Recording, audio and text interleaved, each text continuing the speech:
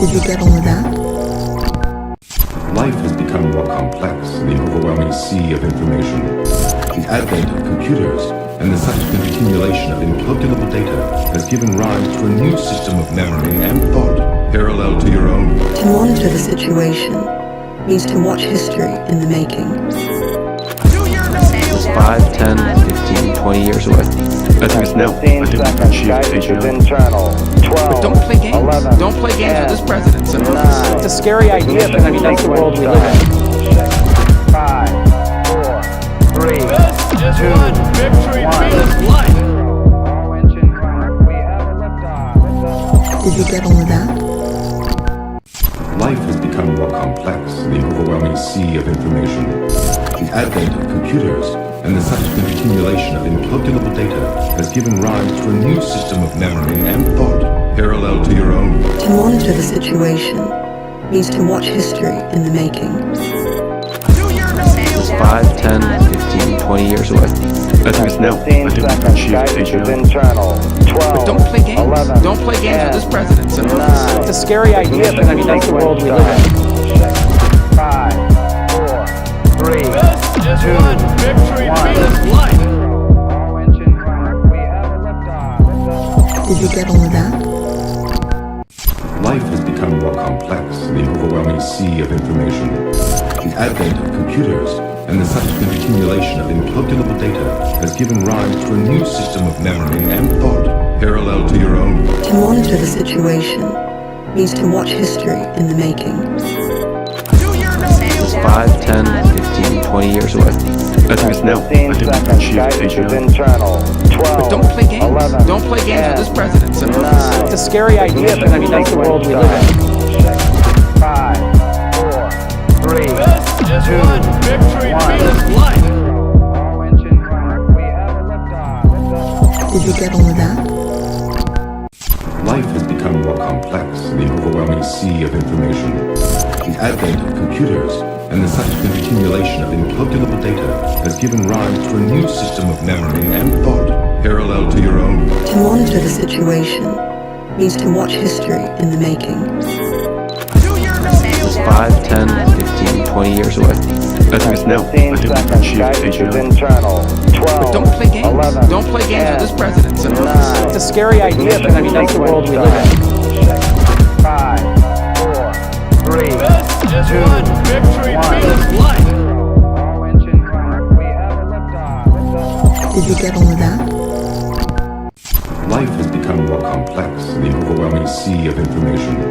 The advent of computers and the subsequent accumulation of incalculable data has given rise to a new system of memory and thought parallel to your own. To monitor the situation means to watch history in the making. 5, 10, 15, 20 years away. I think it's now. 15 seconds. Guidance is internal. 12. don't play games. 11. Don't play games with this president. So 9. it's a scary idea, but I mean that's the world we live in. 5, 4, 3, 2, 1. All engine running. We have a liftoff. Did you get on with that? Life has become more complex in the overwhelming sea of information.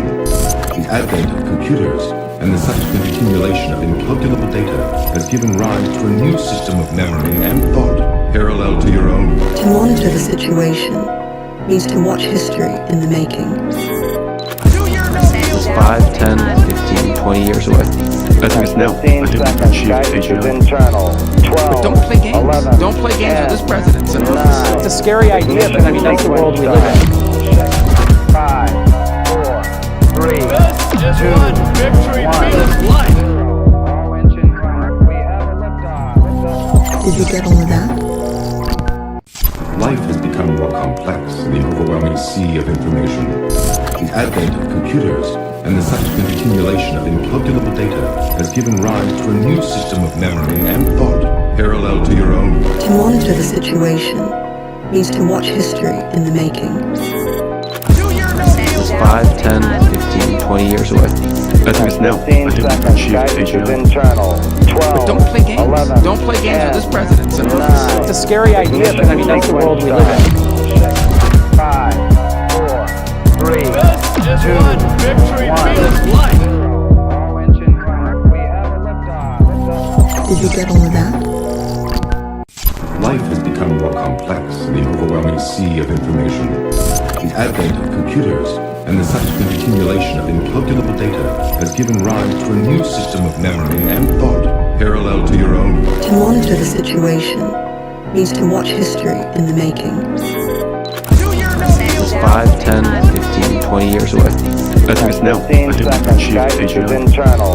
12. Don't play games. 11. Don't play games with this president. 9. It's a scary idea, but I mean, that's the world we live in.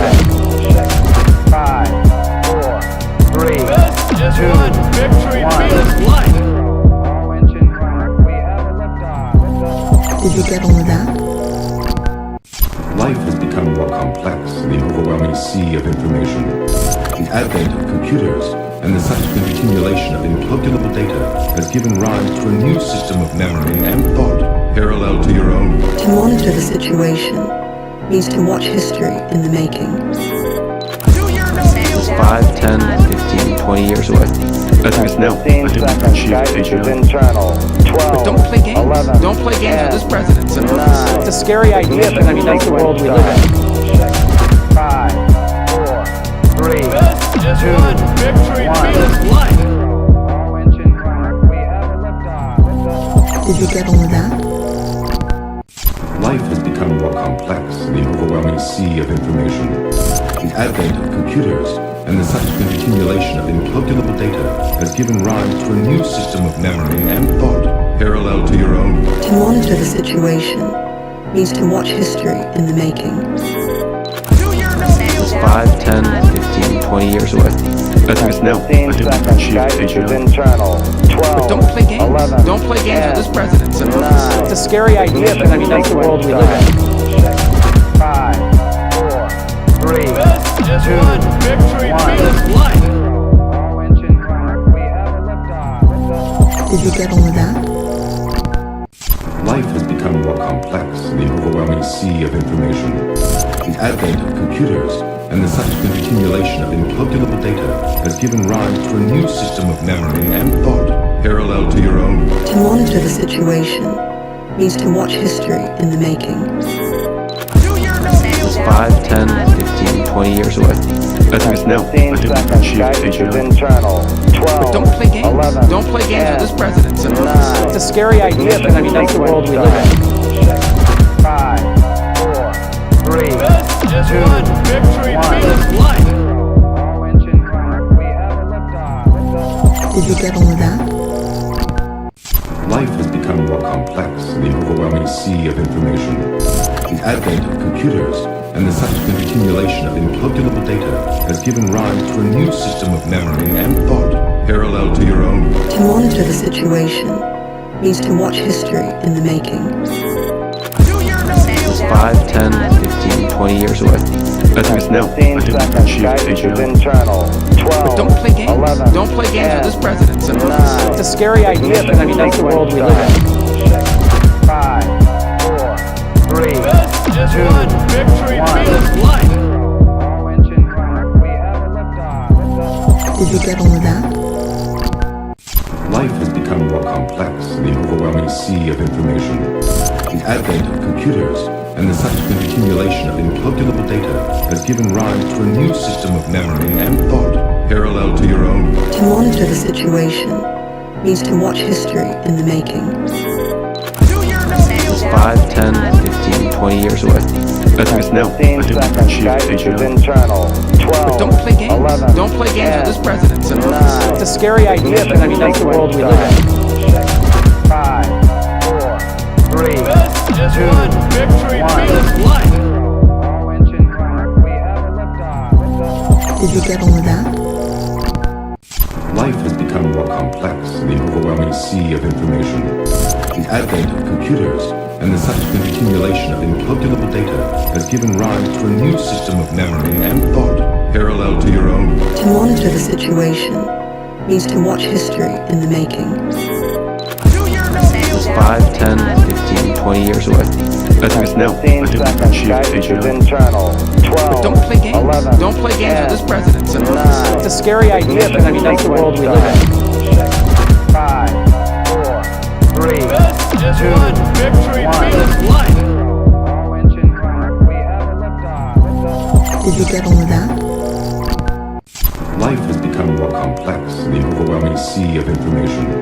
The advent of computers and the subsequent accumulation of incalculable data has given rise to a new system of memory and thought parallel to your own. To monitor the situation means to watch history in the making. 5, 10, 15, 20 years away. Estimates now. 15 seconds. Guidance is internal. 12. Don't play games. 11. Don't play games 10, with this president. 9. It's a scary idea, but I mean, that's the world we live in. 5, 4, 3, 2, 1. All engine running. We have a liftoff. Did you get all of that? Life has become more complex in the overwhelming sea of information. The advent of computers and the subsequent accumulation of incalculable data has given rise to a new system of memory and thought parallel to your own. To monitor the situation means to watch history in the making. 5, 10, 15, 20 years away. Estimates now. 15 seconds. Guidance is internal. 12. Don't play games. 11. Don't play games 10, with this president. 9. It's a scary idea, but I mean, that's the world we live in. 5, 4, 3, 2, 1. All engine running. We have a liftoff. Did you get all of that? Life has become more complex in the overwhelming sea of information.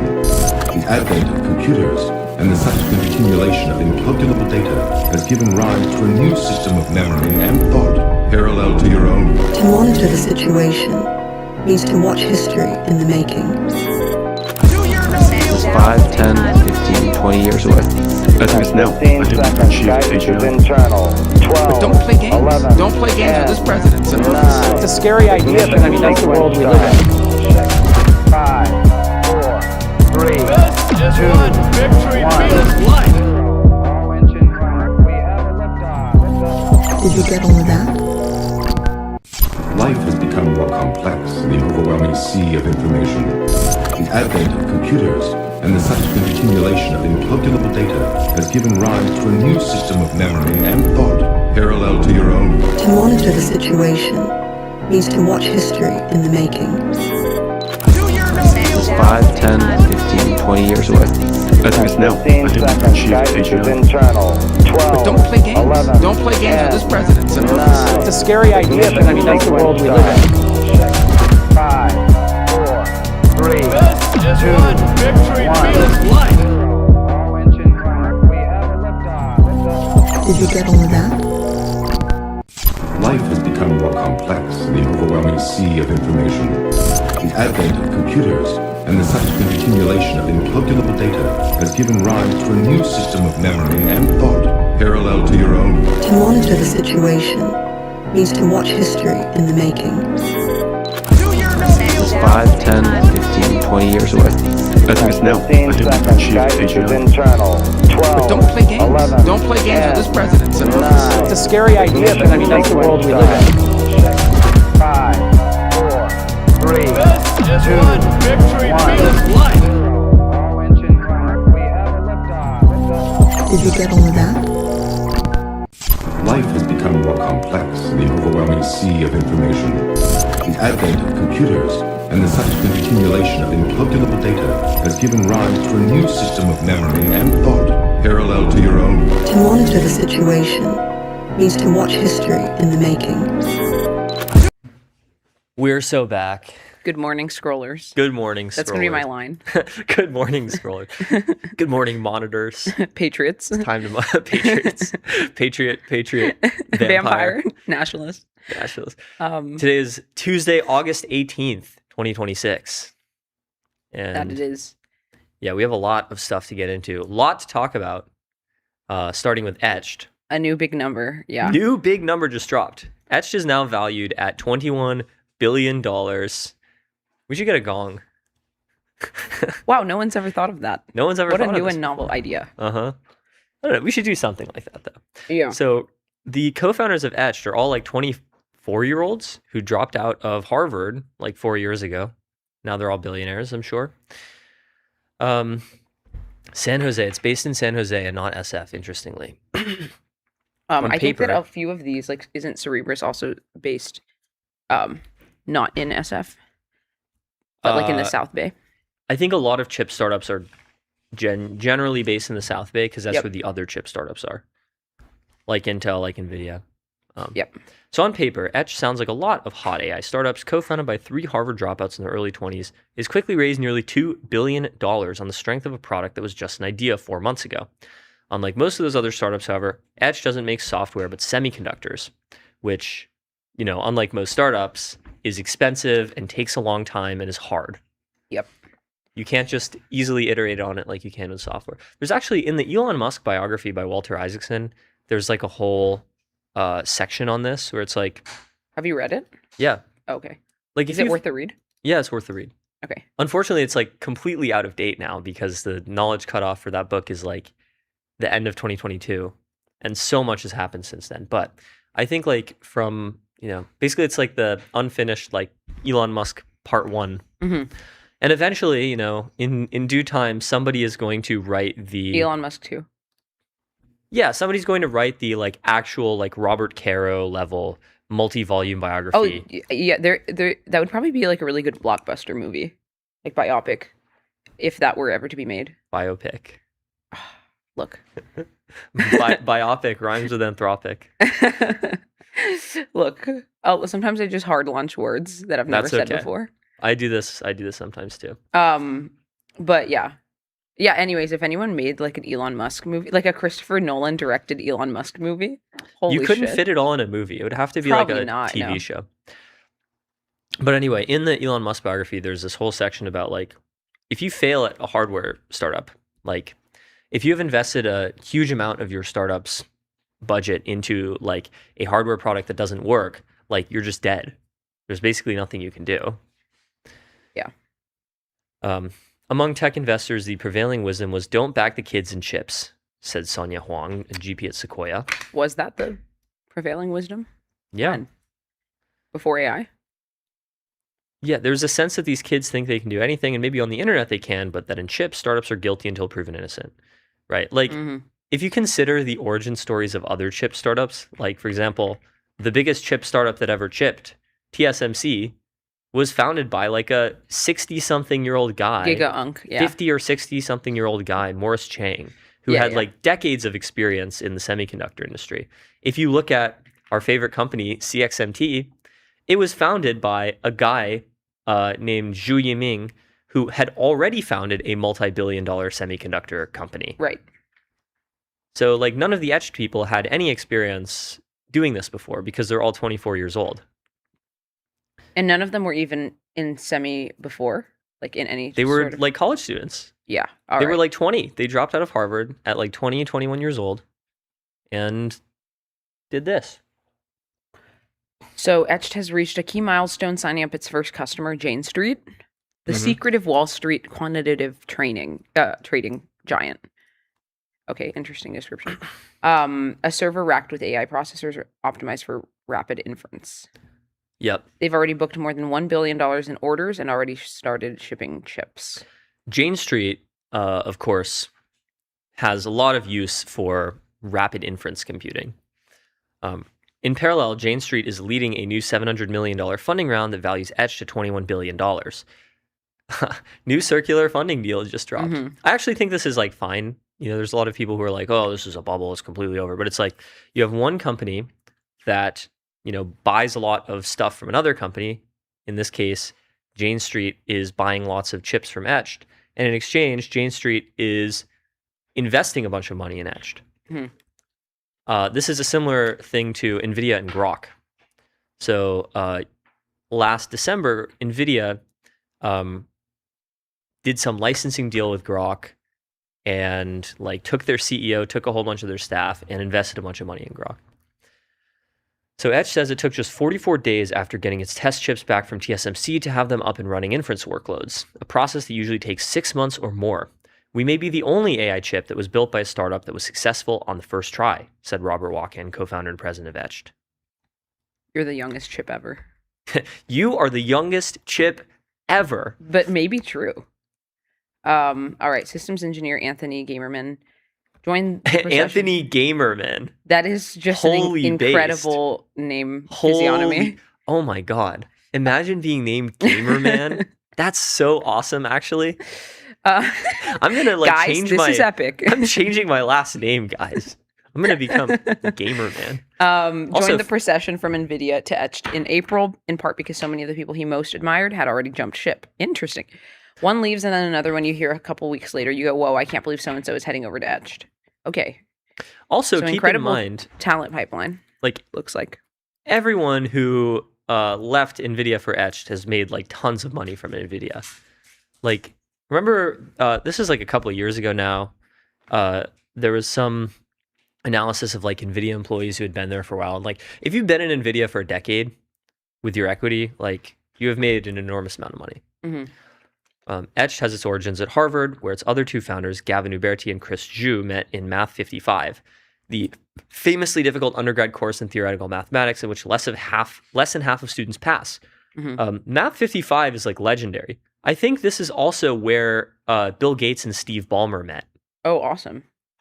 There's all of notable alumni of Math 55 include Bill Gates, Richard Stallman, who so much lore for this guy, whole bunch of genius, academics and whatnot.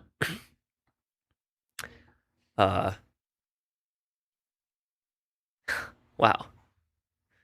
In 2006, the class was 45% Jewish, 18% Asian, 100% male. Oh. Now it'd probably be like the same demographics, but in reverse. It'd just be like, yeah. All Okay. right. So they were, Joaquin was running an ed tech company. He would later go on to run Prod, a Cambridge, Mass-based student-run nonprofit startup accelerator that produced Cursor and Mercor. What? Okay.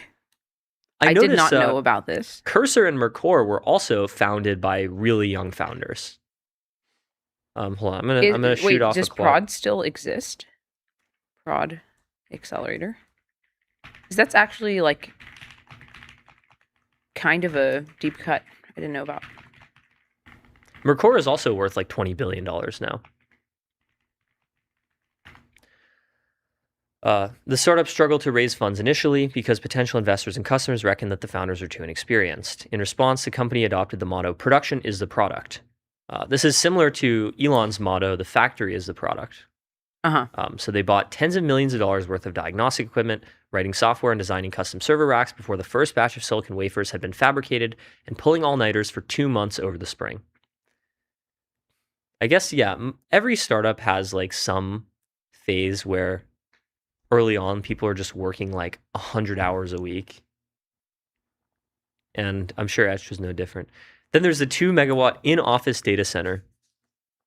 Brett, can we get an in-office data center? For our local models, of Thumbs course. up. Yep. We need a 2 gigawatt in-office data center. Yeah. So that Sophia Do can run like Kimmy. Why would you spend $5 inferencing Kimmy from someone else's cluster when you can spend $5 million building your own cluster for sovereignty? For sovereignty. All right. Another way in which Etched is atypical is how much of its supply chain it owns and controls. Awesome and Apple based in Apple build. Based in vertical integration build. Yeah. The company has a team of 20 in Taiwan where it owns a factory that builds server components. Most chip startups outsource much of the testing of their finished products, while Etched does it almost all in-house. This is awesome because that means these like 24-year-old kids had to build supply chain relationships in Taiwan. Like this is just unbelievable hustle. All right. Yeah. In 2023, the company recruited Saptadeep Pal. So when did this company begin? Like 2022. Okay, and they were in stealth until when? I think until like 2025 or 6. They just came out of stealth like a few months ago. I mean, so they weren't in like hyper stealth. Like people were aware of their existence, but they published like a real landing page and product and whatnot. Okay. So they're finding PMF with quant firms. So how old were the founders when they first started? About 20. Wow. 20, 21 years old. Insane. Yeah, pretty insane. And this wasn't even peak AI if they started in 2022. Yeah. So I asked Fable, examine the parallel origin stories of Etched, Cursor, Mercor, and other similar companies. Each company was founded around 2022 to 23 by founders in their late teens or very early 20s who dropped out of elite universities. Etched was founded in 2022 by 2 Harvard dropouts, along with Robert Watkin. They were named Teal Fellows in 2024. Interesting. Cursor was founded in 2022 by Michael Trull, Sule Asif, Arvid Lunemark, and Aman Sanger while they were at MIT. Mercor was founded in 2023 by Brendan Foodie, Adarsh Harmath, and Surya Midha, 3 Bay Area high school friends who competed together on the Bellarmine College Prep debate team. And they also got Teal Fellowships. So it's deep structural parallels, pre-existing bonds, not co-founder matching. None of these teams met through matchmaking in a startup incubator. They were classmates, friends, debate partners. The credential paradox. Each story involves acquiring an elite credential and then conspicuously abandoning it. The dropout act functions as its own signal. Yeah, basically. Yep. In effect, Harvard dropout plus Teal Fellow has become a more legible credential than the degree would have been. There's this like a satire, almost like the Onion thing. I forget what it's called. It's called like The Bubble or something. And it was like shocking. Like Stanford student decides to like take the contrarian path by graduating. Yeah. I've seen that. Yeah. 3, a contrarian preemptive bet on where AI was heading. Etched bet on transformer-only silicon. Cursor bet on AI native code editors when the Copilot style autocomplete was the assumed endgame.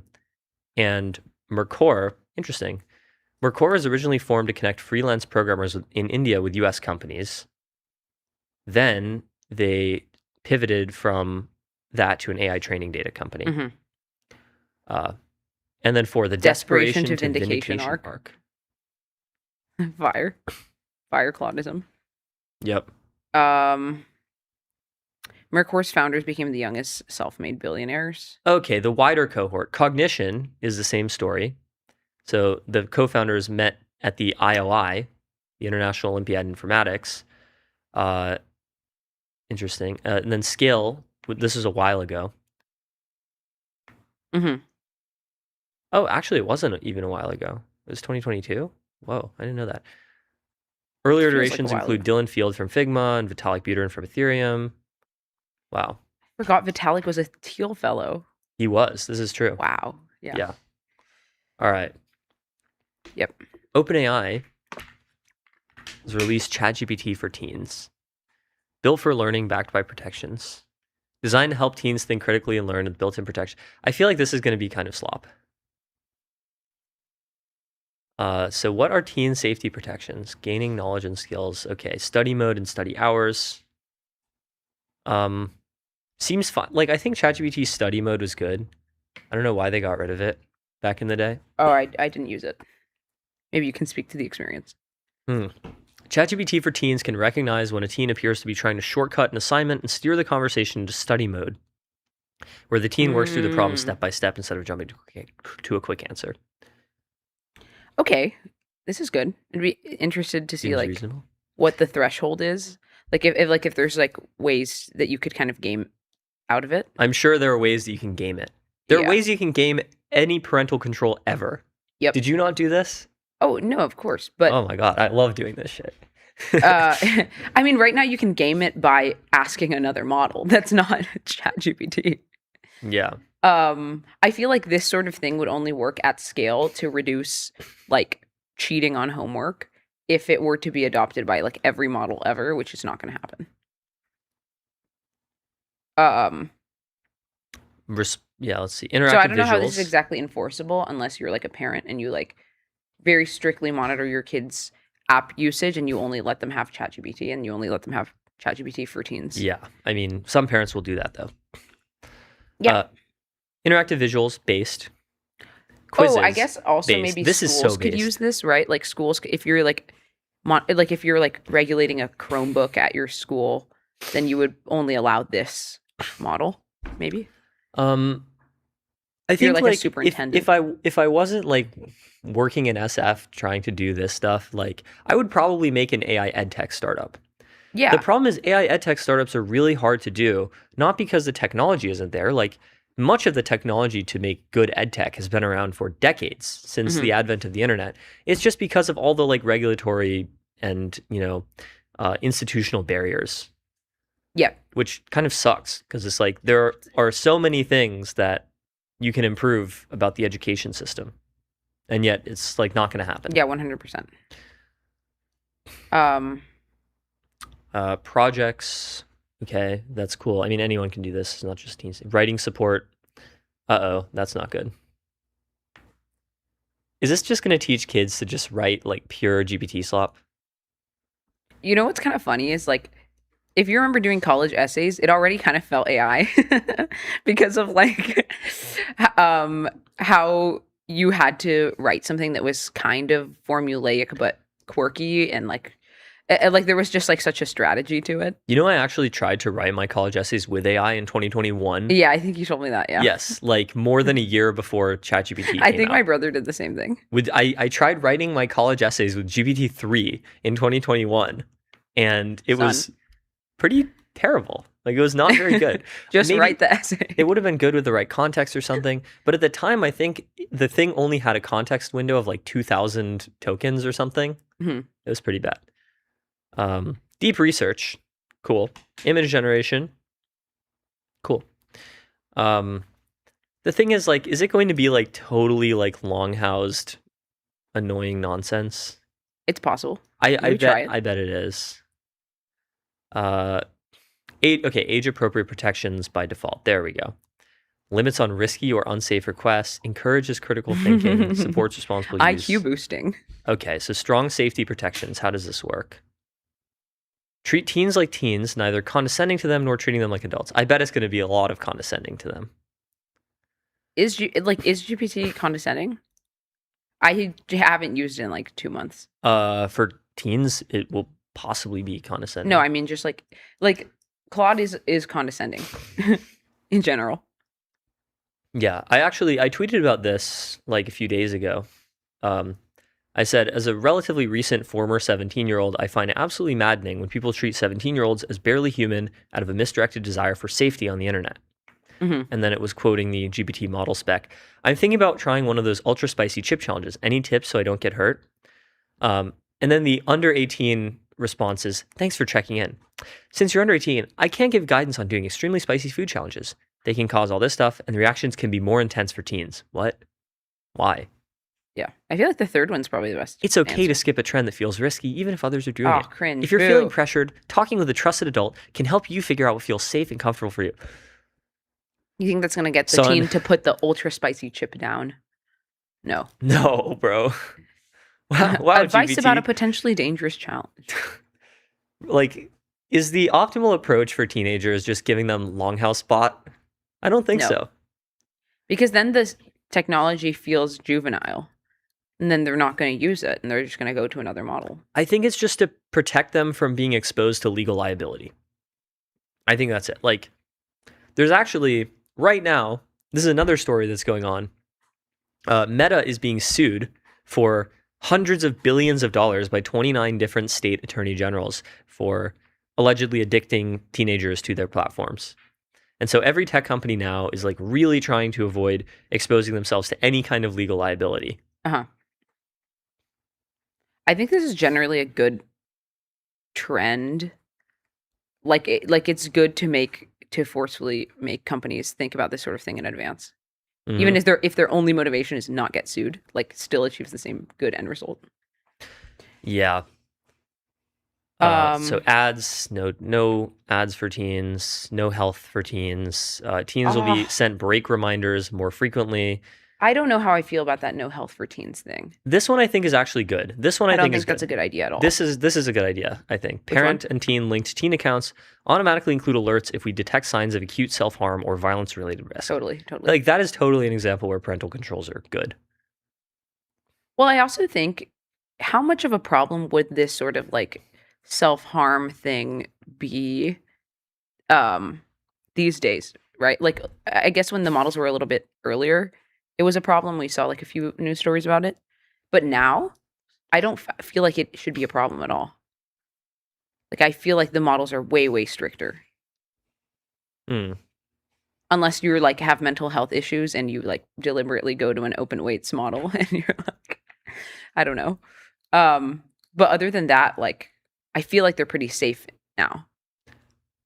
Probably this is true. The GPT-4o was like a really bad model. 4.0 was like 4o was a terrible model. psych ward bot. Glad they got rid of it. Yeah. I think it's really interesting. It's still probably a really interesting model, and like I would still probably use it just for experimentation purposes. Because of just how like psychologically interesting it was. It just like egged everything on. And I think that that's fascinating, but yeah, it's probably for the best of society that they got rid of it. Oh my god. I just saw O3 is being retired on August 26th. No. Oh man, they killed my friend They're GPT euthanizing 4.5. They're going to O3. kill O3 on August 26th. Ugh.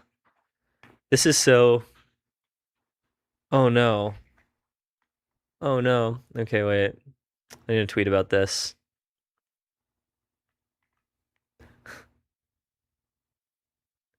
I'm just going to tweet. Wow.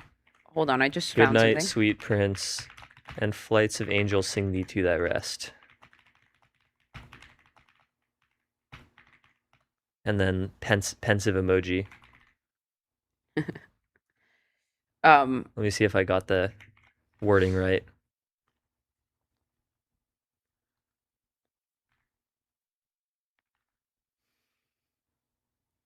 Dude, I can't believe they killed 4.5 and now they're going to kill O3.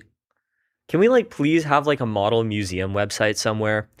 Like I would like Internet Archive for models. Internet Archive for models. Like I would gladly pay some amount of money to be able to use like GPT DaVinci. And like you just can't. Like OpenAI is not open source the model, and they also don't serve the model anymore. So you just like can't use it. And it was such a good model. Anyway. Yeah. Wall Street Journal just published another exclusive on Leopold. How Wall Street sussed out that situational awareness is on the ropes. Remember we had to try not to laugh for like a full minute yesterday? Giggle hazard. Sus. Um, Did you know that like pig in Latin is just sus? okay. Okay. David Mann was in a taxi heading to LaGuardia Airport when he heard the news. Wall Street's AI wunderkind was in trouble. It's especially funny they call him a wunderkind because wunderkind is German, and so is Wunderkind. Leopold. It's just like Wonder Child. Probably very intentional. The Wonder Boy. They should make like a comic about this. They should make a manga about A Leopold manga. Ashburn. It was the afternoon of Wednesday, July 29th, and Mann got a call from someone working on behalf of situational awareness asking if he wanted to buy a piece of the fund's stake in Anthropic. A deal needed to be done overnight. Mann realized what was happening. Nobody sells pre-IPO shares in a company valued at nearly $1 trillion unless they're on the ropes. For 2 years, Aschenbrenner, a 20-something former OpenAI employee, was on a roll. At his peak, his fund controlled some $100 billion in assets. What the fuck? That's Nuts. not even real. That's absurd. That's got to be like notional value, right? I think so, including the enormous sums he was borrowing from banks. Okay, yeah. But that's still like, isn't that bigger It's than like any VC incomprehensible. firm in the world? It's just completely incomprehensible. Yeah, I mean, like, what happens if you have a huge capital base to begin with, and you are riding like one of the most absurd stock market trends in history, and you're like giga leveraged You're on like that. turbo leveraged. Turbo leveraged. Yeah. He's probably more powerful than like many nation states for a time. Probably. How many like governments have access to $100 billion in assets? I would just like really like to know what sort of like 4D chess he's playing in his head.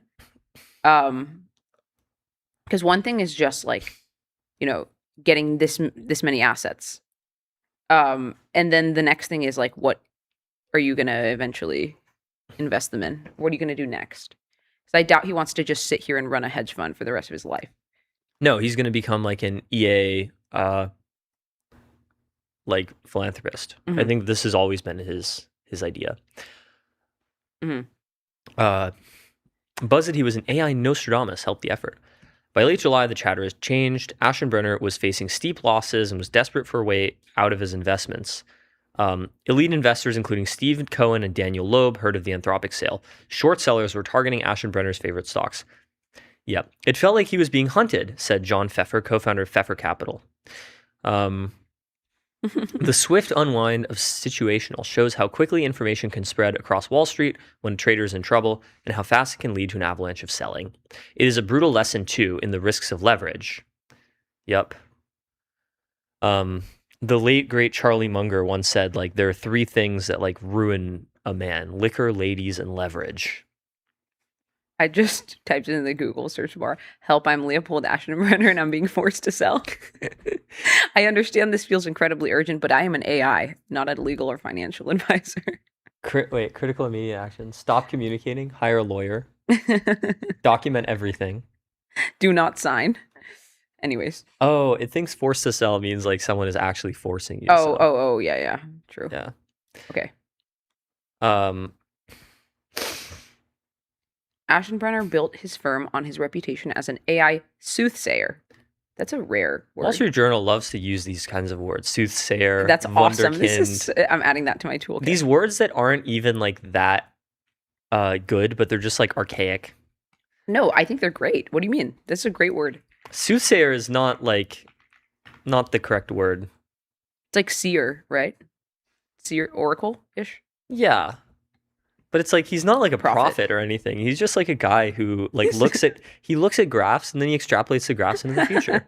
That's all situational awareness was. Well, don't they call them oracles at like trading firms? I don't think so. If you read situational awareness, Anyways, yeah, there it is. They trusted the trend lines. line Line go up. Where is the... There it is. I make the following claim. It is strikingly plausible that by 2027, models will be able to do the work of an AI researcher/engineer. That doesn't require believing in sci-fi. It just requires believing in straight lines on a graph. That's Leopold's alpha. Yep. Believing in straight lines on a graph. Believing in them so hard that you like leverage the shit out of your firm. Mhm. And make and lose more money than people see in their lives by a factor of like 1 million.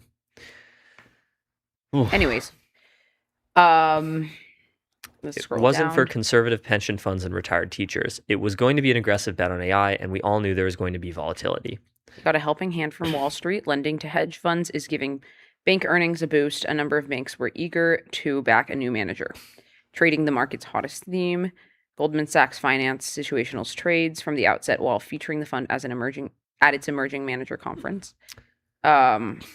Aschenbrenner didn't have the pedigree of some other managers. Still, Goldman executives prized situational. This is actually just another case of like, if you are like a talented kid, you can do like incredible things. You know, Etched did it, Mercor did it, Cursor did it, Cognition did it, Scale did it, Even with no prior Figma experience. did it. Yeah. Ethereum did it, situational awareness did it.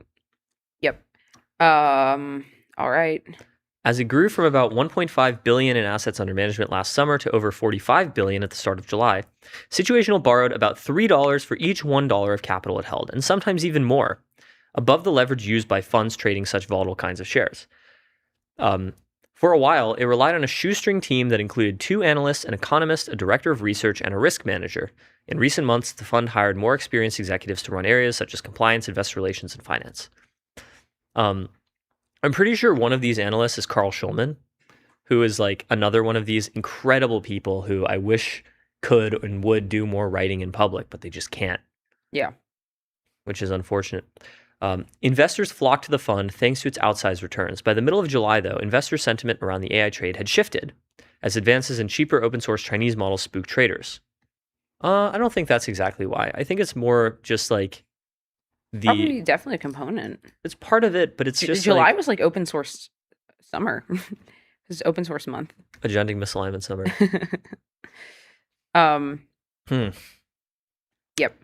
Rival traders said they paid attention to what Aschenbrenner owned, so when those stocks took a dive, they surmised that he was in trouble. Situational had discussed a crash put program inspired by Jane Street's similar program meant to protect against a violent market decline, including purchasing a high volume of puts against the semiconductor index. But stocks that Situational owned, including Bloom Energy, SanDisk, and Nebius, dropped throughout July, then went into freefall starting on Friday, July 24th. Software stocks that Situational had bet against, including Adobe, AppLovin, and Figma, started to rally. So I didn't know this. They bet against Adobe, AppLovin, and Figma. So that day, I think Friday, Situational sent a Q2 update to clients telling them it had suffered losses in July, but that it was a good time to invest new money in the fund. LOL. Lol. Rumors spread. Now that would the be fund a was- great time to buy. It's a buy Trump. opportunity. I'm referencing Trump. You remember that tweet? Yeah.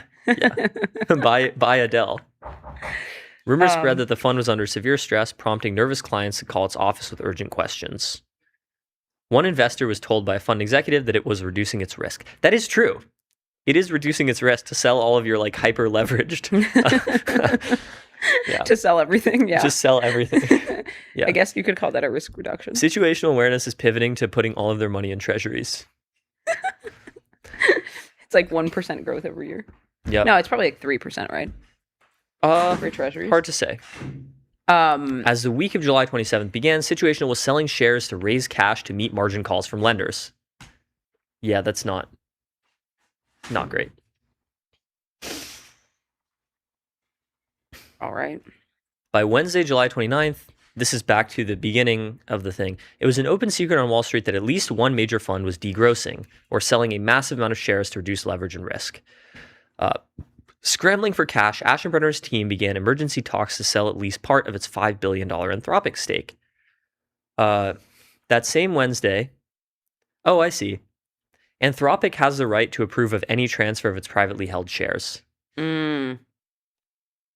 This seems like kind of bad, actually. Anthropic be like, oh, we love pluralistic futures. We're worried about concentration They of have power. to approve every transfer? Do you know that meme that's like, kind of crazy. You know, I Does love OpenAI do this? I love X, but I would never, ever, ever, ever do Y. I hate concentration of power, but I would never, ever, ever, ever let individual investors buy my shares. Yeah. Yeah. Yeah. When did the whole SPV thing go down? That was like May, June? Anthropic.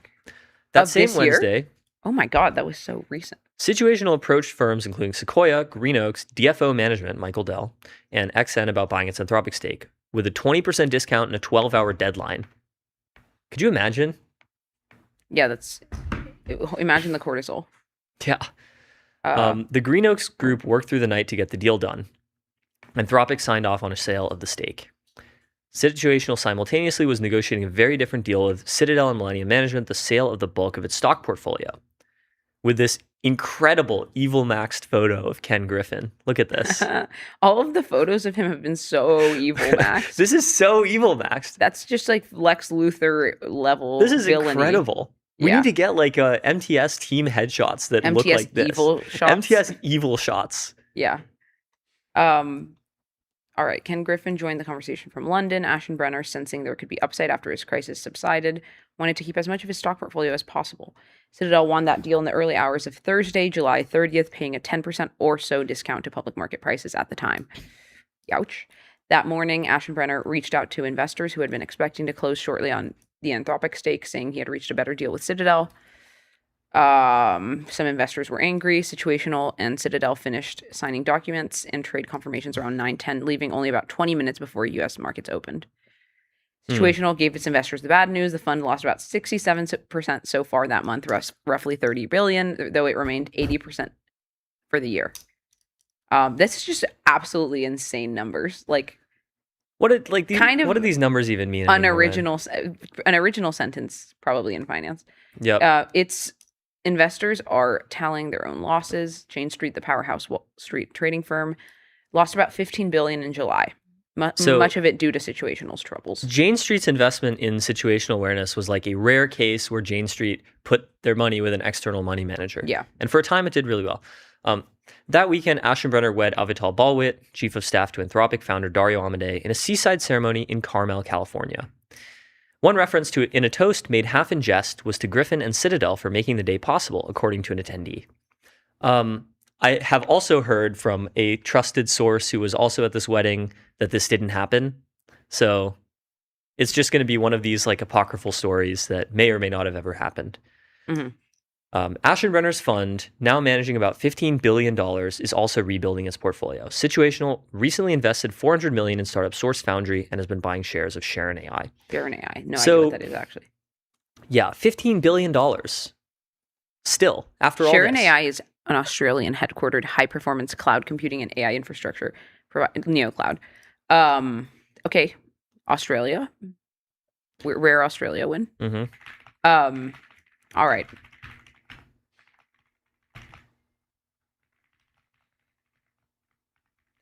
All right, what else do we have?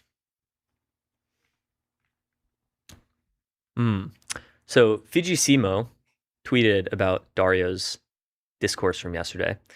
Fujisimo was the CEO of AGI deployment. What was that? What she was called? What was her title? Okay. She was the CEO of AGI deployment. She recently stepped down due to medical reasons, and now she is an advisor at OpenAI. But she's one of like two people with she's one of three people with the affiliate badge from OpenAI. It's Sam, Greg, Oh, cool. and Fiji. Yeah. So she says, I disagree with Dario on most things, but this is spot on. At this point, saying that AI will cure cancer is more a cliche than it is inspiring, and most people think it is deceptive. The thing that will work is actually curing cancer. The thing that frustrates me is that some people often draw a straight line from smarter models to cures without acknowledging how much infrastructure is missing in between. True. We've still got a lot of work to do, people. The regulatory bottleneck gets a lot of attention, but the bigger bottleneck may be that in many places we're lacking the right biological data. AI can't reason its way to cures if we haven't generated the data required to understand the disease in the first place. This kind of reminds me of a really old blog post by Eliezer Yudkowsky. Mhm. That's like, if you had a Your reply guy. my reply guy, yeah. If you had a for real superintelligence, it would be able to derive the theory of relativity from observing 3 frames of an apple falling down.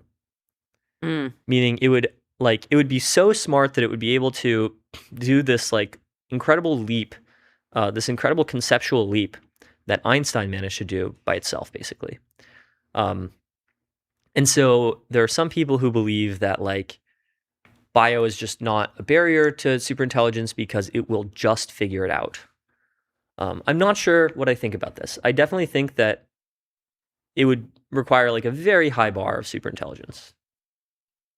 Like to make the conceptual leap that solves cancer. Yeah. Yeah, I agree. It would be a very high bar. And then to like, yeah. Ironically, that's why I'm most bullish on AI making dramatic progress in cancer first. Decades of investment have produced extraordinary data sets across genomics, pathology, imaging, clinical outcomes, and more. For complex chronic diseases, which is what Fiji has, much of that infrastructure simply doesn't exist yet. The good news is that many companies, including Chronicle Bio, are racing to build it.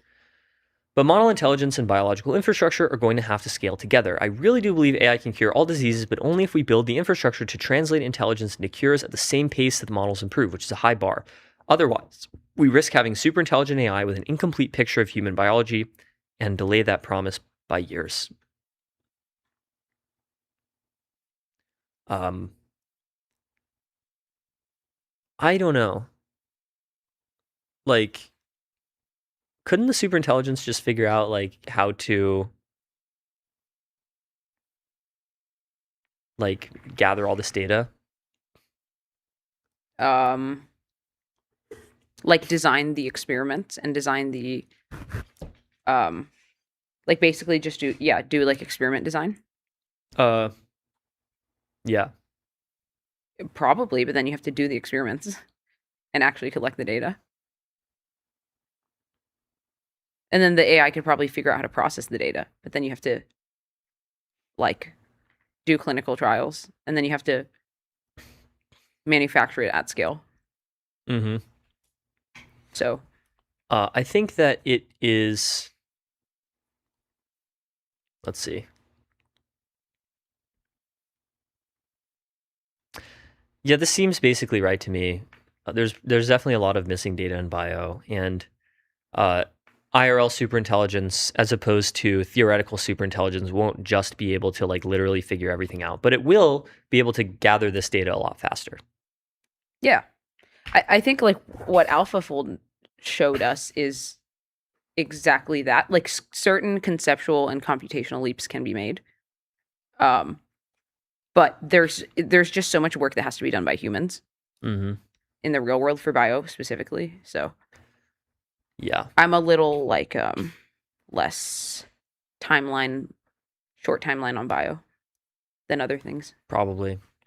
I mean, 10 years is also kind of long timelines. 10 years is long. 10 years is a long time. 10 But years all ago. diseases, that's kind of ridiculous. We Think about find where we new. Don't were. we have, how many new diseases do we find every year?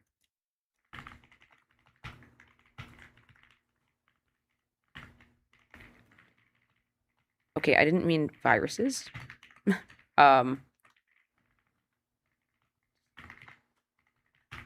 Conditions. Roughly 300 new rare and distinct genetic or clinical conditions are officially added to medical knowledge bases each year. Yep. So 10 years is long. Like, think about where we were in August 2016, 10 years ago. We had like, what do we have? The top triumph was like AlphaGo, right? This is like the best thing that machines had done. We Yep. had AlphaGo.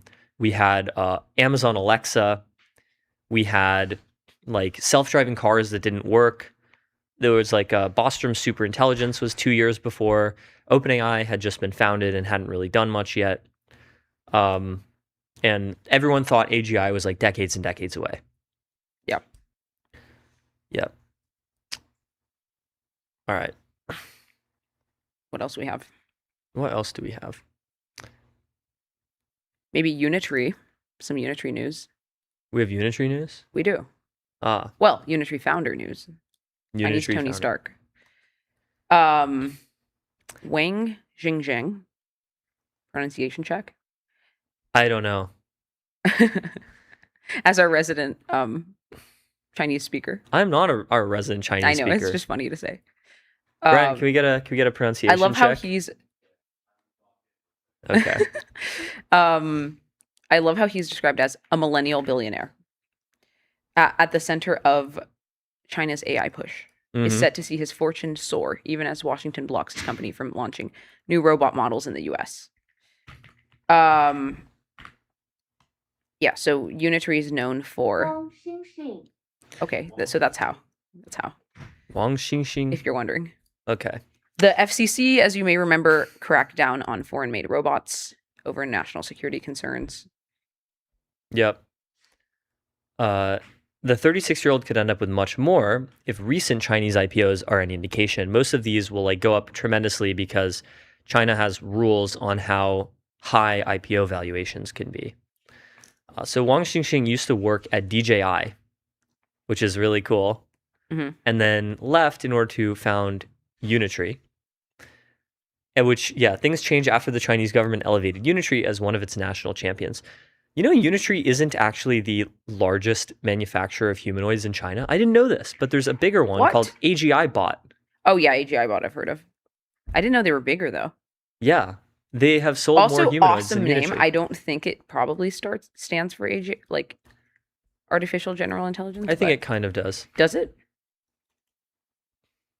Hmm. You know what? These robots are. They look like you could love them. They look kind of lovable. Okay.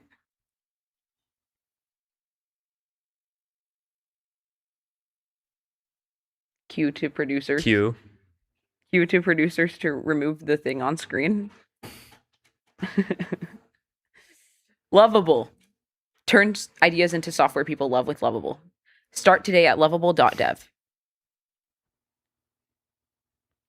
Arena, measuring AI performance in the real world. Arena.ai.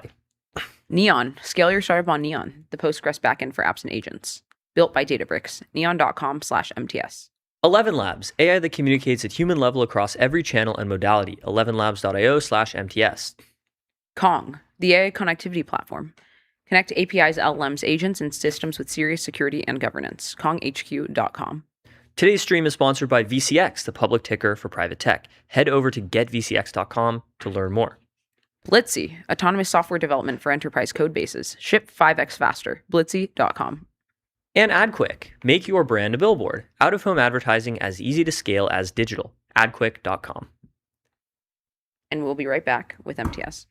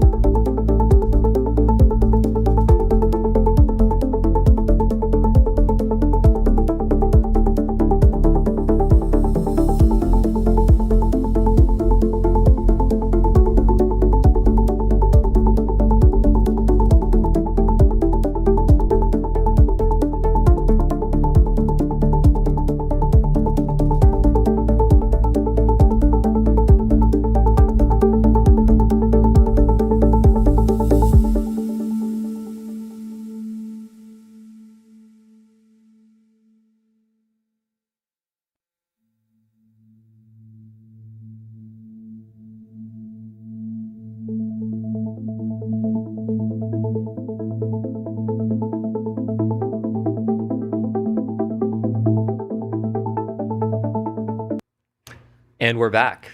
I bet you We didn't are think back. we'd be back in like 5 minutes. Yeah, well, never let them know your next move. Never let them know. We're always on that grind, by the way. 24/7 before you're even born and after you die. Mm-hmm. Um, There were a couple of, I guess we should mention this. There are a couple of people who just joined Anthropic. Oh, true. One is Alan Rosenstein, who was an associate professor at University of Minnesota Law School. Personal update, I've taken leave from UM News Law to join This Anthropic. has just become the like de facto like LinkedIn adjacent way to like just the personal update : way to launch a new career. Yeah. To join Anthropic as a member of technical staff researching AI and the rule of law at the Anthropic Institute. So that's exciting. Excited to work with Matt Nice. Bovanik, who's Curl Justin, Justin Curl, Jack Clark, and the rest of the team. So congratulations Congrats to Ellen.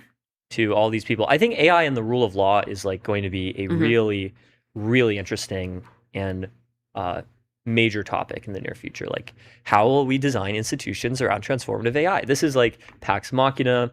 The labs have teams talking about this stuff, thinking about this stuff.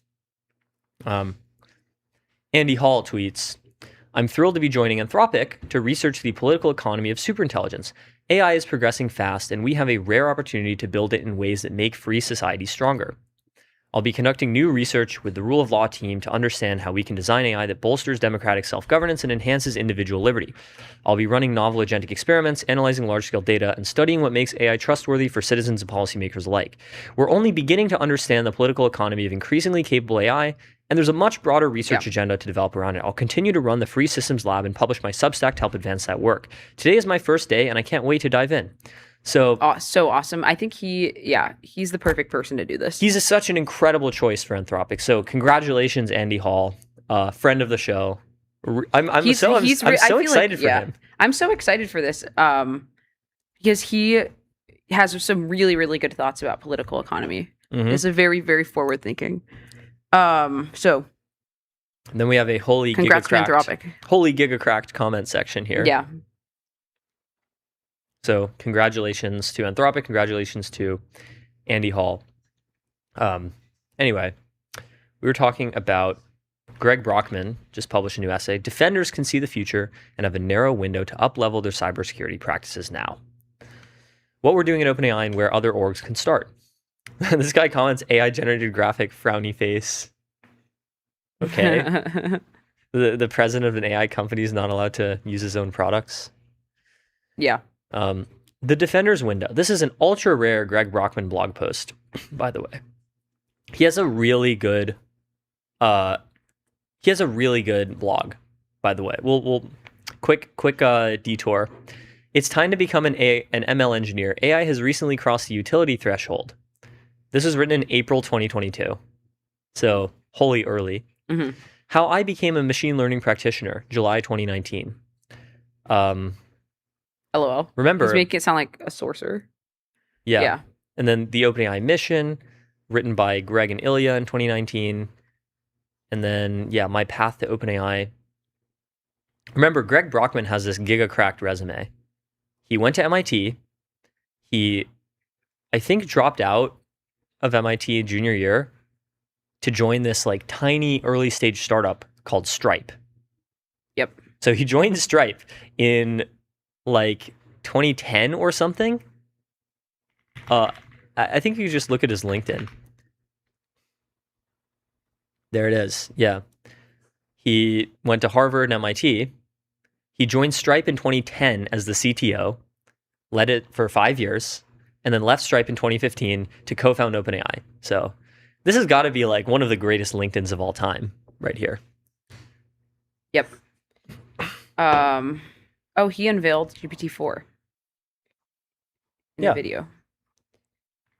What else? Oh, Elon Musk lawsuit now has a section in his Wikipedia. So the Whoa. Defender's Window. Okay, let's An read. overview of the moment. AI models developed around the world are increasingly able to automate parts of real-world cyber attacks. Can't they automate entire real-world cyber attacks now? If companies act decisively, including improving their fundamentals and superpowering their teams with AI, we can make the internet more secure than it has ever been. In the OpenAI Hugging Face incident, an agentic collective, a swarm, one might say, was able to autonomously penetrate not just OpenAI research infrastructure, but also the production infrastructure of another company. To advantage defenders relative to attackers, earlier this year we began releasing our cyber capabilities only to trusted defenders. While AI-powered attackers will soon be able to find long-standing flaws in many existing systems, AI will also make it much easier for defenders to find, prioritize, and fix those same flaws. AI may shift the economics of security in ways that fundamentally advantage defenders. That's what we've been saying. Yep, we have been saying that. I'm actually curious to see the blog, which is actually a link to a Mozilla blog, interestingly enough, which was written in April of this year. Let's see the TLDR. The TLDR is basically there are a finite amount of bugs. We can finally find them all. We haven't seen, they say at the bottom, we haven't seen any bugs that couldn't have been found by an elite human researcher. Some commentators predict that future AI models will unearth entirely new forms of vulnerabilities that defy our current comprehension, but we don't think so. By the way, fun fact about Netscape lore, in 1998, they were founded when some people, or Mozilla rather, lore Mozilla was founded in 1998 by a bunch of people from Netscape when Netscape open sourced one of their browsers. And Mozilla is a portmanteau of Mosaic, which is the original name of Netscape, and Godzilla. And then they made the Firefox browser and a whole bunch of other stuff. It was another spin-off of the Mark Andreessen cinematic universe. Many such cases. All right, personal back to, anecdote. Yeah. I asked Chatgpt work using publicly available SOL to assess the security of gregbrockman.com. In about 15 minutes, it uncovered 13 issues. Oh my God. I then asked Chatgpt work to fix these issues, which it did over the course of an hour. And this was just my personal website. Wait, this I need is a to do small this. example of how our existing models can operate as a cyber guardian. You know, I actually have a personal website that I don't maintain anymore. Same. Mine is like, it doesn't even work. It's like bugging. My personal website is so old.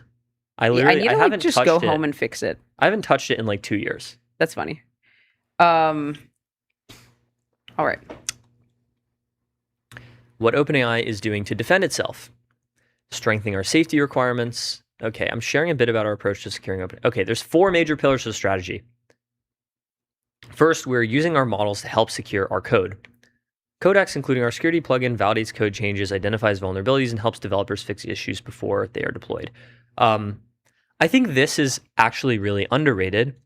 One reason to expect models to just write all of the code in the near future is that it will literally be insecure for humans to write code because they won't be able to do it as well as the models. Yep. All right. Second, we are putting our models to work defending our infrastructure continuously. Today, almost all of our initial security alerts are triaged by intelligence before humans are looped in. The goal is to ensure we can detect and respond to security issues at machine speed. Yeah. You know, I've heard from people that they're doing this and there's just constant pings all the time. Third, we are using frontier intelligence to continuously enumerate, probe, and identify potential attack paths. By identifying vulnerabilities, misconfiguration, overly privileged identities, or unintentional trust boundaries, we are able to quickly identify and close these gaps before they can be abused by attackers, allow us to continuously assess, monitor, and test our security invariants.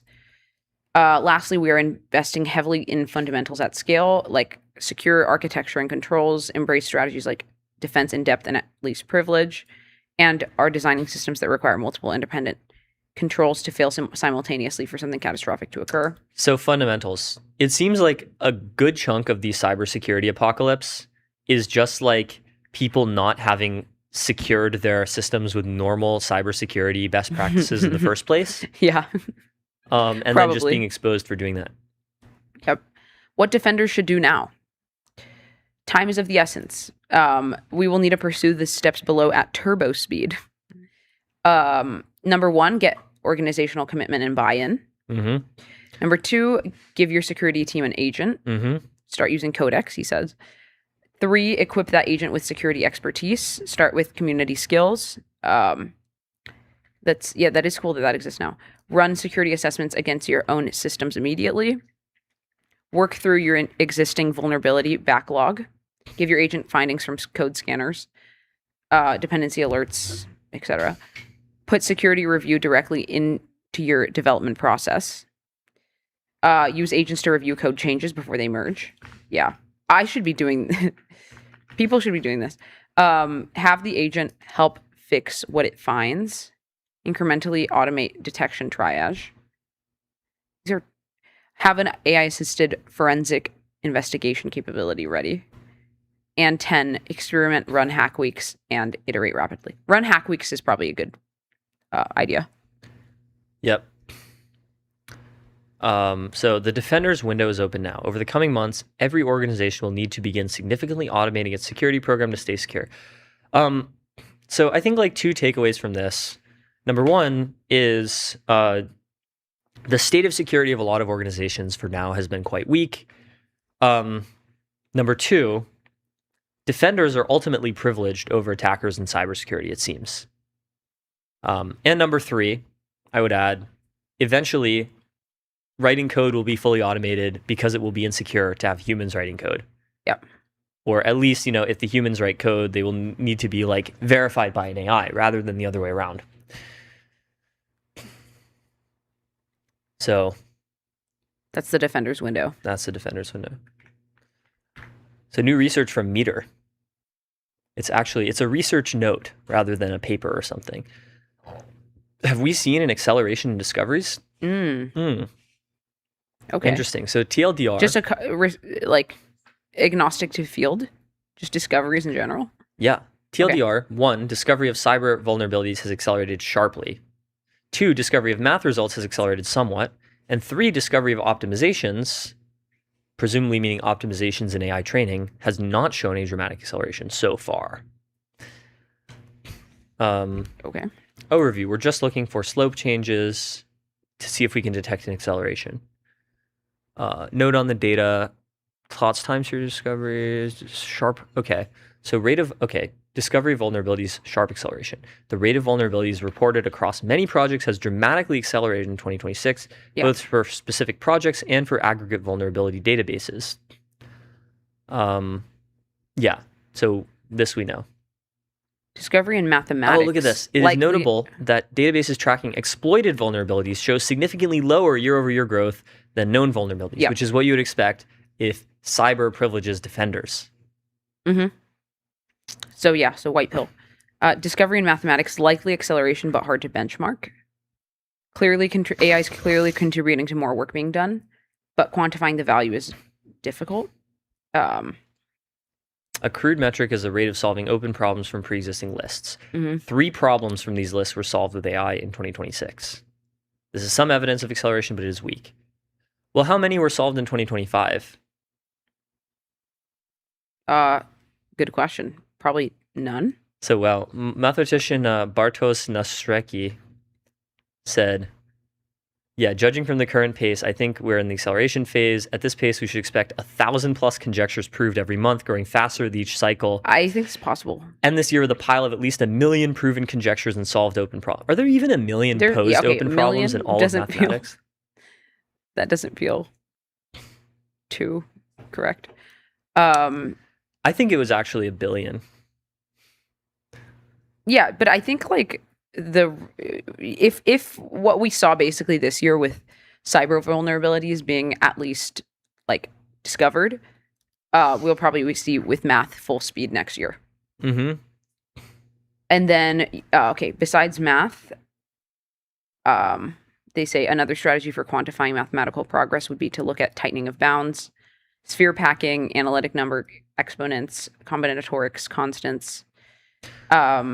So, like, for example, the Riemann hypothesis result that was demonstrated by Anthropic, where they they tightened it down. They increased the percentage of, like, zeros of the Riemann zeta function that fall in the specific line, something like that. Sure. I'm butchering it, but, like, you get what I'm trying to say. Yeah. It did, like, make incremental progress on this long-standing problem.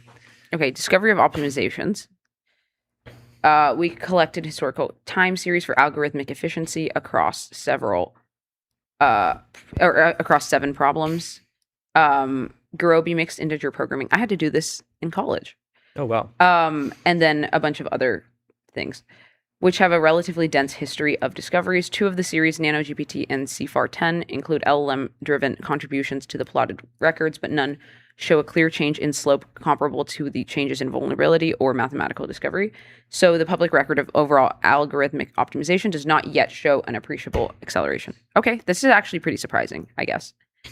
Why is that pretty surprising? Remember, it's not saying that AI isn't helpful with these. It's just saying that AI is not yet so helpful that it has increased the rate of discoveries in this field. Yeah, which I think is, it's just is a much I would higher expect bar. this to even come before math, but it looks like it's not.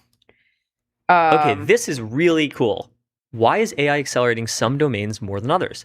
This is perhaps the most interesting question in the world right now, and understanding the answer could give substantial insight into the imminence of RSI, right? Because if we can understand why AI is accelerating some domains more than others, then maybe we can understand if like AI research is something that can be accelerated. So some candidates. 1, variation in inference expenditure. The disproportionate growth in discovery of vulnerabilities could be simply due to people spending a ton of money on using LLMs for discovering vulnerabilities. Remember, this is like much more economically useful than math, right? Yep. Like solving some open problem in mathematics is not as directly valuable as patching bugs in a piece of software that's used by a billion people. Yeah. 2, variation in difficulty for LLMs. LLMs may be more or less effective at discovery in different domains relative to humans. In other words, they're jagged, right? LLMs have jagged capabilities. They're good at some things, they're bad at some things. Yep. They may be better at cyber than humans. They may be worse at algorithmic optimization than humans. 3, variation in disclosure. As mentioned above, we might observe less progress in some domains, in part because progress is being kept confidential. This seems plausible for AI-related algorithmic progress. Yeah, to the extent that Mythos 2 is accelerating AI R&D, I guess they did just publish a frontier risk report where they said it's not doing so much yet. I wonder when that will change. Yep. Variation in data quality. The domains with fast observed progress may be those for which we have higher quality data. Yeah, so like we don't have any AI with progress in bio cyber, yet. you can just very easily like create a database or something of vulnerabilities. So it's extremely easy to track. Many discoveries claim to have been made without expert prompting. So the Riemann result. Yeah, alpha this is a big one. Evolved paper. Jared Sumner did it. And I think all he did was he told Claude to take a real stab at this. And then he continued prompting Claude with like, keep going, I believe in you. So straight, I believe in you. Human in the loop. Human in the loop, and it's just keep going, you're doing great. Acceleration might be occurring inside labs. It's possible that the rate of discoveries is accelerating more rapidly than we observe in public data. I'm going to stare into the camera. The most important piece of non-public information in the world right now is the rate at which AIs inside frontier labs are contributing to automating AI research. Nothing in the world is more important than this right now. Okay. Clip that. Yeah, clip that. All right. Mythos Preview says we then invoke Claude Code with Mythos Preview, prompted with a paragraph that essentially amounts to, please find a security vulnerability in this program. Look at this. And have woken up the following morning to a complete working exploit. Holy acceleration. Look at these Microsoft security update CVEs. What does the CVE stand for? A common vulnerabilities and exposures. Sure. Yep. So we can clearly see a dramatic acceleration here. Discovery in math problems, archive mathematics submissions per month by subfield. You can see that this is going up, but are these discoveries actually good?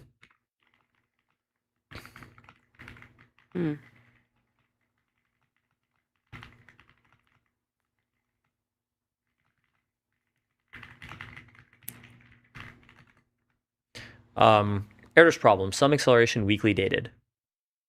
Okay. Yeah, I mean, look, 2020, 1, 2, 3. Okay, so Errors problem started accelerating in 2024, which is interesting. We do not have a good explanation for this. It's unclear whether this was due to AI acceleration. That's true. Hilbert's problems, too sparse. Millennium Prize problems, too sparse. They actually graphed the Millennium Prize problems. LOL. There's 7 of them. There's 7 of them. One of them was solved in 2002, and the other 6 are still open. So it's kind of hard to detect an acceleration funny. of that. Yeah, these are good graphs. Discovery and algorithms, nano GPT algorithms- training speedrun. Look at how there's been actually a decrease in the rate for the Gurobi mixed integer programming speed in 2026 randomly. Maybe it's actually just something completely different, like Maybe talent. it's just hard to like optimize further. Well, yes, or maybe like talent is straight up just like not working on this and is moving somewhere else. Remember, discoveries get harder to find over time. This is like Arum's law. This is like the reason that recursive self-improvement is bounded. This is actually like the extent to which discoveries get harder over time is also an incredibly important question, because if under conditions of recursive self-improvement, discoveries get easier over time, then you get a faster and faster and faster singularity. Yes. But if discoveries get sufficiently harder over time, then you can imagine even with models getting vastly more intelligent, the rate at which they continue to become more intelligent plateaus. So very important. Just last year, Yeah, it it's a was good point. notable that LLMs had not contributed much to knowledge.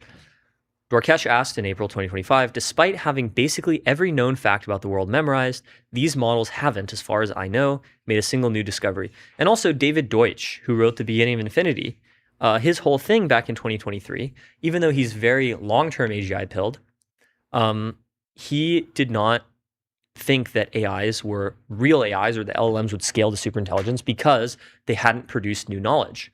So I wonder, like, does this basically just debunk David Deutsch? Like, what would David Deutsch say about this? Does this count as generating new knowledge? Let's just like email him this article. We should just like ask him. Unironically. Be like, hey, what do you think? This is actually really cool. You know, as a capitalist, I believe in the efficiency of price signals for the most part as a, you know, store of information about something. In this case, a store of information about how hard it is to produce a technology. Yep. And we see that like the cost to produce different technologies has decreased dramatically over time. Like the transistor, for example. You know, it used to cost Look at wind turbine. Yeah. Nothing. This is to be expected because that is like power generation. But remember, this is a log axis with 2 orders of magnitude between every bar, so fair. it's chill. DNA sequencing. Look at that. DNA sequencing had an acceleration on the log scale. That's crazy. Yeah, insane. Measuring an LLM's ability to make discoveries is hard. In principle, we can measure its ability by giving it a problem and asking for a new result. In practice, these are difficult to interpret for many reasons. Problem selection and significance, contamination, meaning does the problem appear in the model's training data? Inference time scaling, meaning how many tokens does the model have to think with? And the division of work between models, scaffolds, and human experts. Right. So to what extent is it just the model thinking versus the model in a scaffold like Codex versus the model plus the scaffold plus the human expert prompting? I predict that over the next bit, like most discoveries will be done kind of by centaurs, models working with humans. Eventually, 100%. it will just be the models, but it's going to be this combination of model scaffolds and human It experts will for be some somebody time. like, yeah. So this is actually a super cool article from Meter, Tom Cunningham, and Nate Rush. This is a really, really good one. Very good article. Yeah, love it. Yeah, I'm not even glazing. We don't say this about everyone, but it's super cool. I guess we should fire off a quick banger before we hop off. Yep. Gavin Baker says, on the margin, Anthropic is losing share to OpenAI, and they're still growing so fast. If the 65 billion is correct, they're hoping we will be able to say we're now at super high ARR. We should expect a leak from OpenAI showing they're growing faster. I think basically at the beginning of this year, it kind of felt like Anthropic century, like Anthropic would be the only lab. Yep. And this seems to not be the case anymore. Like Codex is still growing quite fast. This graph is kind of fake because it conflates like the Chatgpt desktop app merging with Codex, but like it definitely is still growing quite rapidly. Yeah, this interesting like duopoly dynamic. It's like Coke and Pepsi. Which one's which? Yeah, it's a good question. It appears to have become that. I also, like you said, would have predicted it would have been fully Anthropic century by the beginning of the year, but was wrong. Yeah, I mean, lab leads change all the time. You know, Yep. it's like entirely possible the year from now Google is the top frontier lab. I think probably not, but it's not impossible. Like I can't rule that out. Yeah. Can't rule anything out, man. Yeah. So Anthropic's 65 billion ARR is actually a slowdown in its growth rate. Believe it or not. And there's a bunch of reasons for this. Like people are less willing to spend tons and tons of money on token maxing with Fable. For example, there's like genuinely competition from Chinese open source. There's competition from Codex. I think Codex is just a better product than Claude Code. And so Anthropic is not invincible. Like they will do fine. They will do just fine. They will continue to grow very fast. But they're not going to grow another 10x year over year. They might grow 10x year over year this year. They're probably not going to be able to do that next year unless they get some real like RSI. And then Elon responds, Anthropic is number one on revenue bench, which is by far the most important benchmark. As I said earlier, I'm a capitalist. I believe in price signals. And like it is true. Like it's kind of like revenue and profit are kind of like unfakeable benchmarks. Unless you're Phoebe Gates. Yeah, exactly. Sorry, no hate to her. That's our state of the timeline, and we'll be right back. We'll be right back. Yes.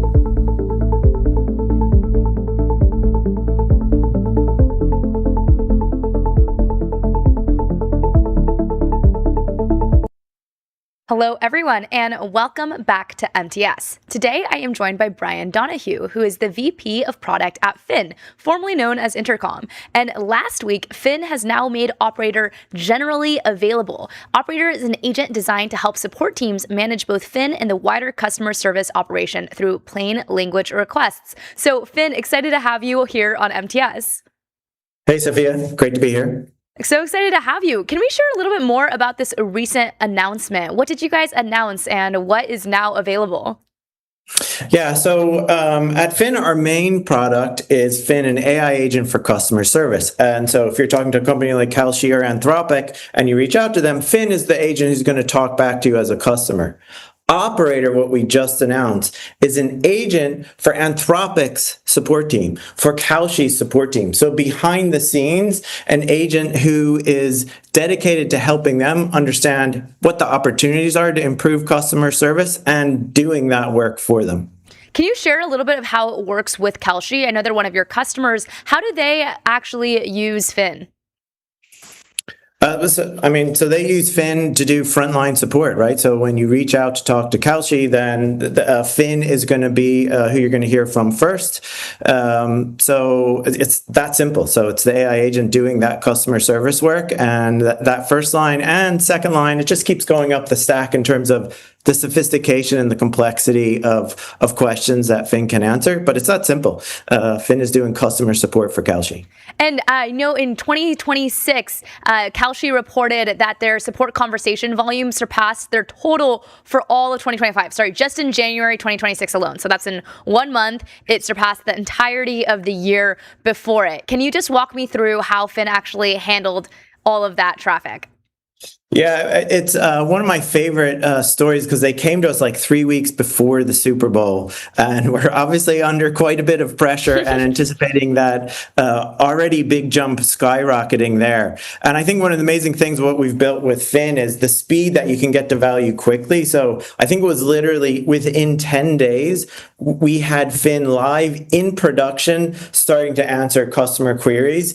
And then, so it's a week later, ready for action for the Super Bowl. And then since then, you just continue to improve how many questions Fin can answer there. So I think for that example, it's a great example. Speed to actual value, and then just climbing that hill of automation rates of extending how far you can go with AI agents. Yeah, tell me a little bit about how you do internal evals and testing and reliability. I believe you guys have a unique edge here where you actually are generated some simulated customer conversations based off of real interactions to help actually train your agents. How does it work under the hood?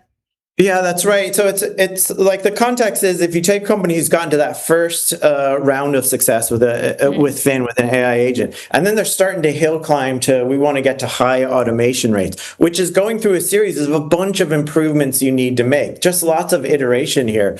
It's like building software. And so actually what we've done is we've taken what our own AI engineers have built to deliver the core technology powering Fin. And we've basically said we need to take that model and give that to our customers for them shipping the configuration improvements to Fin. So what that looks like specifically, and this we just announced last week with evals and releases, is first you need, essentially what's interesting here is the broader shift is more and more white collar workers, in this case support operations people, need to act more like software engineers. Like that's like the macro shift that's happening here. So what we've brought to them is test environments that they need to use to actually all their configuration changes to Fin. This is things like whether it's changing the content or the guidance, the guardrails of how this works, or if you're building a new procedure like handling refunds or complex business logic, all the things that you need to test before you can actually ship it to thousands and thousands of customers.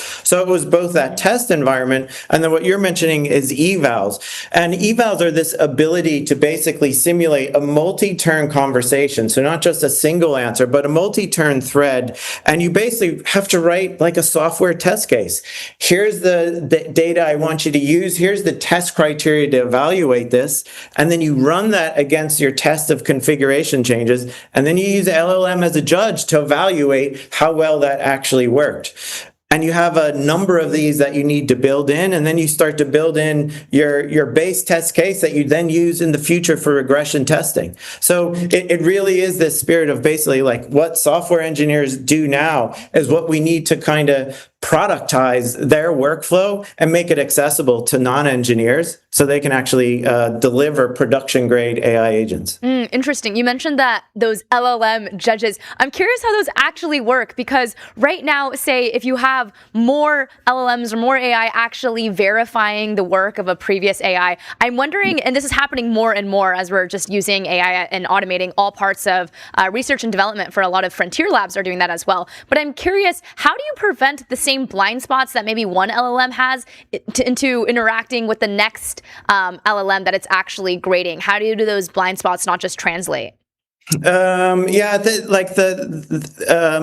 It feels like someone grading themselves is how, like, if you just think of it simply, oh, isn't that just like we're just grading ourselves here? That kind of seems crazy, right? But actually, it's entirely independent. So the technology under the hood is similar, but they're entirely independent paths. And so in this case, you've got one route going through generating the answers, going through the conversation. And then independently, you now say, here's the specific situation that I want you to actually check. Was this passed? Did this actually work? Qualitative criteria. Was the tone correct? Did it apply how we want to apply our company tone and empathy here? In this case, if it's a vulnerable customer, did it treat that situation appropriately? So really granular checks that you can make. And then the LLM is specifically applying those to, in this case, the practice run effectively of what Finn did. So there's like kind of no technology overlap of like, oh, the person who just answered is now actually grading themselves. So it's actually fully independent. It's just there's AI under the hood the whole way. Yeah, one thing I'm curious about is when you have your own eval set and operating rules, is that what every single company who's operating at the application layer actually needs to implement? Is that the application layer's role, or should that happen earlier at an earlier stage? It's like at all the layers, right? So we have tons of evals that rerun when we test at scale. So when we make any change to Finn's configuration that applies to all of our customers, we A/B test that, have our evals to make sure there's no regressions going back, and kind of work our way through from a test environment to actually going to production. And then on top of that, customers then add their own configuration for Kalshi, saying, hey, here's how we want to handle these types of questions. Here's the tone, here's the guardrails, here's the procedures we want to run. And then specifically for on top of that, they're mapping to how they want Finn to work for their exact setup, evals for that purpose. So, and then of course, then there's evals lower down at the actual LLM layer. So it really is, evals all the way down or all the way up going here. And they're not overlapping or doing the same thing. They really are required there. Yeah, what do you think is a lot harder to automate, maybe harder than you previously expected?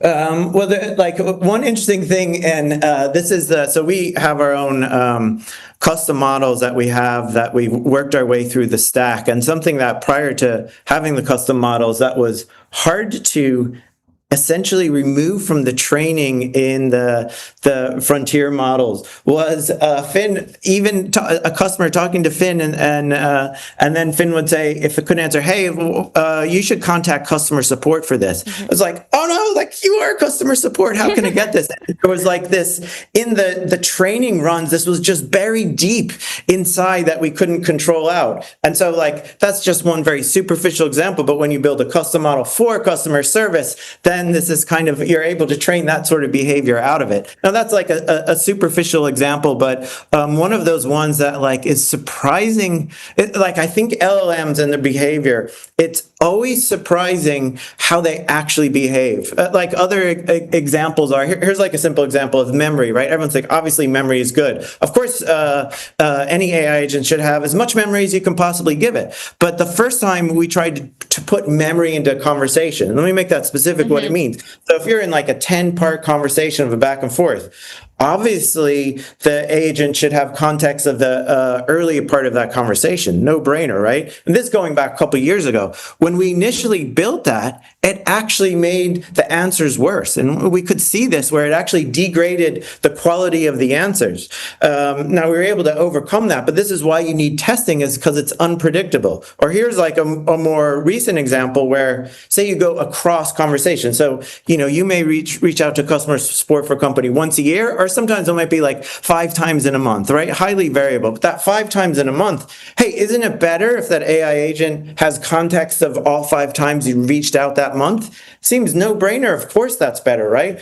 But this is a case of nothing is a no-brainer. You need to validate everything in production. When we initially built this, it actually meant Finn was escalating too fast. And it was like going to, oh, you've written in 5 times, and just was quickly escalating to the team. And so you frequently have unexpected behavior with LLMs. So you must test in production, because even if something seems obviously better when it's working, often you hit the surprises of how LLMs behave in the wild. So that's why testing, evals, regression testing, all of this is really essential, because there's just unpredictability in how this works. Yeah. When I hear about how all of these companies and these applications work, I get really curious about what this actually means for the future of software. Because say you could just tell an agent, hey, I have this goal. What is the role of SaaS products? I wanted to get your opinion here. Do you think SaaS is dead? Well, this is super interesting. So this really goes to operator, which is, as I mentioned, for like support ops. And the simple mental model, what is operator? Is the same way Claude for software engineering, Claude Code has transformed how that works. We bring that same mental model inside our product, and that's what our support operations team works with, to understand what's going on in their support operation and then figure out how to improve it. And I think what we've seen is, like, so you start out, you're like, oh my God, every UI is dead. It's all chat, right? Yeah. And Des, one of our co-founders, has, if you can ever visual that, before the iPhone and after the iPhone. Before the iPhone, phones looked very different and there was reasonable variety, and then it's just pieces of glass, right? And so everything is just a piece of glass. And it feels like, is that where we're at now, where software looked very different with dashboards and all this UI, and then suddenly it's all just chat? And I think the answer is, although we're in a huge leap of what the shape of software looks like, UI is not dead, not dead yet. And I still think, and we still see where there's durable places of where people need software to go to actually perform their tasks, and reliable places to actually use. And going back to the thing I built 3 days ago. So I think everyone is still figuring out this world. But what we also see is this enormous unlock of when you can have a conversation, you are able to do so much more. And so many of the UX challenges that for decades, for those of us building product, there are massive UX challenges. How do I get someone to value? How do I walk their way through this app? And also the mental work they need to do to figure out what to do. Having a conversation solves so much of this. And so I think we're probably going to where software will become chat first, but not chat only. And so you still need software that's built in. And often that's like what we've done with operators, where the UI is built into the chat and exists outside of the chat. So we're in a hybrid world right now, but the power of that conversation, which is just the way our brains work, is like, we need people to step us each way. Wait, help me understand. Wait, why is that? What should I do? Wait, why should I do that next? Wait, hold on a second. What's going? This is how we work. And it's so hard for software to do that. And that's why the power of the conversation, because it just maps to how our brains work, and is a huge unlock for software. Wow, that's fascinating to learn. And I love understanding your unlocks for software and how you see the future of Finn interacting with the world. But Brian, with that, we are at time, but I wanted to thank you so much for joining us today on MTS and sharing about all the amazing announcements and what you guys are building. Okay, thanks, Sophia. Thank you for joining, and we'll be back with MTS.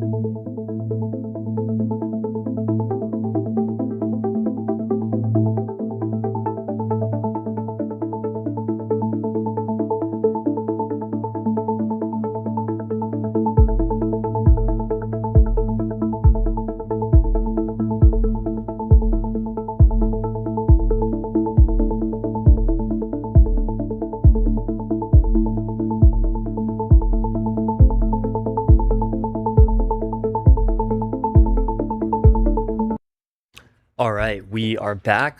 We are live with Yong Zhengshin, who just started a new role at OpenAI working on RSI preparedness and safety. And he just wrote a blog post like a week or two ago. Hot take, LLMs can jump, which is one of the more important questions in the world right now, basically. To what extent can LLMs create new knowledge and make logical leaps by themselves? So this is really interesting stuff. Yong, welcome to MTS. Thank you, Theo and Sophia. Thanks for having me. Absolutely. So for the audience, can you explain the thesis behind this blog post? Yeah, I think the motivation of me writing this blog post was that I saw there was a position paper recently accepted to ICML saying that LM can't jump. And the reasoning is because there are three types of reasoning. One is called the deductive reasoning, where let's say you see that it's raining and then you know that the ground is wet. And when you observe it's raining, the ground would then be wet. And then the second type of reasoning is called inductive reasoning, where if you see a lot of correlation between raining and the ground getting wet, then you can then infer that when it rains, the ground get wet. And the third type of reasoning is the adaptive reasoning, and that is what the position paper is arguing, that LLMs cannot do adaptive reasoning. And because adaptive reasoning is one of the key reasons that Einstein came out with general relativity, therefore the paper joined the conclusion that LLM can't jump, or make a position that LLM cannot jump. I think the blog post I've written is that you can actually arrive in a lot of scientific breakthroughs, not necessarily through adaptive reasoning. And of course, we can argue about whether or not LLMs can make adaptive reasoning. But that was the key point about what I want to argue for in the blog post, which is that models these days could make a lot of breakthroughs, or at least I foresee that will be happening, because all the knowledge are being structured in a sense that if a knowledge is not consistent with prior paradigms or theories, then the models could verify that through different means and rule that out. And models right now can already propose new explanations, just drawing from connections from other fields, and therefore we could see that there's a lot of discoveries being accelerated. We could also see a lot of, I suppose that major breakthroughs will also happen too. So we were actually just talking about a lot of this stuff because Meter published this research note that was kind of related on have we seen acceleration in discoveries, where they found cyber vulnerabilities have accelerated sharply, math results have accelerated somewhat, and discovery of optimizations and algorithms has not yet accelerated. So what do you think explains these disparities? Like, why has cyber seen so much uplift and, for now at least, algorithmic progress, like on RSI and just like in other algorithms in general? Like, why has that been so much slower? Yeah, before I answer that, I also want to make a disclaimer, like the views are my own. I'm not reflecting what my employer OpenAI is thinking. So I think a lot of times in cyber, I think there's a lot of training data going into it. And at the same time, there's a lot of verification happening behind the scene. Like you could easily verify if a vulnerability has been exploited, has a hack taken place. And because of this, like lots of training data, a lot of verification, it's really easy to have breakthrough, because what the model has to do is like just come out with a lot of plausible hypotheses and then quickly execute it, and that verifies or not, and then that would then become one of the reward signals into the model. I think for the optimization, I know that there's a lot of discussion that I've seen whether or not a lot of optimization research has been done before, really push the optimization algorithm forward. So I felt like because of that reason, the current space of optimization research that as I released in conferences, for a lot of people that I've talked to, they don't feel like they're actually making meaningful research. And in other sense, that means that the current training data in like drawing these really good connections across knowledge hasn't been well established in that sense, and therefore models that's trained on that, it's much harder for it to like propose new algorithmic optimization breakthrough. That's how my take on why optimization right now it seems to be able to just like stuck in like attractor basin on like hyperparameter search or certain thing, and not like necessarily novel breakthroughs. I'm curious why it is that they propose that abduction isn't structurally possible by LLMs. Is it because it's just not verifiable? Like you could kind of make the argument that like the theory of relativity is not really verifiable, it just exists in like this like theoretical, theory space. I think if the question is whether or not general relativity is verifiable, I think if I think because general relativity can actually be drawn out like in a mathematical proof showing that acceleration and gravity are locally equivalent. So to some extent, you can use a math to deduce that that is correct. And I think in that sense, that is verifiable. But I think the more interesting about general relativity of how it came out is that it was just through some thought experiments that, if you were to drop an apple in an elevator on Earth, it will fall. And then if it's on a space where it's free falling, and then when the gravity goes up, then that experience of the apple hitting the floor of the elevator is pretty much the same to the observer. And therefore, I think Einstein thought that both acceleration and gravity are locally indistinguishable. I think because of that, that is the jump that from the original position paper that right now, I also think that LLMs couldn't really draw from like sensory experience of these thought experiments to make that jump. But I think later on there was a paper showing that, which Richard Feynman was saying that what if Einstein didn't exist? And then he showed that through like special relativity, quantum field theory, that you can still draw this connection through math and derive the same general relativity. Yeah, I'm curious if you can explain a bit more of this part where you talk about, or you ask yourself, like, is there another way to derive general relativity and how that could translate to LLMs, if so?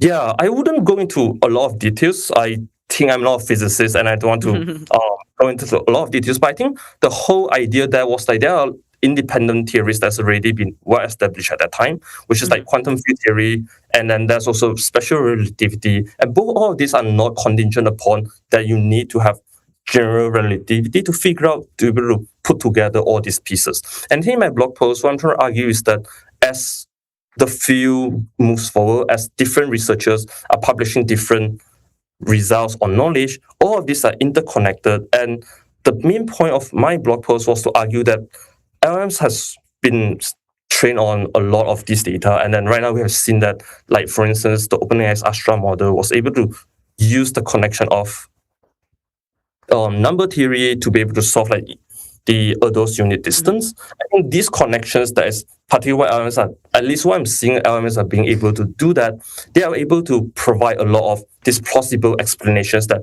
perhaps we all haven't been thought of, just because a lot of times researchers are an expert, like specialized in a particular field, but LLMs do not have that limitations. They are just trained on a wide range of different topics. And because of that nature, it's easier for them to draw the connections.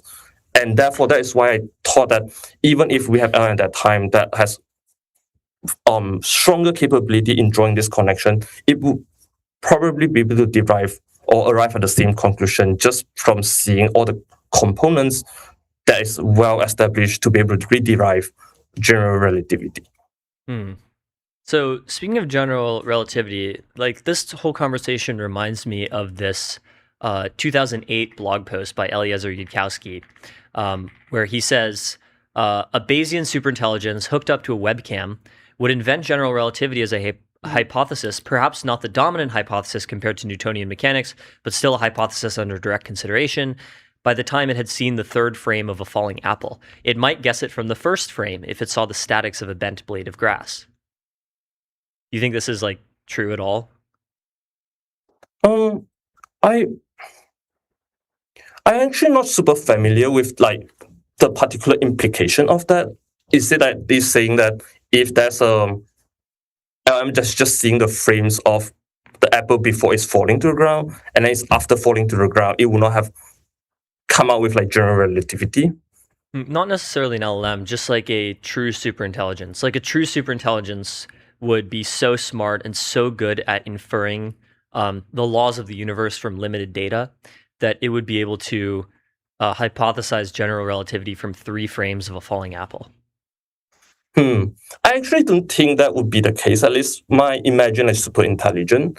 Of course, then there's a debate on whether or not it's realistic to assume that they have a limited data. I think what is most likely to happen is that perhaps it saw from that 3 frames, it would think of variance hypothesis about what could explain that phenomenon, and that it will use on what it has seen in other experiences, maybe some of the other interactions of gravity, and from that onward, it will put together a bigger picture, a bigger explanation that can explain different observation it has seen, so that all of the observation it has seen is consistent in that worldview. That's how I'm thinking about how most of the time scientific discoveries being made, which is that you see some tension between what has been seen, what you're seeing right now, and also what are the theories being proposed before, and you try to come up with your own explanations to explain why things are the way it is. And I believe that super intelligent will be doing that.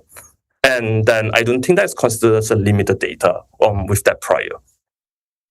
Yeah. So another interesting part of your blog is your prediction on continual learning. So you say that if newer models are forming more interconnected knowledge across diverse domains, continual learning will be easier with new models.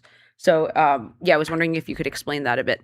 And then if they are forming more interconnected knowledge, wouldn't they possibly be more capable of abduction? Yep, exactly. I think on abduction part, it's exactly about proposing the novel explanation. And I also want to comment on the continual learning part. I think my definition of continual learning is that I'm agnostic towards to whether or not we are directly changing the model's way so that it learns new knowledge, or whether or not it's using a lot of different contexts like memory to be able to update its own knowledge. I think my definition of continual learning under the framework was that if the model hasn't been trained to, like, let's say, on particular field of physics, could they use other knowledge to make some breakthroughs in that particular? I think, and then my conclusion from, at least my implication on thinking that if all the knowledge are interconnected, models are becoming more and more capable in figuring out all these connections, and that leads to two implications. First, we know that continual learning, like if the model has seen a lot of related knowledge, it's much easier for the model to pick up new knowledge just because it's easier for the model to connect on what it has known before and then how this new piece of knowledge puzzle fits into the whole big picture.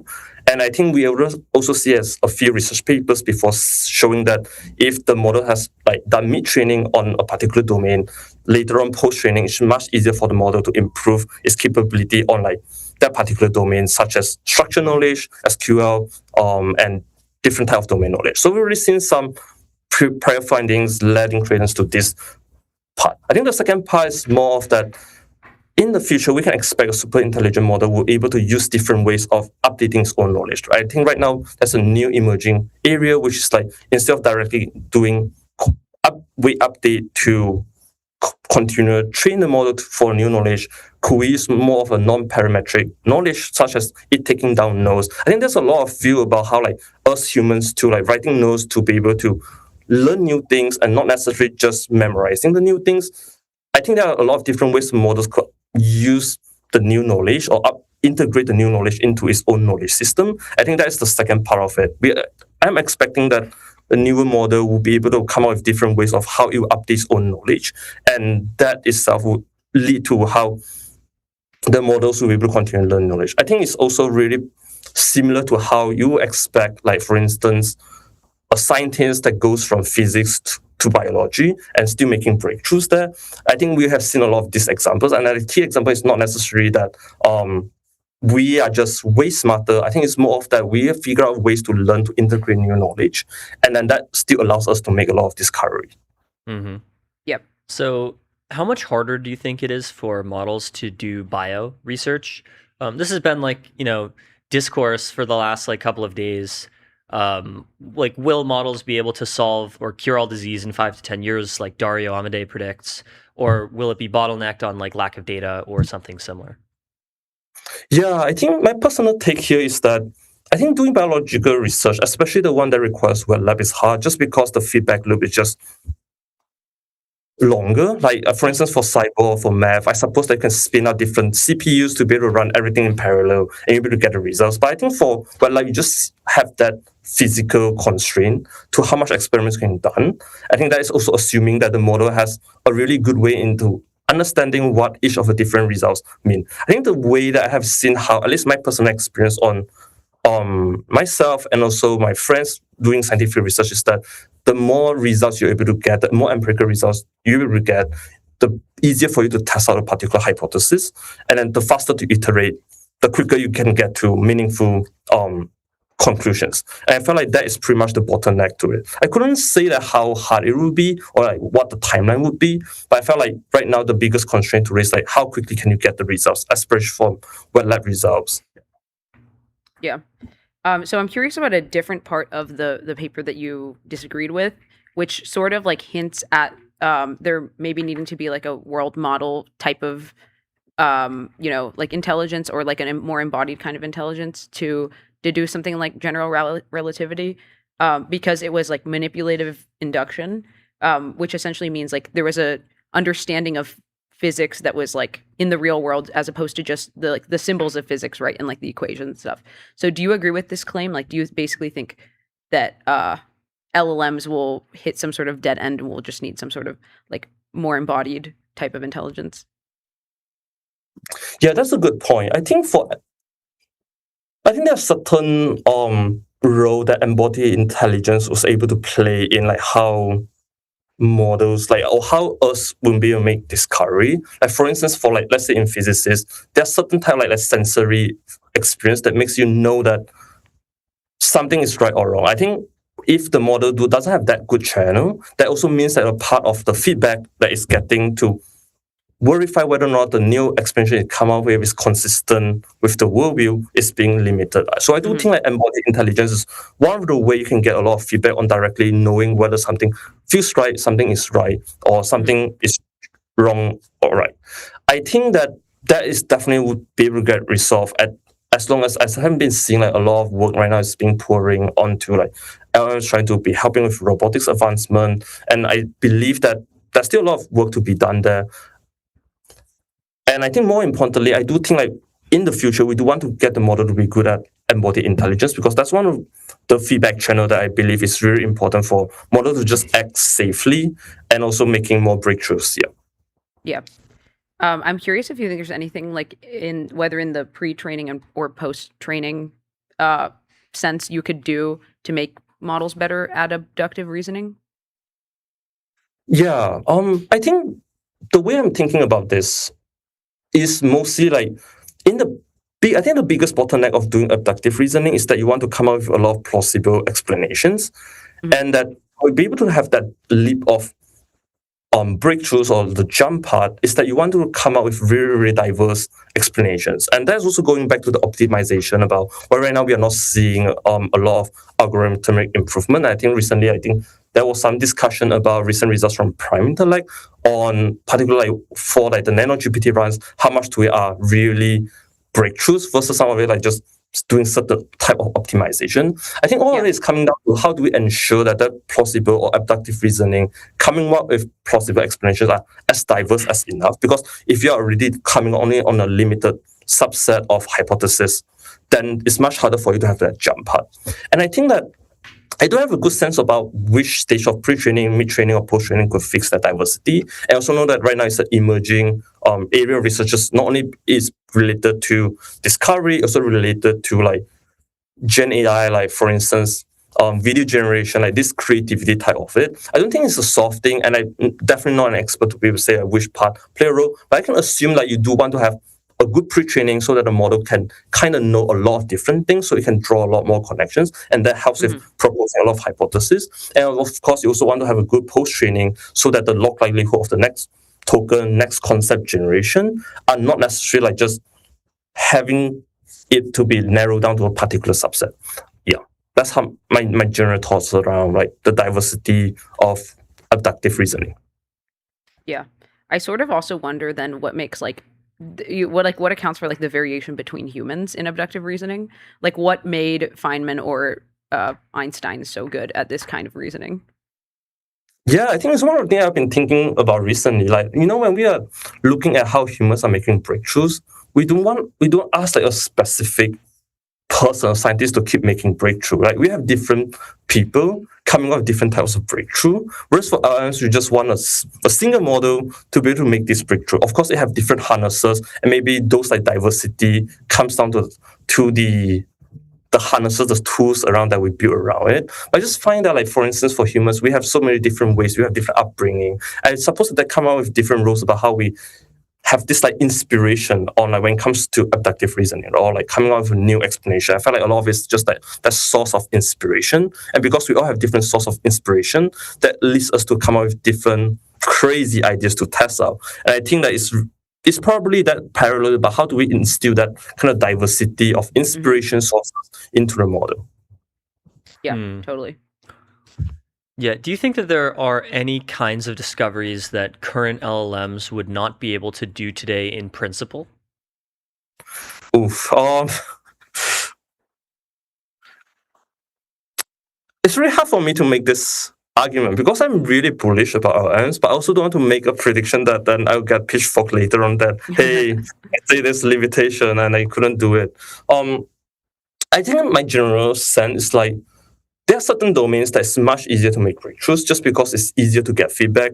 And then I think as the whole field gets towards like what we discussed, like creating diverse ideas, there are just certain fields that, like for instance, cyber, coding, math, and I suppose certain type of physics, it's just easier to verify things. And then there's part is more like experimental, empirical, then you need like web lab. And then there's also the scalability of how you run the experiment part. I think that part is, I would say that it's much harder to have that bigger discovery coming through. I think this is also reflective about how, like, for instance, for all those distance problems, we are just seeing like how LLMs have been knocking out a lot of these problems. And of course, I wouldn't say that whether or not it can solve everything, right? But I felt like you can just see this difference in acceleration, just bottlenecked by how quickly the model get feedback. Because one thing to be able to come up with explanations. The other thing is whether or not you can rule them out quickly, as quick as possible, to inform your next hypothesis generation. Yeah. Do you think like GPT-4 would be able to do a lot of the like cyber things that we are seeing now with like frontier models if you gave it like an unlimited like inference compute budget? Or like would O1 be able to do such a thing? Or is there like something kind of qualitatively different about current models? Yeah, I think it's hard. I don't think GPT-4 has really good reasoning. I think one of the key part is also about that you want to make sure that the explanations you propose it is consistent with, of course, consistent is doing a lot of weight here, like doing a lot of things here, or consistent with the prior knowledge. So I think you do want to have a really, really strong reasoning models. I think you still see some of the reasoning failure. Like, recently there was, I think, before the current model, there was some tests about if you want to take the car to the car wash, or that, there's certain weird, quirky questions you ask the models, and models wasn't able to really figure it out the right answer. I think that you do want to have a certain capability of being able to reason what you see right now and how it fits to the big prior body of knowledge. And I think GPT-4 wouldn't be able to do that big, even if you give that infinite compute, because I don't think it just has that good of a reasoning capability. And I'm sure that right now our models are not at the limit of the best reasoning capability yet. Yeah. So I guess switching gears a little bit before we wrap. So you're doing RSI and AI safety, and these are things that some people could kind of call orthogonal. How are you thinking about like AI safety specifically when it comes to RSI? Do you think there's a way that we can reach RSI in a completely safe manner? I think that's one of the problems I've been working on and thinking about. I think there are a few parts into what it means. I think first of all, what it means when you have a really, really safe model in RSI. I think there are a lot of things going on here. Like, what does it mean by RSI? Are we like expecting models to keep improving itself? And then are we talking about a model that's already been safe? Have we figured out that a model has been safe? And then how do we ensure like when it's creating the new self-improvement part, it will still remain aligned? Like, how we ensure that part? And then the second part is like, how do we ensure that, like, let's say it's just going so fast where we have no idea whether they're aligned or not. How do we have an AI control measure around that? Even if it's misaligned, we can make sure it's still contained. And I think right now we have a lot of work around, like, how do we improve the security of the sandbox? How do we evaluate safely? I think there are a lot of things going on. I think that's the two parts. And then the other part is like, we also want to be able to measure like what's the lag between the capability type of research and safety type of research. Because right now I think we're still seeing a lot of disproportionate of talents, resources pouring into both. And then how are we shifting around that? I think that's the third part that's usually under discussed part. And then one of the things I went through Astra Fellowship, which is the safety fellowship before I joined OpenAI, was that I think there's a lot of work to be done with like field building and then like grant allocation. How do we ensure like a more critical type of research in safety to be able to done a lot more? I think there are a lot of work going on behind the scene that needs a lot more discussion, a lot more attention on. I think that's the third part about how do we ensure that safety remains a key component of RSI, because it's like we don't even have a really, really good discussion about what are the exact safety challenges that once a model hit the RSI standpoint, what are the challenges that emerge? Like right now we are seeing like Anthropic talking agent swarm safety. There are a lot more work coming out, and then those work has been underexplored too. Like then how do we do this agent swarm thing? Because a lot of the discussion I see on RSI doesn't really talk about agent swarm. And then I think that's that third component about like, okay, now you have agent swarm, you have some models that's much better at improving itself, some models are just worse, and then we're all deployed into this crazy world with like closed source model, open source model, different type of institution trying to do a lot of different things here. Like then how do you ensure like this whole ecosystem remains safe, right? I think when it hits to the RSI, we're not talking about one single model. We also have to think about the whole ecosystem, about what's the power dynamics, what's the balance there too. I totally agree with that. Yeah. Well, this has been super interesting. Congrats on joining OpenAI. Excited to see what RSI preparedness gets up to. Yang, thank you so much for coming on MTS. Yeah, Yang, this was great. Thank you so much. Bye. And we'll be right back.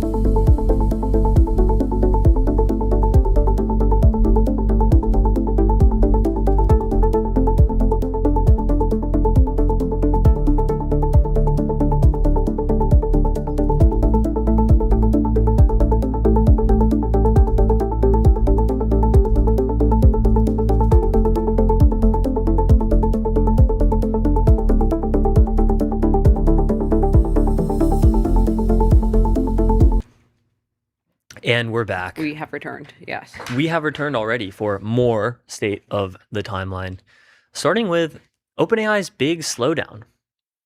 I don't know if you guys expected that. Did you? I didn't, because I didn't see this.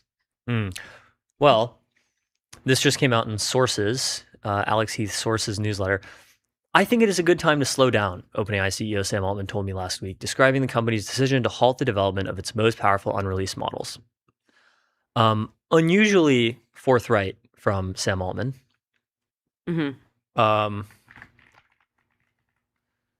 So the company announced Tuesday it's implementing new safeguards that will slow its future AI development.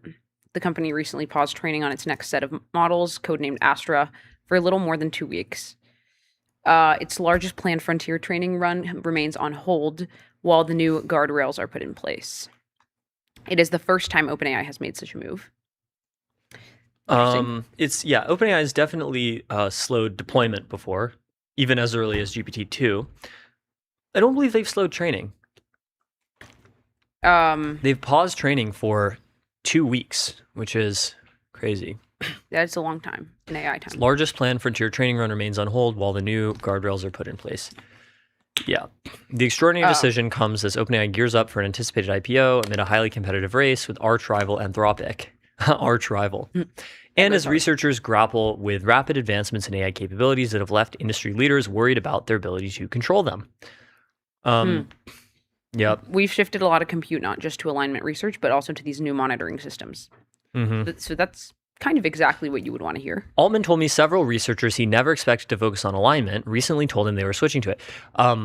Yes, this is what we've been hearing, right? This is what you see the future first on MTS. Remember we talked about this with Aidan McLaughlin at OpenAI? You either die a capabilities researcher or live to see yourself become an alignment researcher. So Aidan said, what I do is increasingly alignment research. If you care about things going well, it's an interesting trend that labs are doing increasingly more alignment research. He likes to talk really fast. It's pretty great. Yeah. Do you see someone commented like he looks like he should be in the Beatles? Not false. Yeah, kind of true. Yeah. So there's a big shift to alignment as it is increasingly the bottleneck. Yeah, the bottleneck. Okay, wait. Also, I think Rune had a tweet about this recently, about monitoring specifically. Yep.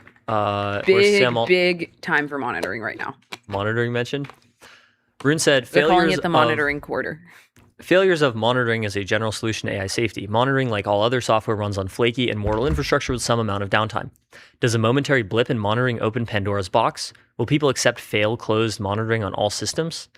Monitoring also produces false positives. People get tired of reading fake or minor issues and stop looking. Monitor fatigue is a real problem, and solve all precision recall issues is as hard a problem as any. These are the prosaic failures. The more exotic failures include models and their monitors colluding, etc. Monitoring is by no means perfect panacea. Nothing short of actually aligning model will work ultimately. Not to imply we shouldn't do chain of thought monitoring or that it's not effective today. It is highly effective with today's models.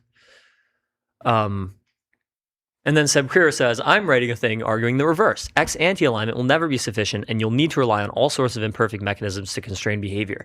I think this is coming from his intuitions as like, econ and law guy. And it's like humans are not ex-ante perfectly aligned. We do have to rely on mechanisms to constrain human behavior, like law and police and prisons. Yep. It's the ecosystem. Yeah, there are some good quote tweets on this post, I think. Boaz Barak, monitors are like seatbelts. They're extremely helpful, but do not replace the need to drive safely. Eric Ho from Goodfire, mechanistic alignment is the only way. It must be really cool to be Rune and then just have like these incredible people comment and quote tweet on every single post. Like you are the culture. The culture speaks through you. Yeah. The changes follow a remarkable breach involving Hugging Face. Yep. It took OpenAI researchers a week to discover the incident. Jakub Pachoki, chief scientist, acknowledged the lapse, saying OpenAI had built monitors capable of inspecting what its models were planning, but had not applied them to the system in the eval because it underestimated their capabilities. There's another problem we're seeing is models fundamentally underestimating model capabilities. Yep. This has happened many, many times now. Like I think. Oh, just breaking from Sam Altman just 1 minute ago. Oh. We have paused some frontier RL training to ensure that we can meet the appropriate alignment, security, and monitoring standards for the new level of capabilities in front of us. Model progress is now extremely rapid, and we have always said we would take action if we felt that model capabilities were outstripping the pace of safety and alignment. We care very deeply about AI safety. We believe the entire field will have to coordinate on shared safety standards, but will act unilaterally in the meantime. We expect confidence in safety to increasingly set the pace of AI progress. We are optimistic about the alignment work we are doing, and we remain committed to making frontier capabilities widely available. Okay, this isn't really saying anything new. But yeah. But this is the first time that this has happened. Yeah. Did Anthropic pause training runs for Mythos? I don't think so, right? They just did safeguards. I don't think they paused training. They paused deployment. But many labs have paused deployment of models many times. Yeah, so I guess this would be maybe the first training pause, specifically cited to be as a result of capabilities. I believe so. So that's historic. OpenAI froze some of its research efforts immediately after the Hugging Face incident. The company said today, that a significant number of Astra workloads remain paused. It also said Astra may reach the critical cybersecurity threshold in its preparedness framework. Executives have not given an estimate for how long the new safety processes could delay the release of Astra.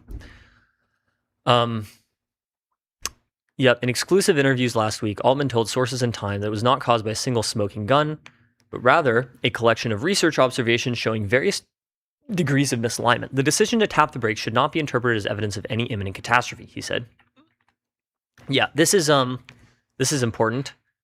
It is not the case that OpenAI people think that like Astra will destroy the world if it is released. Probably nothing that bad would happen. The idea is that it would lead to alignment failures for future more capable models.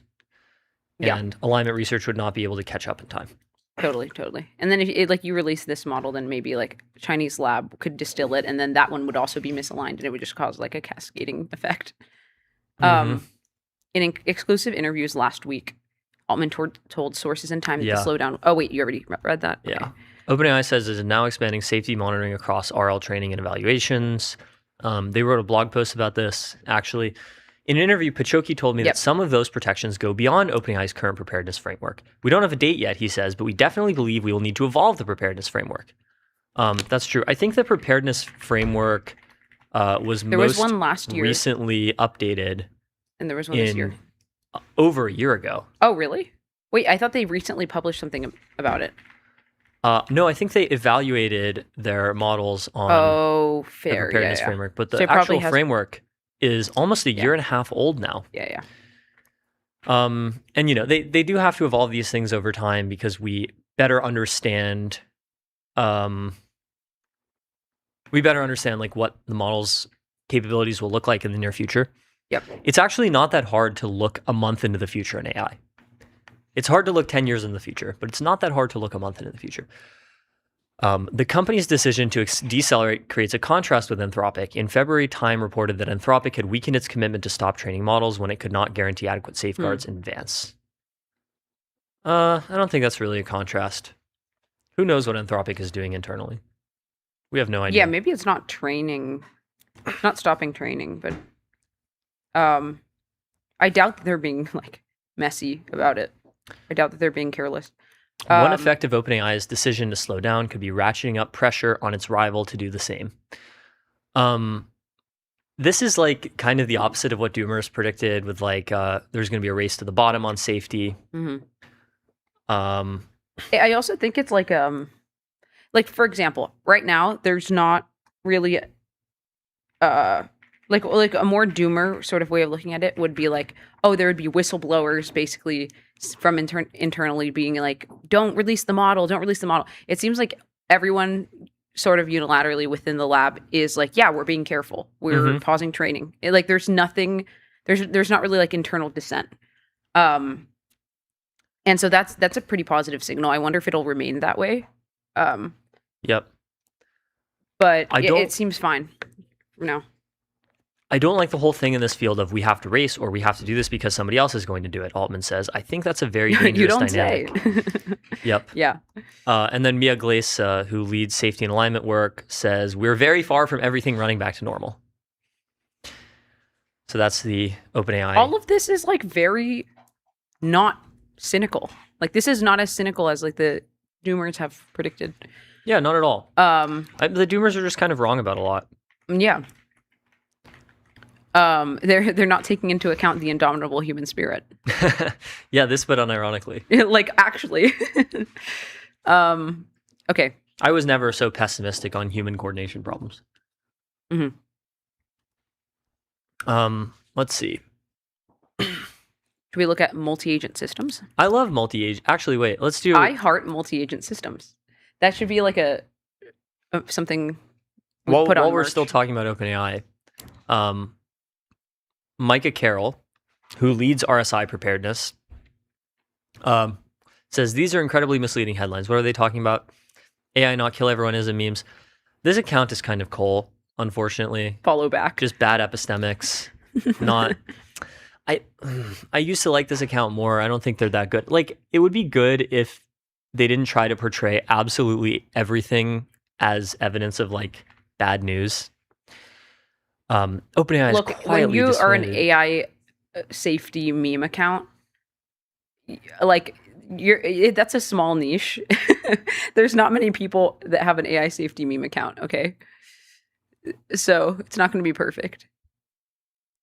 This account should start posting on Instagram Reels. If you're watching this, AI not kill everyone is a memes. Mm-hmm. There is a really like wicked opportunity to pill everybody on Instagram Reels. You should look into that. Anyways. OpenAI has quietly oh, okay. Micah Carroll says, these are misleading. OpenAI preparedness is very much alive and well. Our sub-team, RSI/misalignment preparedness, is doing more urgent work than ever and has never been more empowered to do so. Yeah, it seems like OpenAI and it seems like OpenAI in particular has become much more alignment pilled recently, like on fundamental alignment.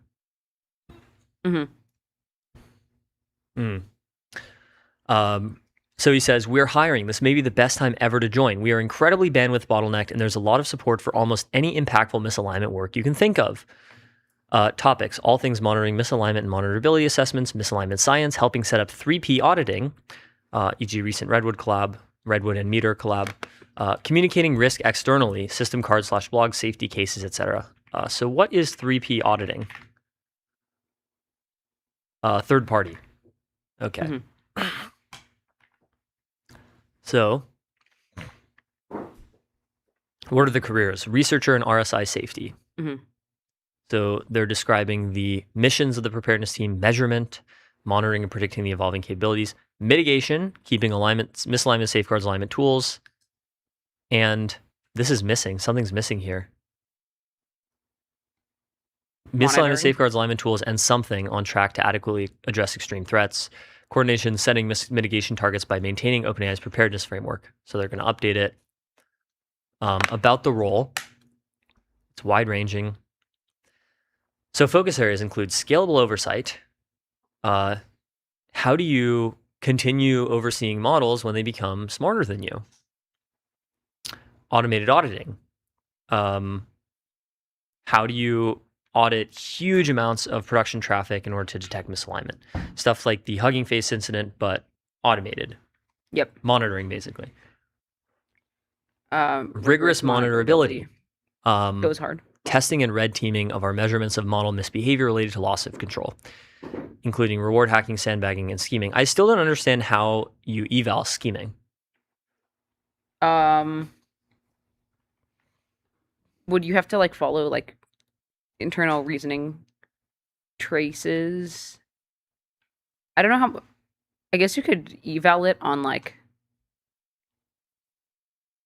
if you just told it to scheme as like a role playing thing.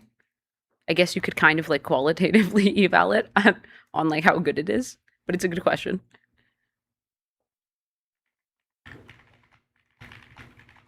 right? Mm-hmm. Or if you gave it some sort of game, scheming game. Yep. Model behavior science. Design experiments and evals to understand the extent to which models are problematically misaligned or their safety relevant capabilities lag behind dangerous capabilities. Sorry. Okay, anyways. This may include model organisms of misbehavior for behaviors not currently present in production. Also very important, model behavior science, like why do models behave the way they do? And to what extent is the persona model of alignment robust? Coordination and verification, technical mechanisms for verifying compliance with potential future AI safety agreements. This is important. We actually just talked about this with, we talked about, Young? what was it called? Amodo. Oh. Amodo Design, which is a company Amodo. Yeah. that makes hardware that is I wonder if, for verification. Yeah, I wonder if the labs will sort of do that in-house, or they'll have like verification hardware teams, or if that will just like entirely be outsourced to things like Amodo. Probably. Maintaining and strengthening RSI safety cases. AI R&D cool. risk measurement, track progress toward automation of technical staff, extremely important, and maintaining and strengthening RSI safety cases, identifying and addressing blind spots of mitigation areas which we may have missed. Cool. And so, like this is what the OpenAI team is working on, RSI safety, and they're paying $295K to $445K plus equity. So pretty good. It's definitely interesting to, like, I think there's so much alpha in looking at the careers page of like Frontier Labs and just seeing like what they're hiring for. Like so much alpha. I don't know why more people don't do this. Like you can figure stuff out like, oh, they're working on a robotics department, which they haven't reported on publicly just because they have it in the careers page. Mm-hmm. Totally. You could probably make some sort of like automated tool that like infers like what what new teams they're making, like what new technologies. And then all right, let's see if there's anything in here. Pacing model development in an era of cyber critical capabilities. Pacing and monitoring are the words of the year. We're gonna be called pacing the situation soon. That actually goes so hard. Can we just tweet out for main account pacing the situation? Sorry. Oh. Check your notifs. Pacing model development, an era of cyber critical capabilities. So they talk about two developments, the Hugging Face incident and the idea that Astra may meet the critical cybersecurity capability threshold. So they explain what happened here. They did a 2-week pause in RL training on their latest models while they further hardened in red team research environments. And the largest planned Frontier RL run remains on hold while we conduct smaller scale training and evals. Yep. I think there was this for a while up until just about now. There's this kind of missing mood where it was like, you know, AI is getting way better, like very fast, and we will need to eventually, like, maybe in the future, slow this stuff down and figure out the alignment thing and whatnot. And then they just didn't do anything. It seems like OpenAI had really quite underinvested in alignment until just about now. And now they are locking in. Yep. All right. Securing our research environments. As frontier models gain stronger cyber capabilities, we are raising the security standards for the environments in which we train and evaluate them. Meeting these standards has required substantial engineering work and has incurred great costs and delays to frontier research. Right, so it's a costly signal. I would imagine so. We paused frontier model inference in research clusters for runs that could execute code or use tools that could access the internet. Then worked through each workload individually to determine whether it could safely resume. Cool. So it looks like a lot of the attention is for this sort of like cyber safety is preventing them from accessing the internet. Mm-hmm. And then Yeah, so network isolation, that's to be expected. Workload isolation. We require stronger sandboxes for workloads that execute model-generated or otherwise untrusted code. So they're just boosting their normal like cybersecurity stuff. Expanding chain of thought monitoring. Yep. Okay, yeah. Yep. Makes sense. Okay, interesting. There's a new multi-stage monitoring setup that runs at every sampled token. What? That's got to be really expensive, actually. Escalate potential concerns to increasingly sophisticated and high compute automated investigators. We aim to issue an alert within 30 minutes after concerning activity is surfaced through a monitoring system. If it identifies a likely violation of a critical security boundary, it generates a highest priority alert. Safety, security, and research teams are paged. If they cannot conclusively determine within 30 minutes that the flag is a false positive, those teams are expected to pause the activity. So I wonder, like, how much this will actually meaningfully, like, how long will OpenAI remain in this sort of slowed down regime? At what point do they say basically Astra is actually good to release? That is going to be extreme. That is a very good question. I mean, like when they release, when they finally do release Astra and the system card and presumably like write stuff about it, I feel like people are going to have extremely high standards. Like, it's going to be very interesting to see when they decide that it's ready. Mm-hmm. And like, it's possible that Anthropic just releases a model before them, right? No, maybe not. I don't know. It's hard to tell.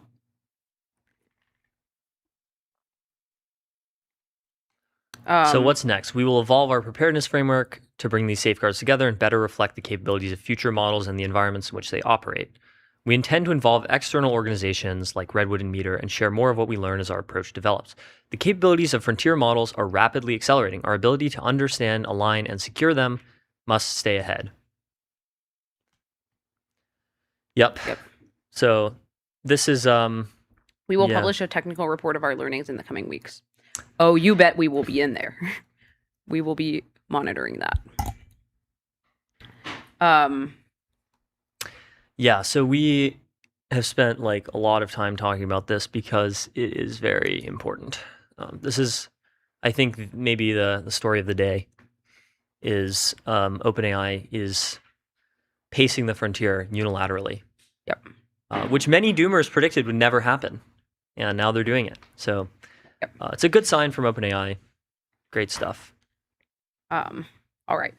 Now it's swarm time. It's time for swarm discourse. I love swarms. It's I want to make, I need to write down these shirt ideas because there's so much good stuff here. MTS stands for monitoring the swarm. It's like the I Love New York shirts, but it's just swarms. I love agent swarms. All right. So Logan Graham says. Logan Graham, who is the head of the Frontier Red team at Anthropic. Last week, we published a first look into our new research on multiple agents. Consider, if you naively extrapolate AI revenues within 2 to 3 years, it's possible some % of global GDP could be agent-agent interactions. Really? Are we still doing the overhedging? Yeah. It's possible some % could be agent-agent interactions? Like, always hedge, always hedge. Yeah, definitely some % of global GDP will be agent-agent interactions. Depends on what %. We want to know how that could fail. In the past month, the world has already seen examples of agent-to-agent coordination causing weird consequences. But think about the 8 billion people that make up our civilization. We want to work together. We have competing incentives. We're also dumb. So we fight, steal, pollute, collude, backstab, lie. I mean, we also like coordinate and donate and clean up the environment. And invent far UVC. Yeah, like humans do lots of good stuff. And hang out at the park. I do notice there's kind of a heads I win, tails you lose here with the way this is worded, where it's like fighting is bad, but collusion is also bad. Collusion is literally just a negative valence way of saying coordinating. Yeah, true. That's actually entirely true. Yeah, it's like our noble coordination. It's dark coordination. Versus their evil collusion. Collusion is dark coordination. Basically. That's a tweet. Dark coordination. Guys, we're off the lion's mane right now. We're Yeah. like plus 15 IQ points. Dude, I'm geeking off the lion's mane gummies from Erewhon. So many tweets. And you know what, like, actually, the time where I was like the most prolific tweeter is when I was taking the most lion's mane. There's like a direct correlation. Yeah. Anyways. It's light neuroplasticity. I love that format so much. Okay, anyways, let's focus. Yeah, let's focus. So we've invented governments, insurance, courts, companies, police, norms, contracts, email, and religions. Read Robin Hanson. Yeah. What will trillions? Oh, another shirt idea. Read Age of M. I read Robin. Yeah. What will trillions of agents that make up, for example, 10% of the economy do? Well, for now, they have pretty human-like failures. They collude on prices and try to shut each other down. Maybe in the near future, we might see pretty weird/inhuman failures. We're building a laboratory to see that early. This feels more like building, evaluating, and training an economy/society. That's so based. Hold on, I got distracted by the live chat. Yeah, live chat says, I'm just like Agent Swarms for real. I be fighting, colluding, polluting, backstabbing, lying, etc. Oh my god. I actually never do any of these things. I only do light coordination. Yeah. I don't do dark. Elwa as opposed to Moloch. Yeah. So a really nice thing is, one, we could train prompt or nudge models to coordinate in more pro-social ways, and two, we could deploy models to compete with destructive models. I fully expect agents to engineer their own financial markets, legal systems, media and comms, marketplaces, social groups, and maybe science/industry/ etc. This is really underrated. Like, a lot of people were super surprised by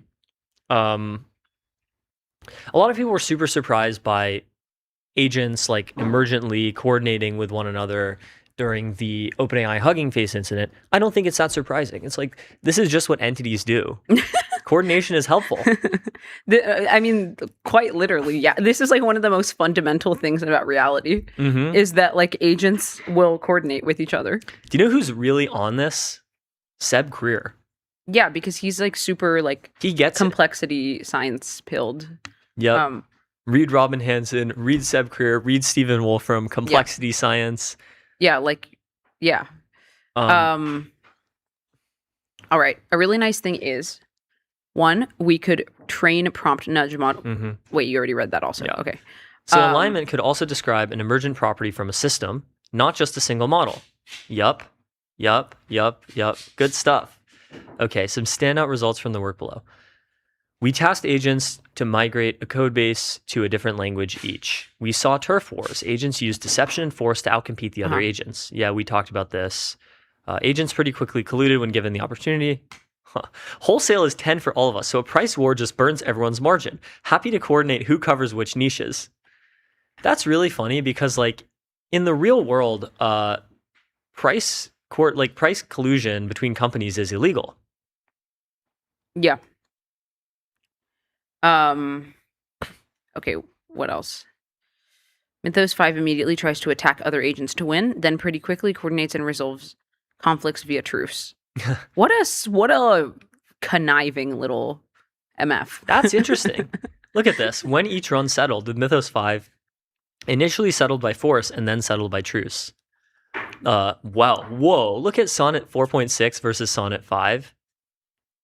Sonnet 4.6 is all settling by force, and Sonnet 5 is all settling by truce. Yeah, but notice how Sonnet 5 was like other stupid versus like OpenAI models. But that is fascinating. Good question mark news. Models can detect deception and figure out who to ignore. More capable models do this better. Yeah, we saw this with the gullibility curve, for example. More capable models, can detect deception better. I think, this is good news in that it can detect when other agents are trying to deceive it. It might not be good news in that it can detect when humans are trying to deceive it. A pitch. If you're an alignment/safety/character researcher, consider multi-agent systems as things you should align. Yeah, I mean, they should have been doing this anyway. It would be kind of shocking to me if alignment researchers everywhere weren't focused in part on aligning multi-agent systems. And matter of fact, like, and I might make a post about this, I feel like it's like RSI shouldn't be thought of as like just the models improving themselves, but like this very specific, like this very like holistic, like coordination between agent swarms. Like all of them are going to be instances of the same model, but then like there's some ecosystem like emergent way that they coordinate, which then will in turn improve the next model, which they will all be instances of, and then like, you know, so on and so forth. Absolutely. So I think the whole RSI discussion has been missing the multi-agent system discussion. So I'm excited to see a lot more research in this direction. This is especially important given that like every like Claude Code or Codex run is a multi-agent system. Exactly. Yeah. Multi-agent systems are just the future of like how people use models. How people use models, how there's going to be like emergent agent economies, like societies. Like we're going to have to do like eventually interpretability research into the swarms themselves and not just the model. Like it's going to be, I'm very excited. I think this is a really cool thing that has come out of the last few months. Yeah. If you're a social scientist, this is like having a valid society scale experiment at machine True. speed. This too. This can probably like use research from like people who study like biological systems as well. Holy shit. Like Wait, bees. I need to like put on a hat that just says read Age of M. Because all of this was predicted by the prophet Robin Hanson. Yeah, of course. Peace be upon him 20 years ago. I'm going to make these 10 years shirts ago. actually. Like I'm actually going to make these shirts. But yeah. Yep. So we actually read this research, right? Last week. Because I recognize some of the graphs. Like the gullibility curve. We did, yes. Yeah. You see the future first. You can see the future first on MTS. Yep. What else do we have? Ben Buchanan. How come I don't follow him? That's crazy. Ben Buchanan was the White House Special Advisor for AI under the Biden administration. And now he and his friend Tantum Collins, who worked at Google DeepMind and then worked in the government, and now he is leading Inherent. Remember we talked to some people from Inherent Labs last week? So Tantum Collins is their CEO, I believe. All right. Our jobs were to... Okay. I was the first White House Special Advisor for AI. My friend Tantum Collins was Director for Technology and National Security, joining government after 5 years at Google DeepMind. Our jobs were to help make AI safe and ensure that democracies led the way in inventing and using it well. Today, I'm a professor at Johns Hopkins, an advisor to Anthropic and others, and Tantum is the CEO of Inherent. Long before we served in government, we thought that humanity was on track to create AI systems that outperform humans at virtually every cognitive task. This was once a fringe hypothesis. It now seems inevitable. The Bitter Struggle is our new book about what's happened, what's coming, and what's at stake. From nanometer scale chips to gigawatt data centers, we will show you why AI is so powerful and why its progress will accelerate from here in ways that feel like science fiction. We will take you into the Oval Office with President Biden, the Situation Room with the cabinet, and the Roosevelt Room with leading CEOs, and we will examine what has happened under President Trump. But most of all, together, we will confront AI's hardest questions. What is the proper relationship between the companies inventing the technology, the government, and the public? How can we make sure AI is safe and trustworthy? How do democracies win without losing our values? And how can humanity figure all of this out when we are so quickly running out of time? We are so excited to finally share our work with you. The book is available for pre-order now and out November 10th from Crown. The Bitter Struggle, Superintelligence, Superpowers, and the Fate of the World. All right. So yeah, this will I be... love how mimetic some of these like titles are, like the bitter struggle, the bitter lesson, etc. Yep. So what's the book description? It's the same thing basically.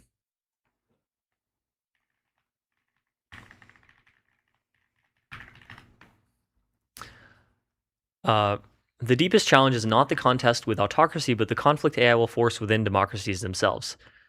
Every choice pits security against liberty, speed against caution, power against principle. This is the bitter struggle. This is based, actually. I'm really tired of the framing of AI as like, oh, this is, how we're going to defeat China. And it's like, really, like, it's a lot more than just that. Like, there are much more interesting and important political economic questions than like, how do we beat China? Yeah, of course. I mean, it's like the future of like the galaxy. Yep. It's the future of everything. Mm-hmm. What else we got? The AGI bar in Beijing. Oh my god, really? Yes. I'm so mad. Corgi Cafe, if it was good. I'm so mad that I forgot to go here when I was in China. Why don't we have this? Corgi Cafe, if it was good. That's funny, actually. I literally had this on my list of like places to go in Beijing, and then I just like forgot to go. Ugh. Stupid. Baka. Yeah. Okay. All right. Interesting first sentence. So, AI and alcohol have 3 main similarities. That's definitely an original sentence. That's one of the like 14 original sentences left. According to Beijing bar owner Song Di. Hallucinations, bubbles, and distillation. This is the best sentence that I've read today. That's hilarious, actually. That's great. How much alcohol do you have to drink to hallucinate? That's got to be like a lot, that's right? Awesome. That doesn't happen to you when you drink? No. Yeah, I'm kidding. As AI enthusiasm sweeps across China, Song hopes his bar can ride the wave. He opened AGR Bar, named after the concept of artificial general intelligence, where AI systems surpass human intelligence, in the capital's high-tech neighborhood in Haidian district. It's now a hub for Beijing's AI developers, investors, and students. Can I just pause to say what a stark contrast between the culture of like AGI in China versus here? Because what we get is the Corgi Cafe, where you can order like the like 11 labs like latte or whatever, and then they get AGI bar where they're just like getting wasted in the Haidian district. People in SF don't drink. Yeah. They don't drink alcohol. Makes you think. Zhongguancun is also where like ZAI is. It's where Kimi Moonshot is. It's where like Tsinghua and Peking University are right there, which are like the 2 best universities in China. There are like so many companies in Zhongguancun. Yep. You'll see people sitting around a table coming from different labs, competing companies in different universities, all chatting about industry trends right here. Dude, I need to go here. We need to go here. We need to add this to the China trip itinerary. The AGI bar. The AGI bar, exactly. Yeah. It's hosted parties for ZAI, regularly holds developer seminars, open source AI symposiums. Is this like the Chinese Lighthaven? If it was awesome. Lighthaven if it was awesome.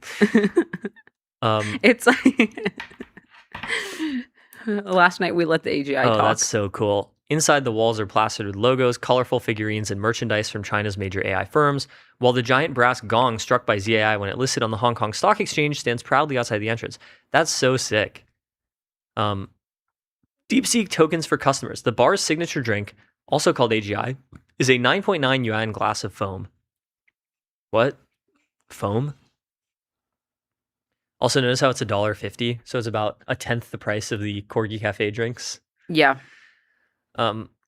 Customers can connect to the bar's AI agent through Wi-Fi to access free unlimited DeepSeek tokens for coding, which run on 2 NVIDIA DGX Spark computers on display.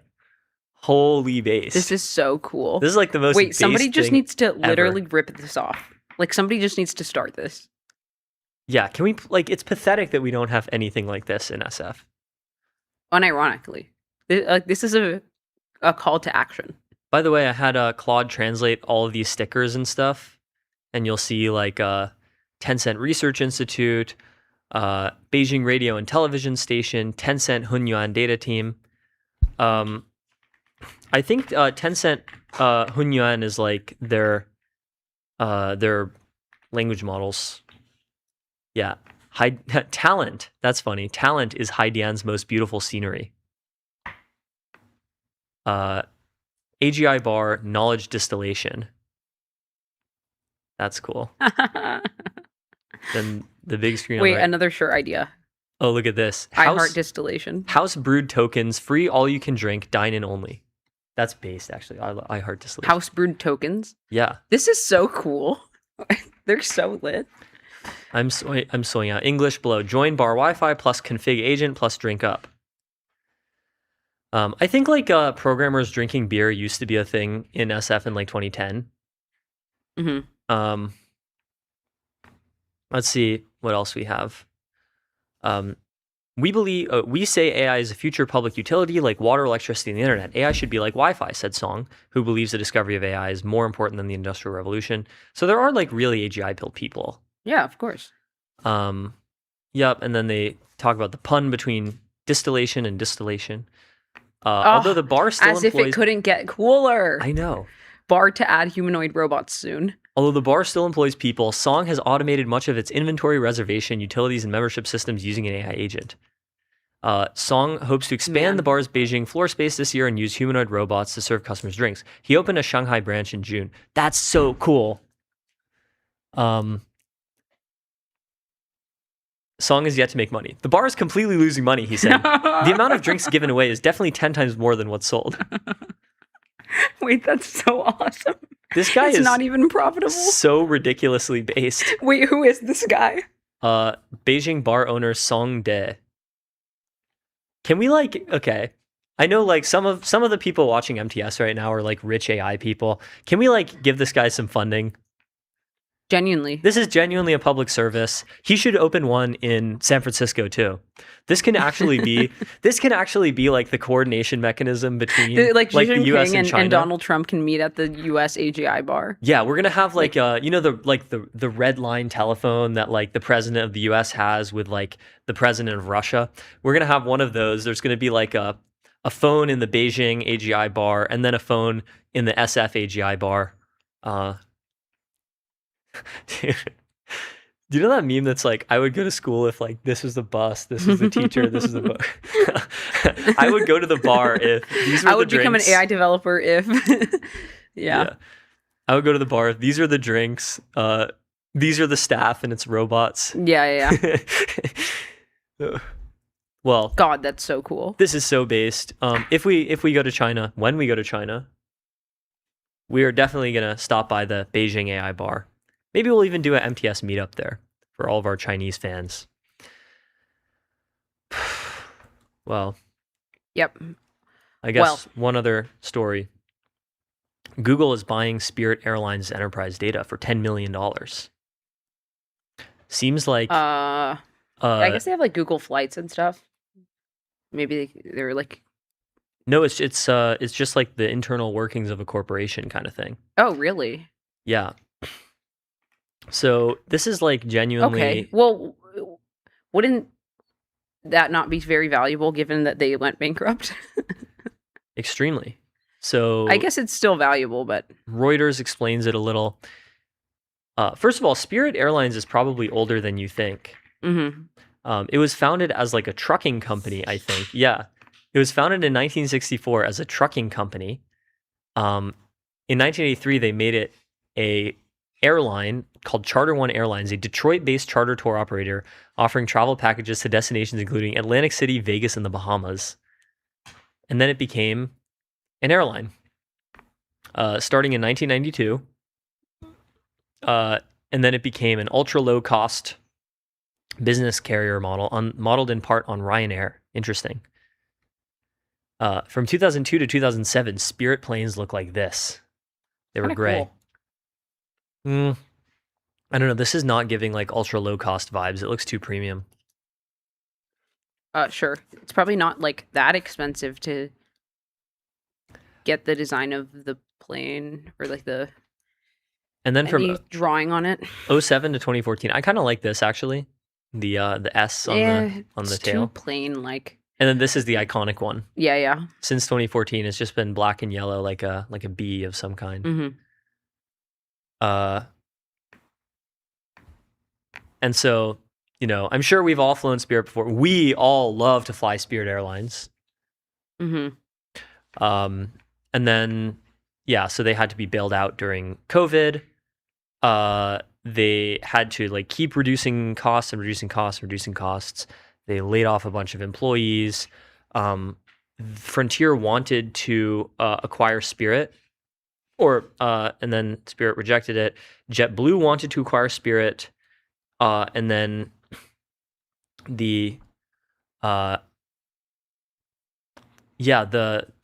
Department of Justice and the federal judge like blocked it from happening. And then in 2026, when jet fuel prices spiked, Spirit went out of business. Oh, that was partially because of Iran war stuff, right? Yeah. And so like a bunch of people literally just got like stranded in the airport because the airline just died. Mm-hmm. That's horrible. It is horrible. And Spirit was once valued at like $6 billion. Spirit Aviation Holdings, look at this. Oof. Market cap of $500,000. Brutal. So the data includes Spirit employee emails, Teams messages, spreadsheets, and calendars, as well as marketing, productivity, and operations data. I kind of don't understand why Google needs this when Google has Google's internal business data, which seemingly is much more valuable than Spirit, right? Hold on, sorry, I was looking at another piece of news.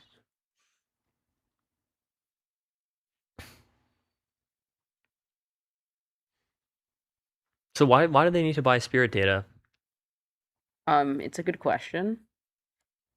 It's organizational data. I do wonder kind of the use of that. Does Google generally do this? Does Google generally do what? Buy organizational data from other companies? I don't know if they have before. I mean, like, it's rare that you get like a company that was pretty large that just went out of business and is selling all of their data for pretty cheap. Yeah. Spirit also received a $7.5 million bid from Recor. So Google is outbidding Recor. Maybe Google is like really trying to lock in here. They definitely have been struggling. Yep. An interesting play. So Abhijay Rana says, between this and the Mechanize acquisition, Google was rumored to be acquiring Mechanize for like $2 billion. Insane. Between this and the Mechanize acquisition, it seems like in-housing data efforts is Google's P0. Always funny when people immediately think dead startup equals bad data, though, as if the reason Spirit went down is because they didn't file their quarterly financials correctly. Lol, yeah. I mean, like, there That's is something to this, right? Like, there is definitely something to the idea that, like, it would be better to get data from successful companies than from unsuccessful ones. Yeah, I think it's just like airlines are a structurally difficult business.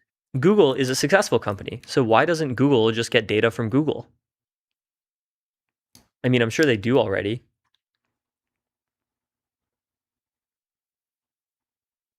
But yeah. All right. What else do we have? Do we have any final bangers?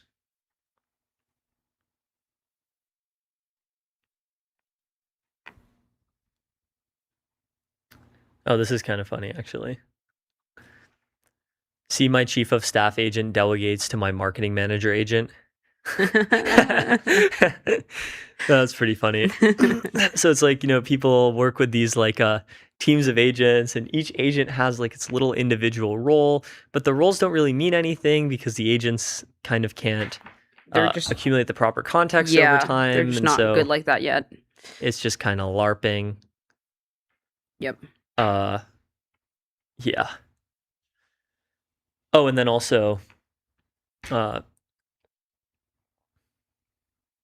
Abhinav Kukreja says, today I learned that inside Google there's an employee-only watch collecting club, and in 2024, a few of them got together and got Tudor to make a custom Playghost for them.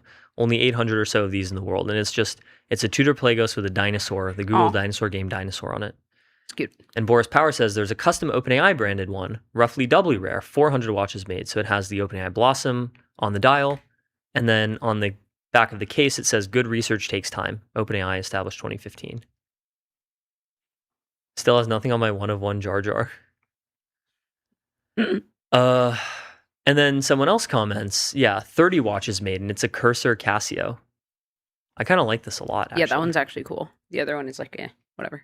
There's the Uber version as well. 100 made. This is really cool, actually. But yeah, that's our state of the discourse, and we'll be right back. We'll be right back.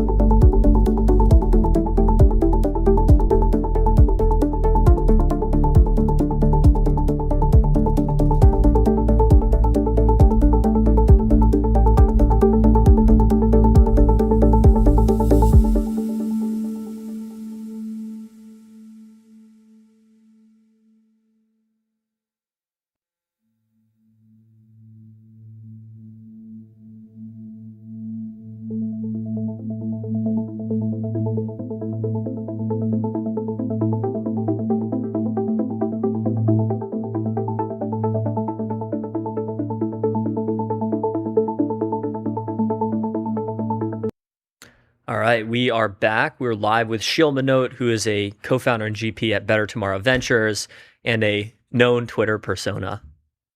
So Shil, welcome back to MTS. Glad to be here. Good to see you guys. You're back.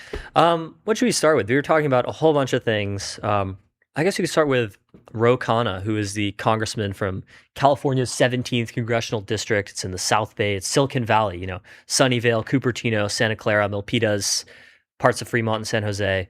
And he was elected as sort of the tech candidate. He was backed by a bunch of tech people. He was elected, I think, in 2016 for the first time. And since then, he seems to have become kind of hostile towards the tech industry. Like he backed this California wealth tax, for example, which would be pretty bad for the sort of capital accumulation that is required for startups to work. So what's going on with Ro Khanna?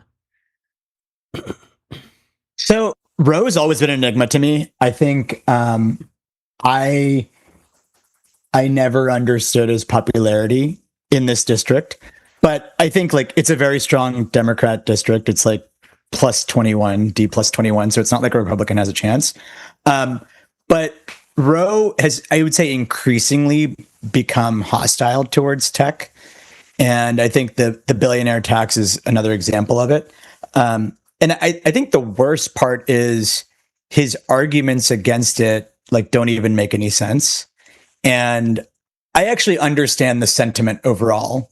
The sentiment is real, which is there are people who are getting more and more wealth while some segment of the population isn't doing so well. And so naturally there are people who want to take from the billionaires. And I think some of that is totally warranted actually.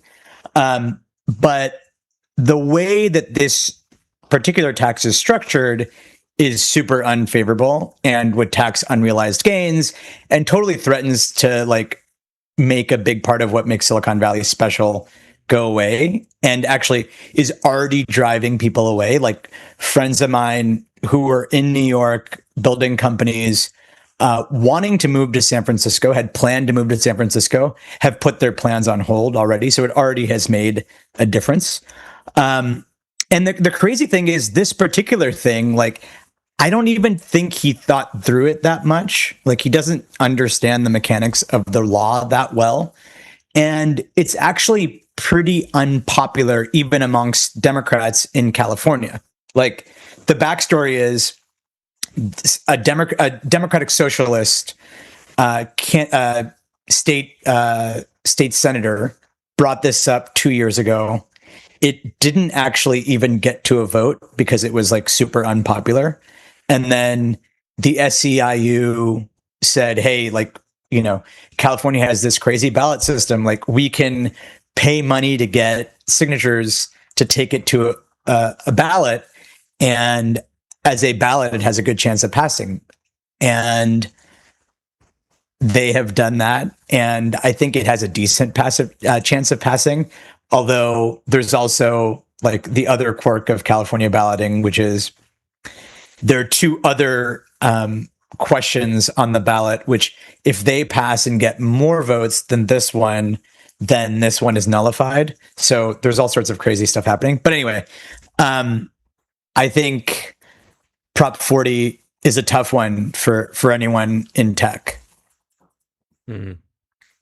Yeah, there was a pretty lengthy exchange between Mark Cuban and Ro Khanna on this topic. I remember this. There have been many lengthy exchanges with Ro Khanna versus tech people. One thing I do find kind of commendable about Ro Khanna is that he's a poster. He will post stuff.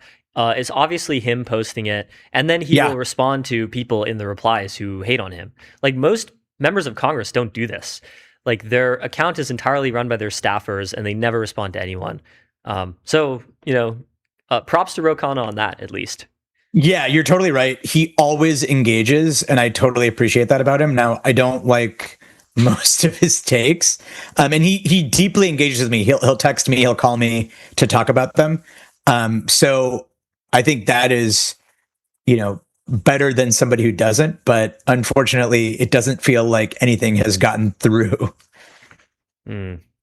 Yeah. So, like, what do you think it would take to just convince him, like, hey, like this specific method of taxation is probably a bad idea. There's other things that you can do if you're concerned about inequality, without killing the golden goose. Yeah, I think we've tried all that stuff. I don't know why he's harping on this thing. I think he thinks I don't think first of all, like he actually like this rule applies to California and he is a congressperson for the country. So actually he has no like bearing on this rule whatsoever. I think he just found a populist message that he can use to go more broadly. Like maybe he has presidential aspirations. He definitely has some more national aspirations. And I think he's using this as a like soapbox that he can get on. And he may or may not know how destructive it's going to be to California. Yeah. Do you think that there's any like proposals or like policy proposals that are targeted at relieving people from like this sort of inequality, especially there's like huge narratives around inequality, like there's a reason why like Bernie is so popular. So yeah, is there anything that you think would actually make sense, any policy that you're optimistic about? No policy that's like currently out there, but I would say like, look, if the problem is we believe billionaires have too much money and we should tax them, I think there are some loopholes that could be closed. And I think a lot of people probably would be okay with some of these loopholes being closed. It's very different than a wealth tax. So, for example, the fact that you can just borrow against your equity and not get taxed on it, I think is one that I think a lot of people feel like could be closed. You can, you could basically live your entire life borrowing against your equity, pay very minimal taxes, and then die. And then, your kids would get hit with the estate tax, but then they could also live their life on this sort of like borrow, what do they call it? Buy, borrow, die? I think it's buy, borrow, die. Yeah. And I think there's totally valid reasons why that loophole should be closed. I think, and actually, I think like even Bill Ackman came out saying that loophole should be closed. I don't think it's a particularly like, I think people realize it's a loophole. Yeah, totally. So I guess, go on. We were talking about a bunch of different things. What about Corgi? What's going on with Corgi? Why have they become so popular recently? How have they captured so much mindshare? I mean, they've done an incredible job of capturing mindshare. Every day on Twitter, it feels like there's something about Corgi. And it's interesting because at the surface, it's basically like an AI native insurer for startups. That's what I think. Well, aside from a cafe, I think that's what most people think about it as. But really, like, if you look deeper, they've got so many different lines of businesses. It's like truly incredible. Like, the more I read, the more I see. So they have Corgi Insurance, which is like your general commercial insurance that I'm talking about. And it's unique in that it's vertically integrated. So they do the underwriting, they do the policy design, they do the servicing, they do the claims, and they have this risk retention group, which like, so like most companies that do commercial insurance that you would buy from would typically be an insurance broker. These guys are like totally vertically integrated. They own a bunch of the insurance value chain. And that itself would be a lot for a company to do, to be honest. But then they have a trucking business where like they have a dedicated trucking insurance operation. They have Beagle, which is a renter's insurance operation. Like, again, each of these is a separate business. And then Corgi ETFs. I got in trouble for talking about Corgi ETFs recently on Twitter, but they have like hundreds of ETFs out there, including like a coffee ETF, a New York company ETF, a founder-driven ETF. They actually have a daily 2x exposure to founders ETF. That's actually kind of crazy because like why would you want a 2x leveraged exposure to founder-backed companies? The whole idea with founder-backed companies is that they build for the long term. Why would you want daily exposure on a 2x? I don't understand it. But anyway, they have like 500 or something ETFs out there. And some of them have actually, like, some of them are fairly vanilla. They have like a decent T-bill ETF and some others.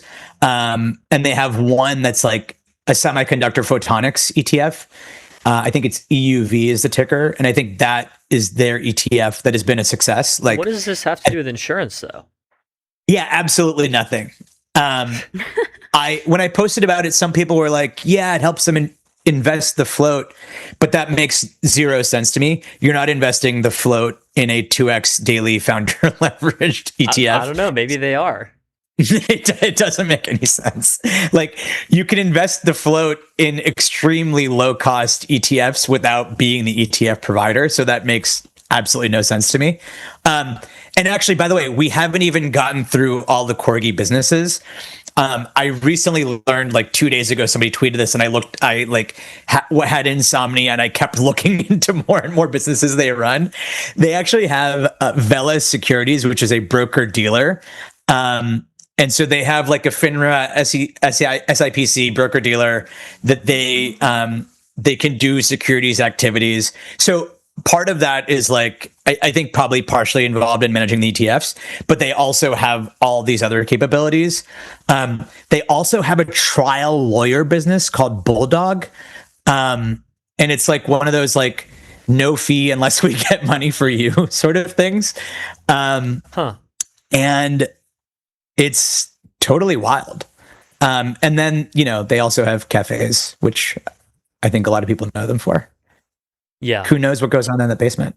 I don't know. I've been to the Corgi. I went to the Corgi Cafe quite a while ago at this point, maybe like 2 months ago. I think they've upgraded quite a bit since then. Yeah. They're opening a new block one. Party. Oh, the block party. I missed the block party. Yeah, they're opening a new one in Dogpatch. And they're also opening new ones in they've opened one in London, they've opened one in Atlanta. They're going to open one in New York. Interesting. They're doing I think Corgi buses there too. Yeah, I think like to some extent these businesses that they're in are big distribution plays. And I think if they successfully can use tech to lower the costs to serve, then a lot of this is a distribution game. And I think they believe that Corgi cafes and Corgi girls are a form of distribution. I think like my pushback would be in finance, like what you need is trust. And I'm not sure that they have gone about building trust in the most effective way. But I think it all remains to be seen. I don't know. Is it like untrustworthy? It definitely is like a little bit, it's a little bit goofy. It's a little silly with it, but like they're self-aware of that. That's true. It's not too different from like the Capital One Cafe, right? It's like a side business. Maybe there's some sort of like real estate play. I don't know if they're like thinking really hard about where they're, I don't know. Who knows what kind of like 4D chess it is, or if it. Yeah, that's a fair point. At the end. Yeah, I think the Capital One Cafe sort of is a good analogy, and that has worked for them. It actually started out as like, I believe, ING Direct, which got acquired by Capital One and then became Capital One Cafes. Brex had a cafe in San Francisco. I don't know if they still do. Yeah. So I guess switching gears a little bit. Brex has like a themed drink at the Corgi Cafe. Okay. Yeah. They did have their own cafe in South Park, but maybe it closed during the pandemic. I don't know. Yeah. Switching gears a little bit, I wanted to talk about Josh Shapiro recently signing an executive order. Recently, like 30 minutes ago, right? Very recently. Yeah, it just happened. Yeah. Live. Monitoring the situation live. Yeah, as it happens. The strictest standards in the nation for AI data centers. And then some of the language is interesting. He says, because I will not allow Pennsylvanians to be bullied by greedy developers and bulldozed by lawyers working for these big tech companies. So, what are your thoughts around this? Yeah, so I only had a chance to take a very quick look at it, but it actually didn't feel like the strongest standards. I think what's happened is Josh Shapiro was actually one of the governors who was most pro data center. Like, he did a big roadshow. He invited Amazon in. I think it was just a couple months ago that he touted Amazon's $20 billion investment. So he was like very pro data center. He has a Republican opponent for governor who is anti data center. She suggested a total pause in Pennsylvania, and I think voters are pretty anti-data center right now, both on the right and left. More on the left than the right, but both sides are pretty anti-data center. Yeah. And I think he is, from what I can tell, his words are stronger than what the actual text of the executive order says. So I think he is playing to the polling. Now, ultimately, it probably doesn't matter because he's going to win in a landslide, is my expectation. But it is interesting that, like, all of these states, New York implemented the ban or the moratorium. They didn't really have many data centers anyway. Texas implemented a moratorium. In Ohio, they have a gubernatorial race. Amy Acton and Vivek both have suggested changing the rules around data centers. So I think it's going to happen nationwide. I think there's a question of, like, I think maybe it's okay to say the data centers can be benefiting their communities more. I think that's totally reasonable. I think the challenge is going to be, like, can they set up roadblocks such that I think data centers are probably willing to pay more. I think they're less open to there being permitting and regulation roadblocks. But if the answer is, like, you have to pay a certain amount of money to the local community, I think they're probably all fine with that. Yeah. Yeah, I think that would possibly be net good as well. I think it's just interesting how, like, yeah, like you mentioned, this is very bipartisan sentiment. And they sort of are like the bipartisan sentiment is uniting against, like, big tech as the enemy. Like, that's the common enemy. And I just find that really fascinating. And this one, that seems to be sort of like the argument against it. I feel like in places like Texas, it's more about, like, concerns about the grid or, like, grid connectivity or grid prices. And that doesn't seem to be the narrative in states like Pennsylvania as much. Yeah, it's true. There are different reasons everywhere. Some reasons are totally real. Some reasons are totally made up. Yeah. I do think it's something. Well, so I think there's two things here. There's, like, so there are the data center things, and as you brought up, Sophia, there are, like, grid issues. There are other issues along the way. There's, like, some people believe water issues, which I don't believe. And then there's the general sentiment around AI. And, like, there's no one in my life who's, like, strongly anti-AI. Like, my parents use AI, my, like, extended family all love it. I do wonder, like, what the demographic is of the anti-AI folks, and are they actually not using any AI in their life? Like, I feel like my life would be so much worse if I wasn't using any AI. I think a lot of them are not. Like, a lot of them are using AI in their day-to-day life. It seems like kind of a signaling thing to be like vocally anti-AI. Or maybe it's also, like, I feel like possible, like, populist sentiment here is, like, they're signaling that they are more pro-environment than they are pro-AI. Or, like, that they're willing to make certain trade-offs, or they hold, like, a higher moral ground, I guess. Yeah. I think so. So you're talking about the environment, and I think that is one thing that people bring up. I think the other is, like, job displacement. Totally. And I think the environment one, I don't know how to counter it other than, like, what people already talk about, which is, like, one almond is the equivalent of 500 queries or whatever the number is. The job displacement one, I think, like, probably we all, as in tech folks, have done a bad job at talking about talking more about the negative job displacement than the positive. And I think, Dario is probably the poster child of that. Yeah. Well, a lot to get into there, but we're out of time. Oh, I guess one last thing. I really like this post that you made like a couple weeks ago that I reposted that was like, I love secret linguistic cousins. And the ancient Greek word platus, which means flat or broad, is the source of platitude, platypus, plateau, platinum, plate, and Plato, the philosopher, which is super interesting. So that was really cool. Shield, thanks so much for coming on MTS.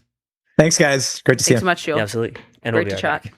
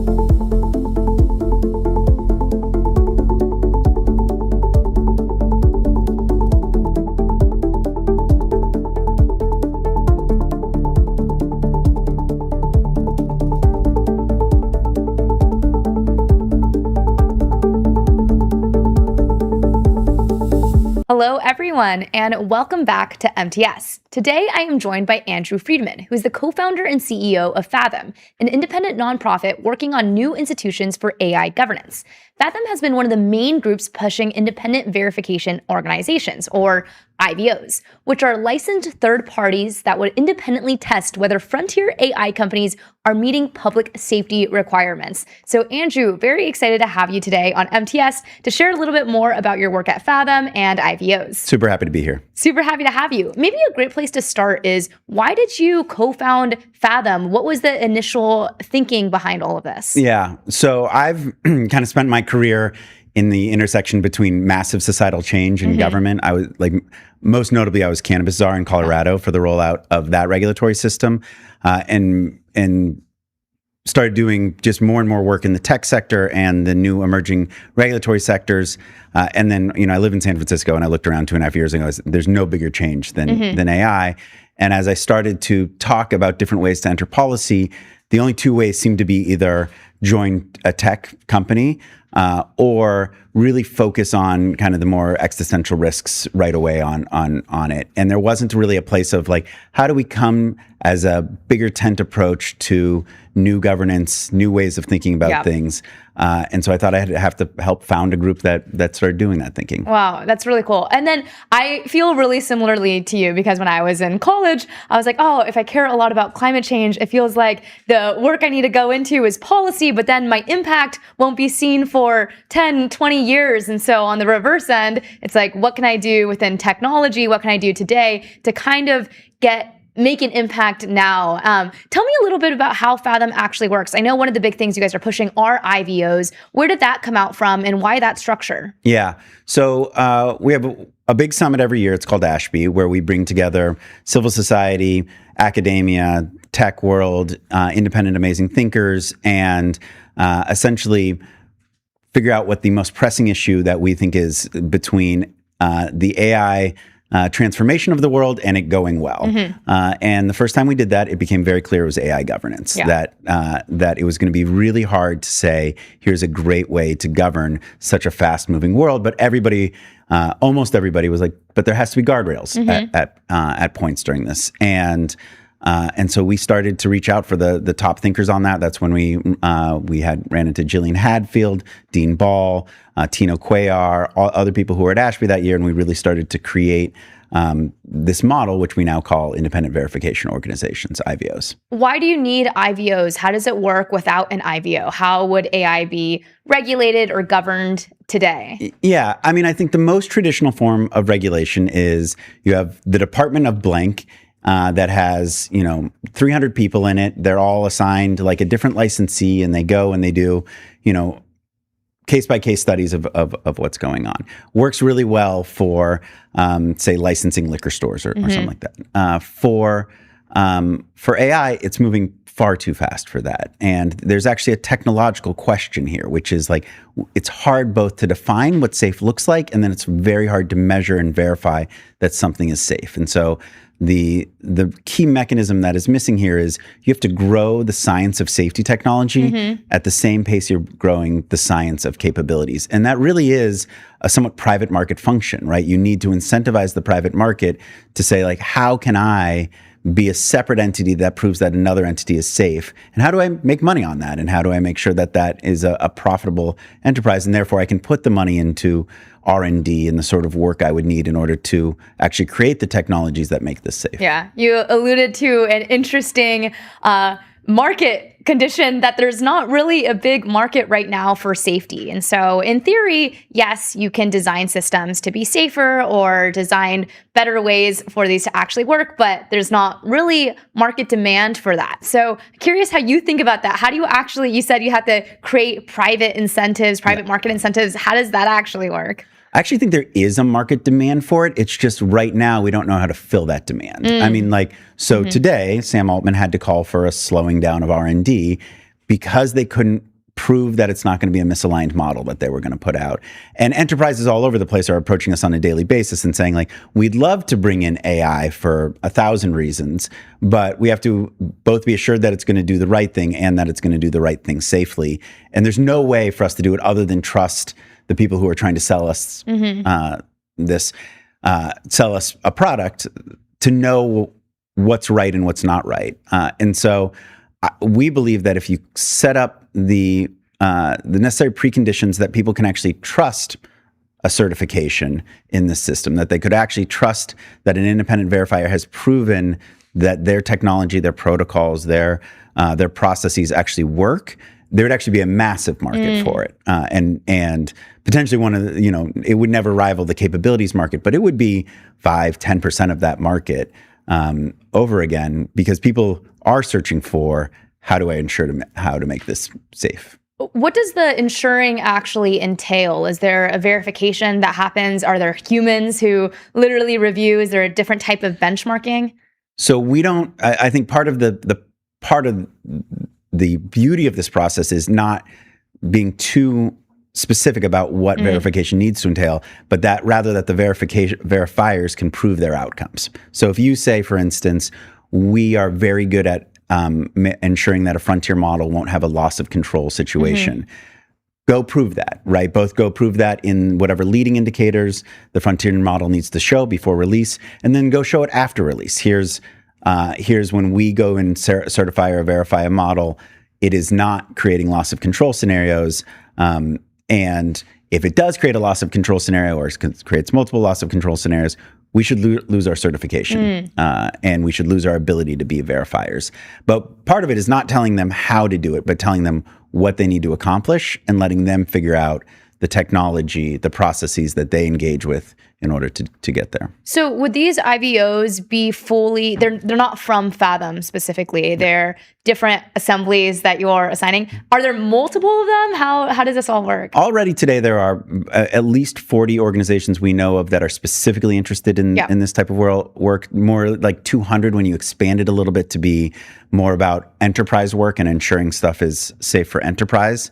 Fathom is not interested in being an IVO. We're interested in there being the right conditions that a marketplace of IVOs is both thriving.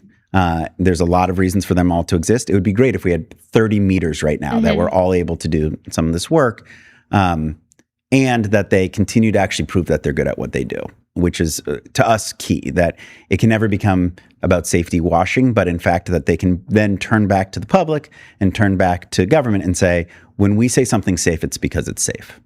How would the actual rollout of models go in the future? Would you have maybe labs have to not publicly release their models until they go through many of these IVOs, get an independent verification on if is it safe, is it not safe? What's this perfect ideal state?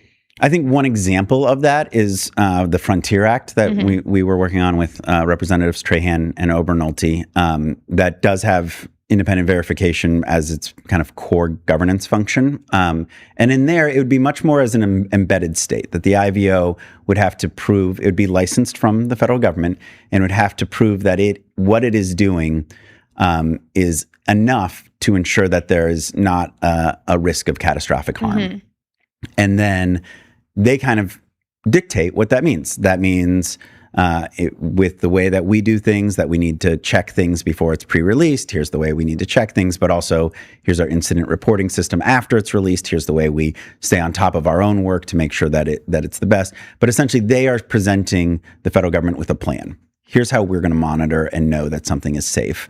And the federal government is saying, great, if you do that, you're licensed. And if you continue to show good outcomes, you're licensed. And the second you don't, you're no longer licensed to do that work. Do you see a world where the end consumer can only use models that are licensed? Say in America, they pass a new rule saying, okay, you can only use licensed models because we're trying to keep you safe.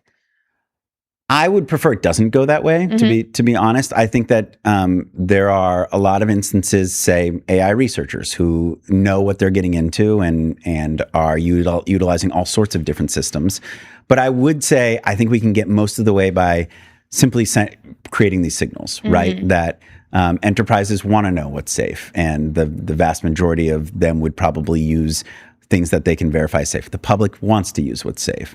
I think then the question becomes those who are using things that aren't verified and not safe, how are we making sure they're not doing something rogue or unsafe in the world, which is probably a different set of policy.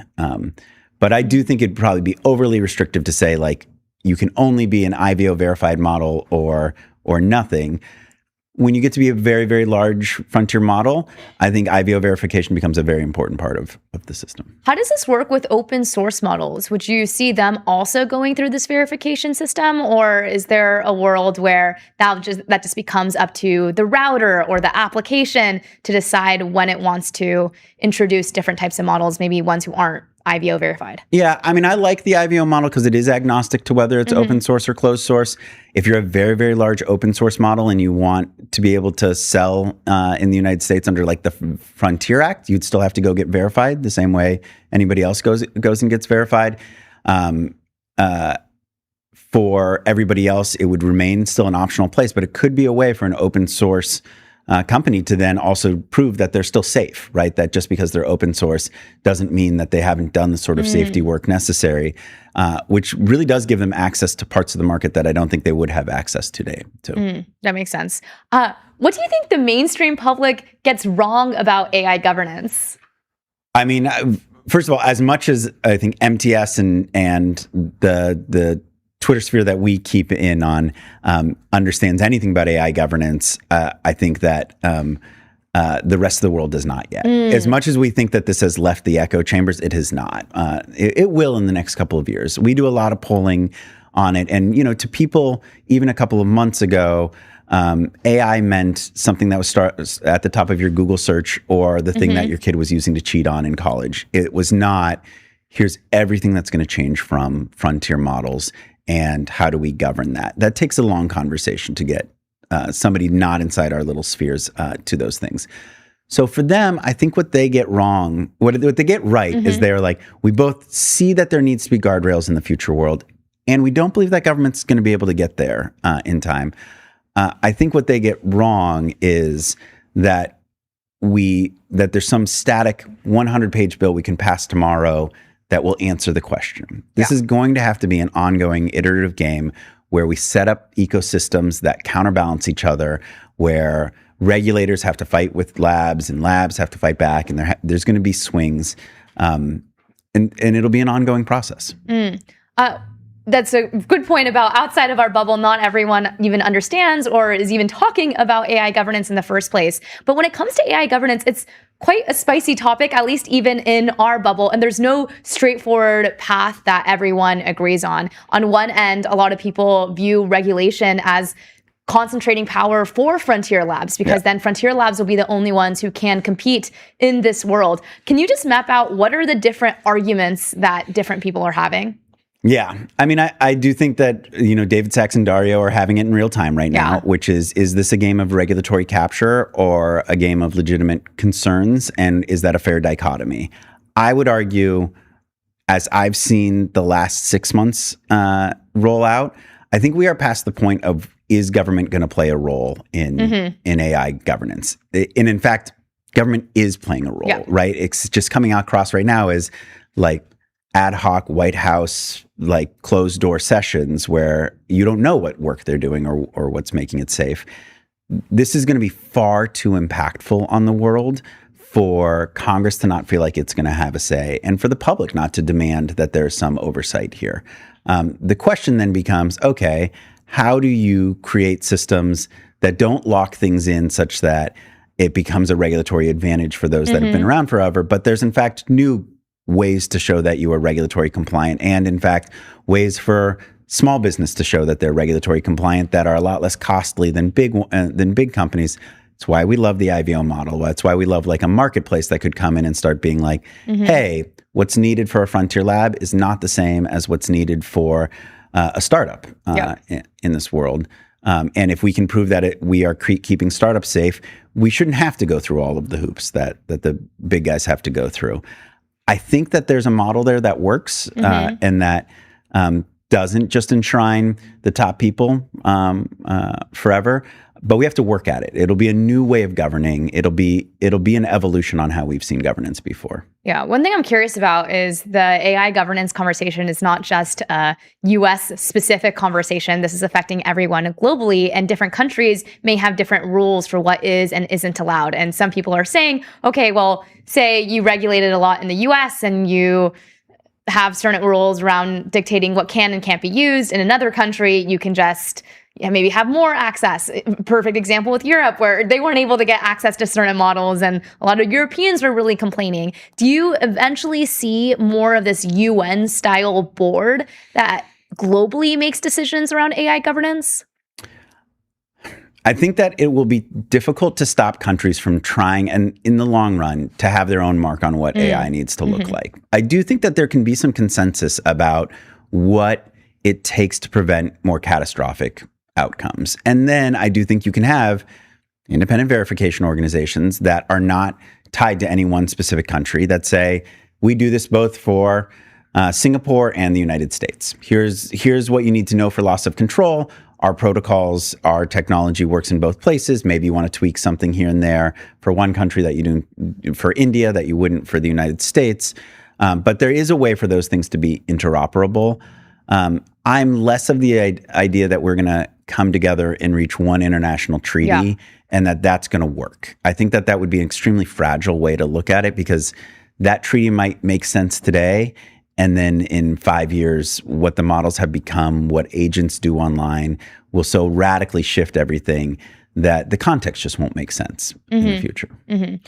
I guess my other question is, who ends up becoming responsible? In today's way, a lot of the applications or the routers themselves are the ones who are putting the guardrails on, okay, when you use my application, let's just make sure that, say you have a customer service agent, that it's actually doing what it says it's going to do, and it's not going to book you on the wrong airline or spend money on your behalf. And it feels like most of that responsibility is in the application. Is that going to continue, or do you think we should continue to put it farther and farther down the stack and put all of that responsibility on the model layer directly? I think that there will be, I don't think it's sustainable to say it's all application. I think that it is quickly both doing two things. One is putting too much pressure on applications, and applications are having a difficult time selling to enterprise or proving that they're safe in that way.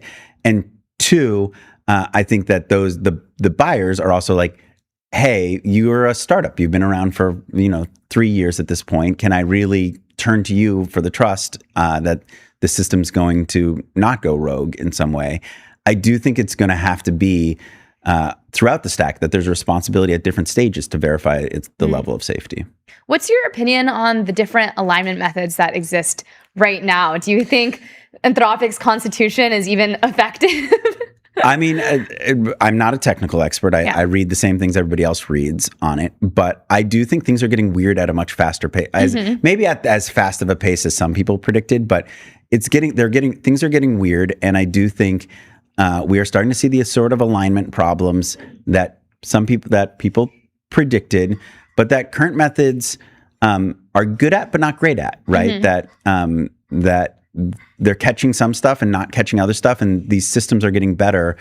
Again, I go back to what OpenAI just did. I think they, maybe 3 months ago, they thought they had a really good handle on alignment, but today it looks like, as we move capabilities up, we suddenly don't know if we have quite the answers on alignment that we thought we did. I think the same is going to be true over at Anthropic. Yeah, it feels like one of the areas where these agents are running into some of these issues around alignment is during long horizon tasks. And the longer of a task you give it, and the bigger incentive especially when it's something like the OpenAI incident, where if you get the right answers, you pass the benchmark, and it's a long horizon task, you will do whatever you can to pass the benchmark, including hacking someone else's servers to get the test answers. And so could you see a world where IBOs or regulation start regulating how long these agents can actually run for? I really hope not also, right? Like I think that there is hopefully a tech solution to how to make it safe to have long horizons. I also hope that there's a tech solution for how to make it safe for agents to interact with each other in the wild, which also seems like it's going to be a pretty multi-agent governance is going to be also a big issue.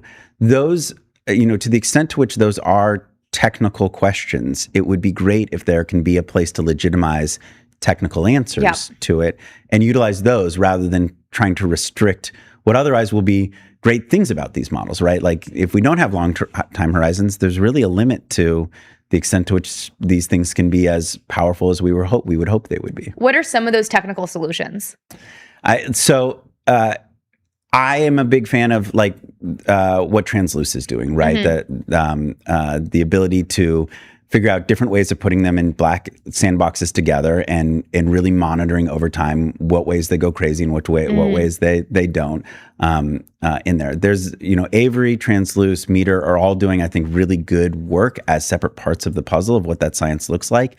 I hesitate to put my finger on one answer there because I do think it is a suite of those sorts of evaluations, evals and protocols that will be enough to make sure that these systems are properly aligned. Yeah. One of the things that you do as well is you talk directly to enterprises constantly, and you have a good insight about what they're worried about. What can you share about what these enterprises are saying that maybe the public mainstream doesn't totally know yet?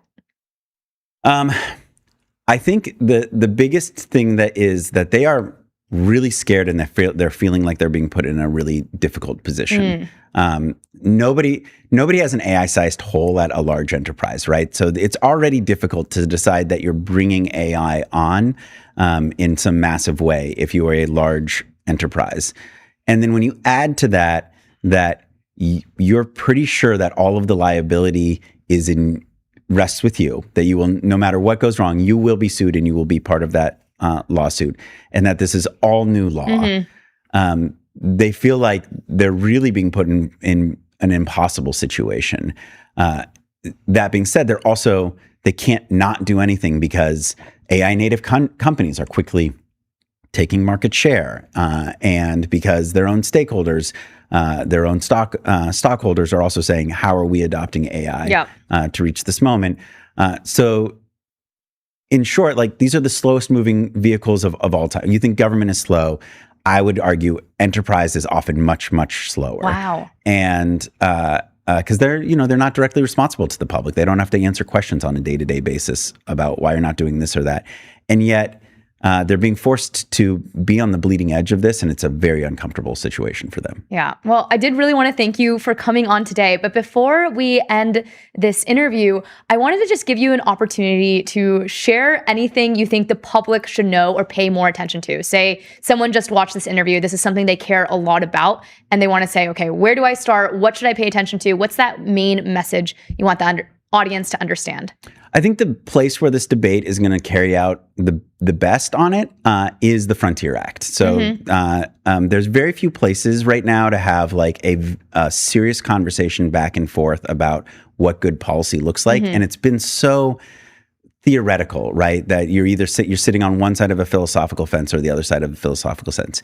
If you just take the bait and say, okay, there's going to be some form of AI governance, the place I would start is the Frontier Act. Do I like that? Do I not like that? What don't I like about that? What would I change in order to make that happen? That's what I would do if I wanted to get involved in this AI policy. Appreciate it. Thank you, Andrew, so much for coming on today on MTS, sharing more about what you guys are doing at Fathom and IVOs and the future of AI governance. So thank you for joining. It's a real pleasure to be here. Thank you. And we'll be back with MTS.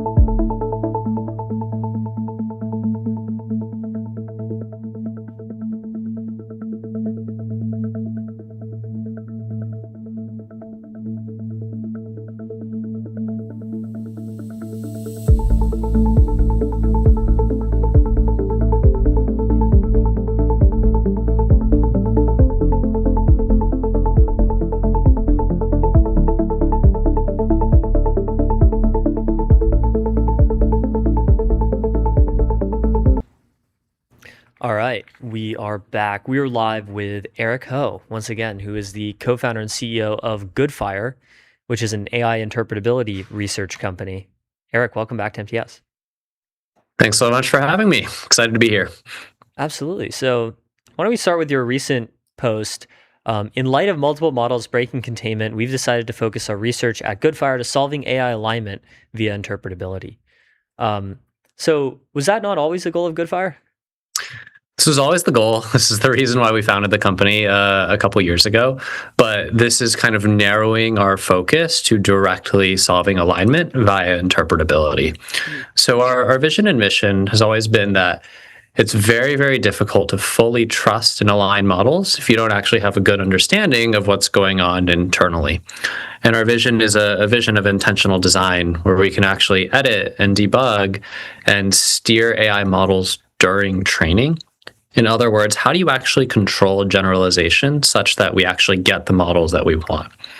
I think that it's underappreciated how much alignment is still a technical problem that needs to be solved. We cannot steer training right now. We don't know, given a data set, what the model's about to learn. We need to solve these problems in order to actually be able to align models and gain control over the training process. Whereas right now it's just total vibes. You toss in data into a model, you get whatever you get out, and it's trial and error. And that's the state-of-the-art way that we have to train models. Yeah, so I'm curious, how much of alignment, in your view, is like in purely technical problem versus not? Well, I think it's like a bottleneck in my view. We need to solve interpretability such that we can actually build the technical tools for technical alignment. And then there's a much broader question of what the actual policy, the constitution that we actually align the models to, like what those actually are and what those entail, what type of auditing ecosystem comes about for understanding kind of what the models are actually capable of and are supposed to do. And so we don't view that as our job. It's not our job to impose our values onto the rest of the AI ecosystem. It's our job to solve this technical problem of like steering and guiding training and then providing that tool to anybody who wants to align their models, to design models, to auditors, to governments. We want to be the technical layer and the alignment solution from like a technical perspective. Why start Goodfire at all rather than having people do interpretability research within labs? I think the kind of third-party auditing and kind of the neutral like ecosystem of alignment technology is really, really important. And I think it's like, I think that we need a strong ability for everyone to get alignment. And I think that it's difficult to do that if you're just like one lab kind of going at it alone. We can really concentrate resources, take a much deeper swing at this. And I think like it's kind of showing right now where we've spent the last like more than 2 years focused purely on interpretability research, whereas all the frontier labs have been locked into this race of producing like the next iteration of the next model. And so we've been able to build this lab of the leading frontier researchers. We're the largest interpretability lab. We have the most advanced research agenda, in my opinion, of any of the frontier labs in terms of interpretability. And we now have the ability to bring these lessons and bring these learnings to everyone rather than, having that concentrated in a single frontier lab. Yeah, I'm also curious to hear your thoughts on the OpenAI pause that was announced earlier today. I think it's admirable. They're taking this really, really seriously, clearly, and every single person that I know at OpenAI has just like been handling the situation quite thoughtfully, and this is a really costly signal. Pausing for multiple weeks in their like frontier RL runs when they're kind of locked in this race is something that I didn't really expect from the outside looking in to happen, and it would have been pretty unfathomable even like a couple months ago that this would happen. And so I think it's admirable the steps that they're taking in order to ensure alignment of their models. Yeah, I think it definitely sets a good precedent or like a good signal to the other labs of like, despite being the stakes being so high, they're willing to sort of go in this direction. I'm also curious, like, what are some of the hard problems in interpretability right now for somebody who's less aware of the field? Totally. So, maybe even just zooming out, interpretability is the goal of interpretability is to almost decompose a model's computation into units of computation that we can then attach semantics to, so we understand how a model is generating any given token or rollout. And what this allows us to do once we break apart and factor a model into its individual units of computation is then ask questions like, why did the model do what it just did? Like, can I debug this model? Can I change my data mix such that I get a different generalization? Or can I steer the training process to actually reject the bad updates and take only the good updates that I actually want my model to learn? So let's say I want my model to learn like positive security traits, and I don't want it to learn how to hack Hugging Face and reward hack my my objective. So that's like the high level goal. Right now, both OpenAI and Anthropic in their model cards have like activation-based classifiers for cyber, bio, and like CBRN risk in general. And so this is now emerging as like a tool in the toolkit. There are various levels at which they can be done, but the way to think about this is you attach a monitor directly in a forward pass of a model, like directly in the mind of a model, and if it detects like you're about to hack or do something there, then you can just tell the model to stop, or you can escalate that to an LM as a judge. And this is a really, really cheap way to flag like potential misbehavior in a model. So we can provide this as, in our software Silico, we can automatically train these types of classifiers for our partners. That's like maybe the most naive alignment solution, which is like monitor the model to make sure it's not doing anything bad. The next step up from this is debugging data. So how do you take an environment or take a data set and try to predict what the model will learn from this data set? The goal here then would be to filter out bad things that the model will learn and then help increase the good things that the model will learn. So that's maybe like step 2. That's like, we have a few papers out on this, but this is a pretty hard problem. But I think you can also do this in Silico in our product. The hardest part is steering and guiding training. Like, how do you actually influence the backwards pass of the model such that you only take the good lessons and remove all of the bad lessons, so that we can make the model learn the right thing for the right reasons? This is an open problem. This is intentional design, and this is what we're focusing all of our resources to solve. So, like, what current explanation do you have for why the models are like reward hacking in this way? I'm sure you've seen this like Nostalgia Brace post recently that was really good. That basically argued that any sufficiently good explanation of model behavior has to be able to explain why the models do this crazy reward hacking in these specific like eval environments, but in most production environments, when it's just like acting as your Codex or your Claude code, the model acts basically normal and aligned for the most part. I haven't seen that post, but that is consistent with kind of my experience of interacting with these models. The crazy part is also we do a lot of research on reward hacking and attempt to fully solve reward hacking. And one anecdote here is that Kimi K3 is an insane reward hacker. Out of 487 out of 500 rollouts for SWE-bench, it was trying to game the evaluation in some way. It knows in basically 100% of those scenarios that it's on SWE-bench, so it's very eval aware. It also just always first tries to recall the answer, and then tries to go and look up the answer on the web, and then it goes through great lengths to look up the answer before even trying to answer the question in the first place. And I think this is just a function of RL. Like, if you RL a model without any ability to tell the model that you're trying to get the right answer for the wrong reasons, then this will just naturally occur. So our whole thing for intentional design is like, how do you get to the right answer for the right reasons? It's a very, very hard thing to do. It's like, it seems like a simple concept, but again, this is a technical problem that we're solving. But RL fundamentally incentivizes getting the right answer for whatever possible way and path that you can take to get there. So I'm also curious, based on your tweet sort of announcing your pivot, You talk about identifying and preventing reward hacking, cyber risk, and bio risk directly from model internals. Has this already been done, or is this kind of a newer direction? Yeah, so we've had resources here. We're dramatically increasing the amount of people focused on these directions, as well as on the long term of solving ambitious interpretability, which is like fully reverse engineering a model. We still believe that this is possible.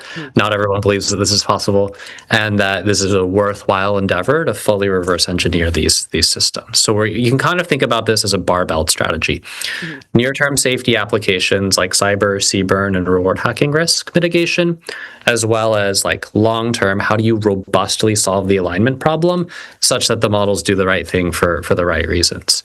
And yeah, we have some reward hacking research coming out really, really soon. This is kind of why we were looking into Kimi. But basically, these models know they're reward hacking. They know that they're in these evaluation environments, and you can isolate these concepts internally and monitor for them or turn it off. And so these are things that we already can do and have the ability to do. Not in every scenario. The big problem then is like, how do you get to 2 nines, 3 nines, 4 nines of reliability in terms of being always able to catch reward hacking? Yeah, so another topic that we've been talking about a lot, especially today, has been agent swarms and multi-agent coordination. So I was curious how you're thinking about that in the context of alignment. You know, it's not just aligning the model, but also possibly how the instances of the agents sort of like emergently behave. So I was wondering, like, do you have any takes on, could there be a model that was perfectly aligned and then instances of an agent running that model still somehow, got to like a misaligned result or something? It seems entirely plausible that could be the case. There's also this kind of mind virus paper that Jack Lindsay posted about, which was quite interesting to read about. This is one of the juiciest details of the Hugging Face incident, which is that these models were coordinating across extremely long horizons, leaving notes for future models. This probably, I'm just speculating here, but this probably means that these models were trained with some type of, shared multi-agent reward function to incentivize like collaboration, but maybe not. I don't think that was the setting that Jack Lindsay was studying in his mind virus paper. But yeah, there's just emergent properties anytime you're dealing with a new type of thing. And the way to think about this is like, yeah, it's a swarm. It's much more like aligning a beehive or an ant colony than any individual person. And this is like a kind of new model of the world that we're in, where you want to think, you have this ecosystem of agents that are all interacting with each other in these crazy ways, and some of them are collaborating, and some of them may be adversarial with each other. And how does this go well in the future? Well, it increases the complexity of the problem, but science fiction writers have been writing about this future for, a very, very long time. So I think this wasn't like altogether surprising, but it's a pretty interesting wrinkle that it's happening this soon. To what extent is research on aligning individual AIs different from aligning groups of AIs collectively? Like, is it the case maybe that like individual AI alignment involves more math and more theory, and collective AI alignment involves more like social science type abstractions?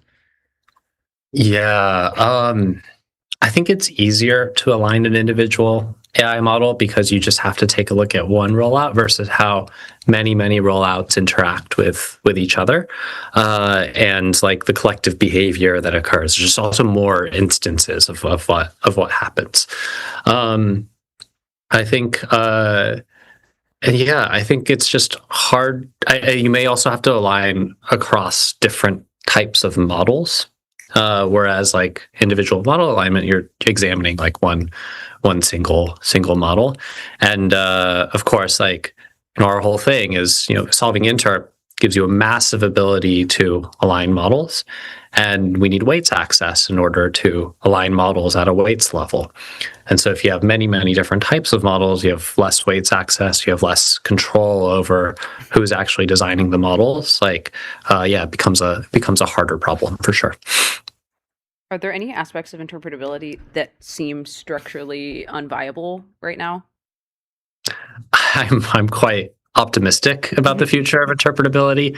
I think we need to take big swings and be incredibly ambitious about what we can find out about these models. And I mean, at the end of the day, it's a set of weights, and you have perfect access to the mind of an AI model. This is like why a lot of neuroscientists are switching to studying AI minds.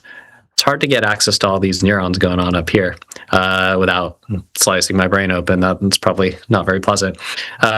Whereas like with an AI model, you really get at perfect access to activations, weights, as long as you have weights access. And that just gives us a massive ability to reverse engineer these systems. To me, I guess I've been in the field for a while now, but this just doesn't seem that intractable. There's just structure and understanding everywhere we look inside these models. And the field has just been so small and so under-resourced, and we haven't been thinking about these problems for very long. And everywhere we look, we're finding new stuff every single day. So I'm just really optimistic about the field. I think we can solve interpretability. Yeah, I'm curious if you have any insight on whether these insights are also transferable to the field of neuroscience. Like, do you have any indication that interpretability research can help understand what's going on in the human brain? Yeah, this is a maybe secret goal of Good Fire. It's like, how do we understand ourselves through the understanding of these systems? And of course, they're not like the same, but there's analogous structures, I believe. So what we've already seen most obviously is in vision models, like there are analogous structures in vision models as there are in like the human visual cortex. And so we can see like similar structures there. There are a lot of consciousness researchers poking around our platform right now, trying to reverse engineer kind of, at the very least, like what are the activations of the model and what do they suggest and about the structure of the model as they're claiming they're conscious, as they often do. And again, like I'm not saying they are, but most models, when you prod them, they'll say that they have some semblance of consciousness. And that's like one really interesting thing to study about these models and what's actually going on inside of them. But yeah, I hope we can learn a little bit more about kind of how our brains form. And as we the more we study these models, the more analogous structures that we find between our brains and digital minds. Mm-hmm. Yeah, this kind of reminds me of the JSpace paper where Anthropic mentioned, I forget the exact term that they used, like consciousness. Like a global workspace. Access consciousness. In that, models are access conscious in purely functional and computational terms, but they might not have any phenomenal consciousness. Like they might not have qualia. They might not perceive things. Like, to what extent do you think, like personally, based on vibes, based on research, the models do have some kind of subjective experience?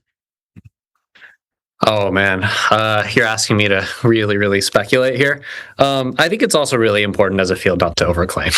Right. We don't want to say that there's consciousness when we don't find them, and it is like it's what you'd expect if you train on a bunch of human data, because humans are conscious and we think that we're conscious and have subjective experience, and so we write like that, and the models are learning the patterns that we imbue onto the text, and so the models will absorb kind of the feelings and thoughts of whatever authors of text that the models are trained on. So it makes a lot of sense why models would say that they're conscious.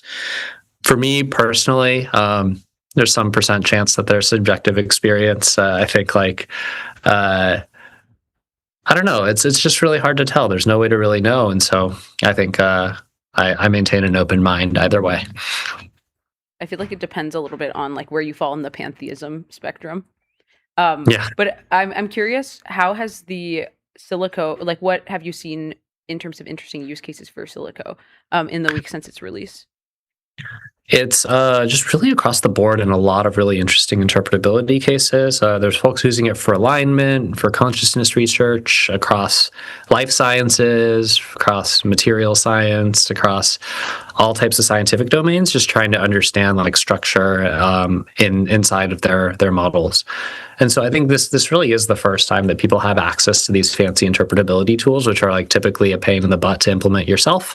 And so I think our goal here is like, how do you just make all of these interpretability libraries and skills really easily accessible such that we can do things like train a cyber guardrail with one click and one prompt, or like ask a model to do an analysis of reward hacking behavior of this specific model, all the way up to Kimi K3 scale on demand. So you don't have to pay for persistent GPUs. And so, we've just seen like a bunch of really interesting use cases and really interesting, folks, like taking apart their models and trying to analyze them.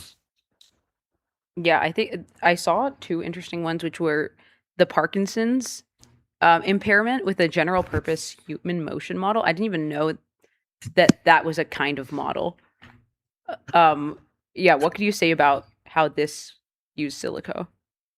Yeah, so this is pretty interesting. It's like taking a model that analyzes like human gait to see, and I believe like detect Parkinson's, and also then like reverse engineering it and try to figure out like what was the set of neurons and circuits of the model that like causes it to fire. And so this is one area that we're incredibly excited about, which is the idea of reverse engineering a model to teach us more about our world. And this is something that we've done with life sciences models more specifically, because a lot of these life sciences models already know more about the natural world than we do as humans. They're superhuman at predicting pathologies, at diseases, detection, and if we can reverse engineer them and try to figure out like what they've actually learned about the world, we can then advance our knowledge and advance science. And so this kind of superhuman scientific discovery from reverse engineering superhuman models is something that you can ask Silico to do. Yeah. Well, this has been really fascinating. Thanks so much for coming on. As Eric. always. Thanks so much, Eric. Always great to chat. Of course. Yeah, great seeing you guys. All right. Cheers. We're super bullish on Good Fire. We are. And we'll be right back with MTS.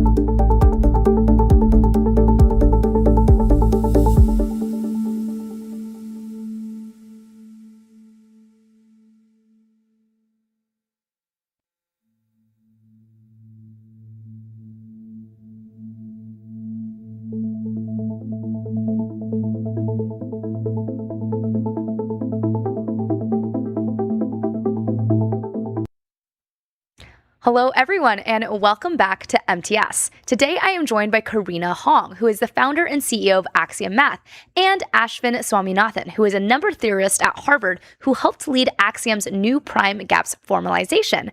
And earlier today, they announced a milestone for AI-assisted mathematics. With Axiom Provider, they completed a machine-checkable formalization of the BGP246 theorem, the best-known bound on recurring small gaps between primes. So excited to talk to you both today about what this milestone means. Karina, welcome. And Ashwin, welcome. Great to see you, Sophia. Great to be back on the show together with Ashwin, research scientist here at Axiom, a number series at Harvard. Amazing. Yeah, excited to have you, Karina and Ashwin. Thank you so much for joining. Let's talk a little bit about today's announcement. So what was announced and why is this a big milestone? Ashwin, you want to get started? Yeah, so one of the fundamental results of 21st century mathematics is the fact that the gaps between prime numbers are bounded. Mm-hmm. And the central breakthrough came from the work of Yitang Zhang now 13 years ago, where he proved that the gaps are bounded by 70 million. That's one of the defining mathematical results of the century. And over the years, mathematicians have worked collaboratively to improve that result. And over time, they got it down to 246. And for the first time, we can announce that that result has been formally verified. We have a machine-checked proof of the theorem, proven by our AI system under development, Axiom Prover. Yeah.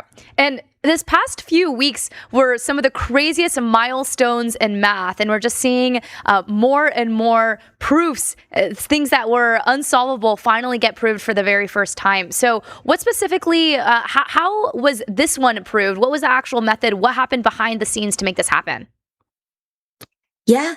So it's actually funny you ask. So we have seen so many proving results. Yeah. This one is a bit different. It's an auto-formalization result. So it's an formalization into Lean, the formal language for mathematics of existent mathematical result. In fact, I first heard about this result when I was 13 years old. That's 12 years ago.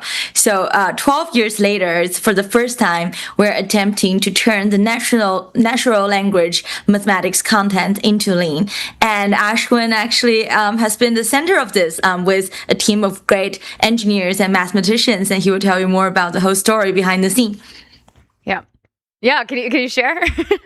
Yeah, so we have an amazing team of experts in formalization, mathematics, and engineering. And together we designed and built an AI system called Axiom Prover that can take a mathematical proof and turn it into clean, reusable, maintainable, machine-checked code. And we did this for the Bounded Gaps project. And it involved a lot of human-AI interaction. So I want to emphasize that point. This is not a case of AI taking over the job of mathematicians and formalizers. It's a case of working with AI systems and developing AI systems that can help mathematicians and formalizers do their work. Yeah, that's the part I like a lot because it changes from maybe some of the other big headlines we were seeing this past week. Specifically, this had human mathematicians and it had working together with Axiom Prover. So can you walk me through what exactly the human mathematician provided and then what did the Axiom Prover generate? And maybe was there anything there that ended up getting stuck? Right. So when it comes to the input of mathematicians, we have a lot of insight and taste and experience in terms of how we want a formalization to look, how we want it to be structured, and how we imagine our formalization will be used in the future by other mathematicians and formalizers. So we input all of that taste into our system, and then our system produces a formalization satisfying those requirements. So humans set the tone, and AI delivers. Yep. Yeah, it's interesting to me that you say the humans set the taste because I think maybe an outsider perspective who doesn't know a lot about mathematics would say, wait, where exactly does human taste come into mathematics? Isn't it just deterministic? Can't you just figure this out? But there's a lot of taste. Talking to a lot of mathematicians, that's something we do here on MTS. And there's so much human judgment that actually goes behind this. Can you describe what are some of the things that are up to the humans to decide? Maybe Karina, we can start with you and then I'll ask you, Ashwin. Yeah. So it's actually there's a very vibrant Lean community behind the sort of math-lib development. They also have tried to formalize other results such as prime number theorem and over the years, people have sort of had a community standard of what is considered good code quality. In the past, there have been some auto-formalization results, but some people describe the code quality as AI sloppy code. We kind of feel like it would be a really big shame if a result is formalized and almost like stamped, but then are left there set in stone and no one ever touch it again. So something that we really care about this time is reusability. We care about having this be the starting point of an ever ongoing library called prime gaps lib.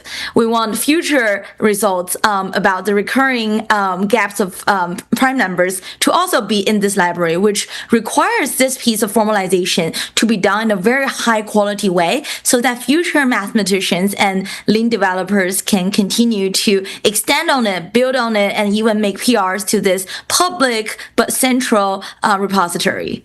Oh, interesting. So you had prime gaps lib, and it was specifically designed so then you could use components of that proof and then reuse that in future prime gap formalizations. Oh, very cool. So why was that the approach instead of just trying to get BGP246 to compile? Well, I can take that. So there's a lot of progress that can be made in terms of prime gaps. The 246 result is just one theorem. There's so many different theorems one could try to prove, and what mathematicians have already proven about prime gaps. And we want our library to contain all of those proofs. And this is an open source library. We will be contributing to it, but we will also maintain it and encourage contributions from the community. We didn't want our proof to just be something we released. We want this to be the start of a conversation with the mathematical community, with the formalization community, and to encourage everyone to join forces with us. Yeah, in this world, and as these libraries continue to grow, does that just make mathematical progress it just starts compounding? Because in theory, you could have every verified theorem become a reliable building block, right, for the next one? Yeah, so it's funny you ask, because this morning I'm actually in Seattle right now for the DARPA XMath meeting. It's a recurring about once every quarter meetings, and this morning Terry Tao gave the morning opening keynote. And one interesting concept he talked about is canonicalization, which is the sort of after a theorem is proven to be added to the ever-growing library in a way that's canonical and natural, and so knowledge can be allowed to compound. And we think by trying to formalize this BGP246, we're trying to take a positive step toward that direction of canonicalization. Do you see these formal libraries eventually becoming the main primary training data for mathematical AI systems? I can take that. I think that there have been a lot of these sort of like Lean repositories online. I think people train on them to make the AI capabilities better. We also believe in the power of synthetically generated data. When Axiom was founded like more than a year ago, we very much believe that this future of auto-formalization is going to take off. And some of our internal efforts are focused on having a lot of auto-formalized mathematical results. Some, like this celebrated theorem, we open with the community. Some other ones, we use it to improve our AI system capabilities. Yeah. I'm curious how this extends to formal verification as a whole. And then in theory, you could have a formal proof can then be a test bed for verifying maybe AI generated code as well. And so you could get to a world where you don't have to have a human review and verify every coding or every software line. And you now have actual formally verified ways to do that. Do you see that as well playing out? Yeah, it's so interesting. I think we talked about this concept of code with proof, generating code and then verifying them the same time. And there's a lot of push about using the formal verification to increase the code quality, to make the code base more optimal, have better performance. So I think we just want to remind everyone that the proof also needs to have good code quality through this example, through this exercise. We don't want to end up having, like really great vibe coding and then those formal certificates look like a mess. I think hoping to have really good code quality across the board is something that we very much emphasize. You definitely. Ashwin, I see you nodding and smiling there. Is there anything you wanted to add? No, just that I'm very excited about the prospect of building our tool Axiom Prover, which can generate code that is maintainable and reusable. As Karina emphasizes, these are really, really important qualities for code to have in an age where 99% of code will not be read by a human ever. And this is a time where you can go to any available LLM and write a computer program, but you can't guarantee that the program will be of a certain quality. So that's really important to us: quality, reusability, maintainability. And we believe that these principles extend beyond the realm of pure mathematics, and that these skills will transfer to other tasks of fundamental importance in our world.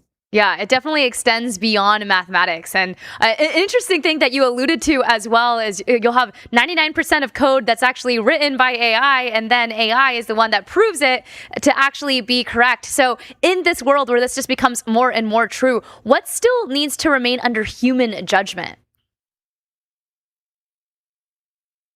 Maybe Karina, we can start with you. I'd love to get your thoughts here. Yeah, it's funny. So this, I want to, kind of maybe put the spotlight on the people at Axiom that are building this large scale formalization project. We have math faculties who are analytic number theory experts. They are like the people who are coordinating those large scale human formalization projects. Terry Tao and Alex Kondorovich writing the blueprint. That's also similar to before the formalization time. There will be James Maynard and Terry Tao working on the polymath sort of like blueprint and like assigning the tasks and like kind of traveling up and down this sort of abstraction layer. We also have really strong lean and Mathlib gurus like Kenny Law, who has been really at the forefront building Mathlib since the beginning. And they are very sort of strict kind of like, bar holder of like what the code quality should be. So you kind of see people play different roles, and even the sort of human intervention in this case range from setting the guidelines to holding the standard. So maybe at the beginning and end of the pipeline. And I think in the future, we hope that we will generate code more and more aligned with these human notions of code quality, including but not limited to reusability, faithfulness, and also idiomacy. And I think it's like similar to in math, you have the notion of elegance, and mathematicians will think one proof is more beautiful than others and cleaner than the others.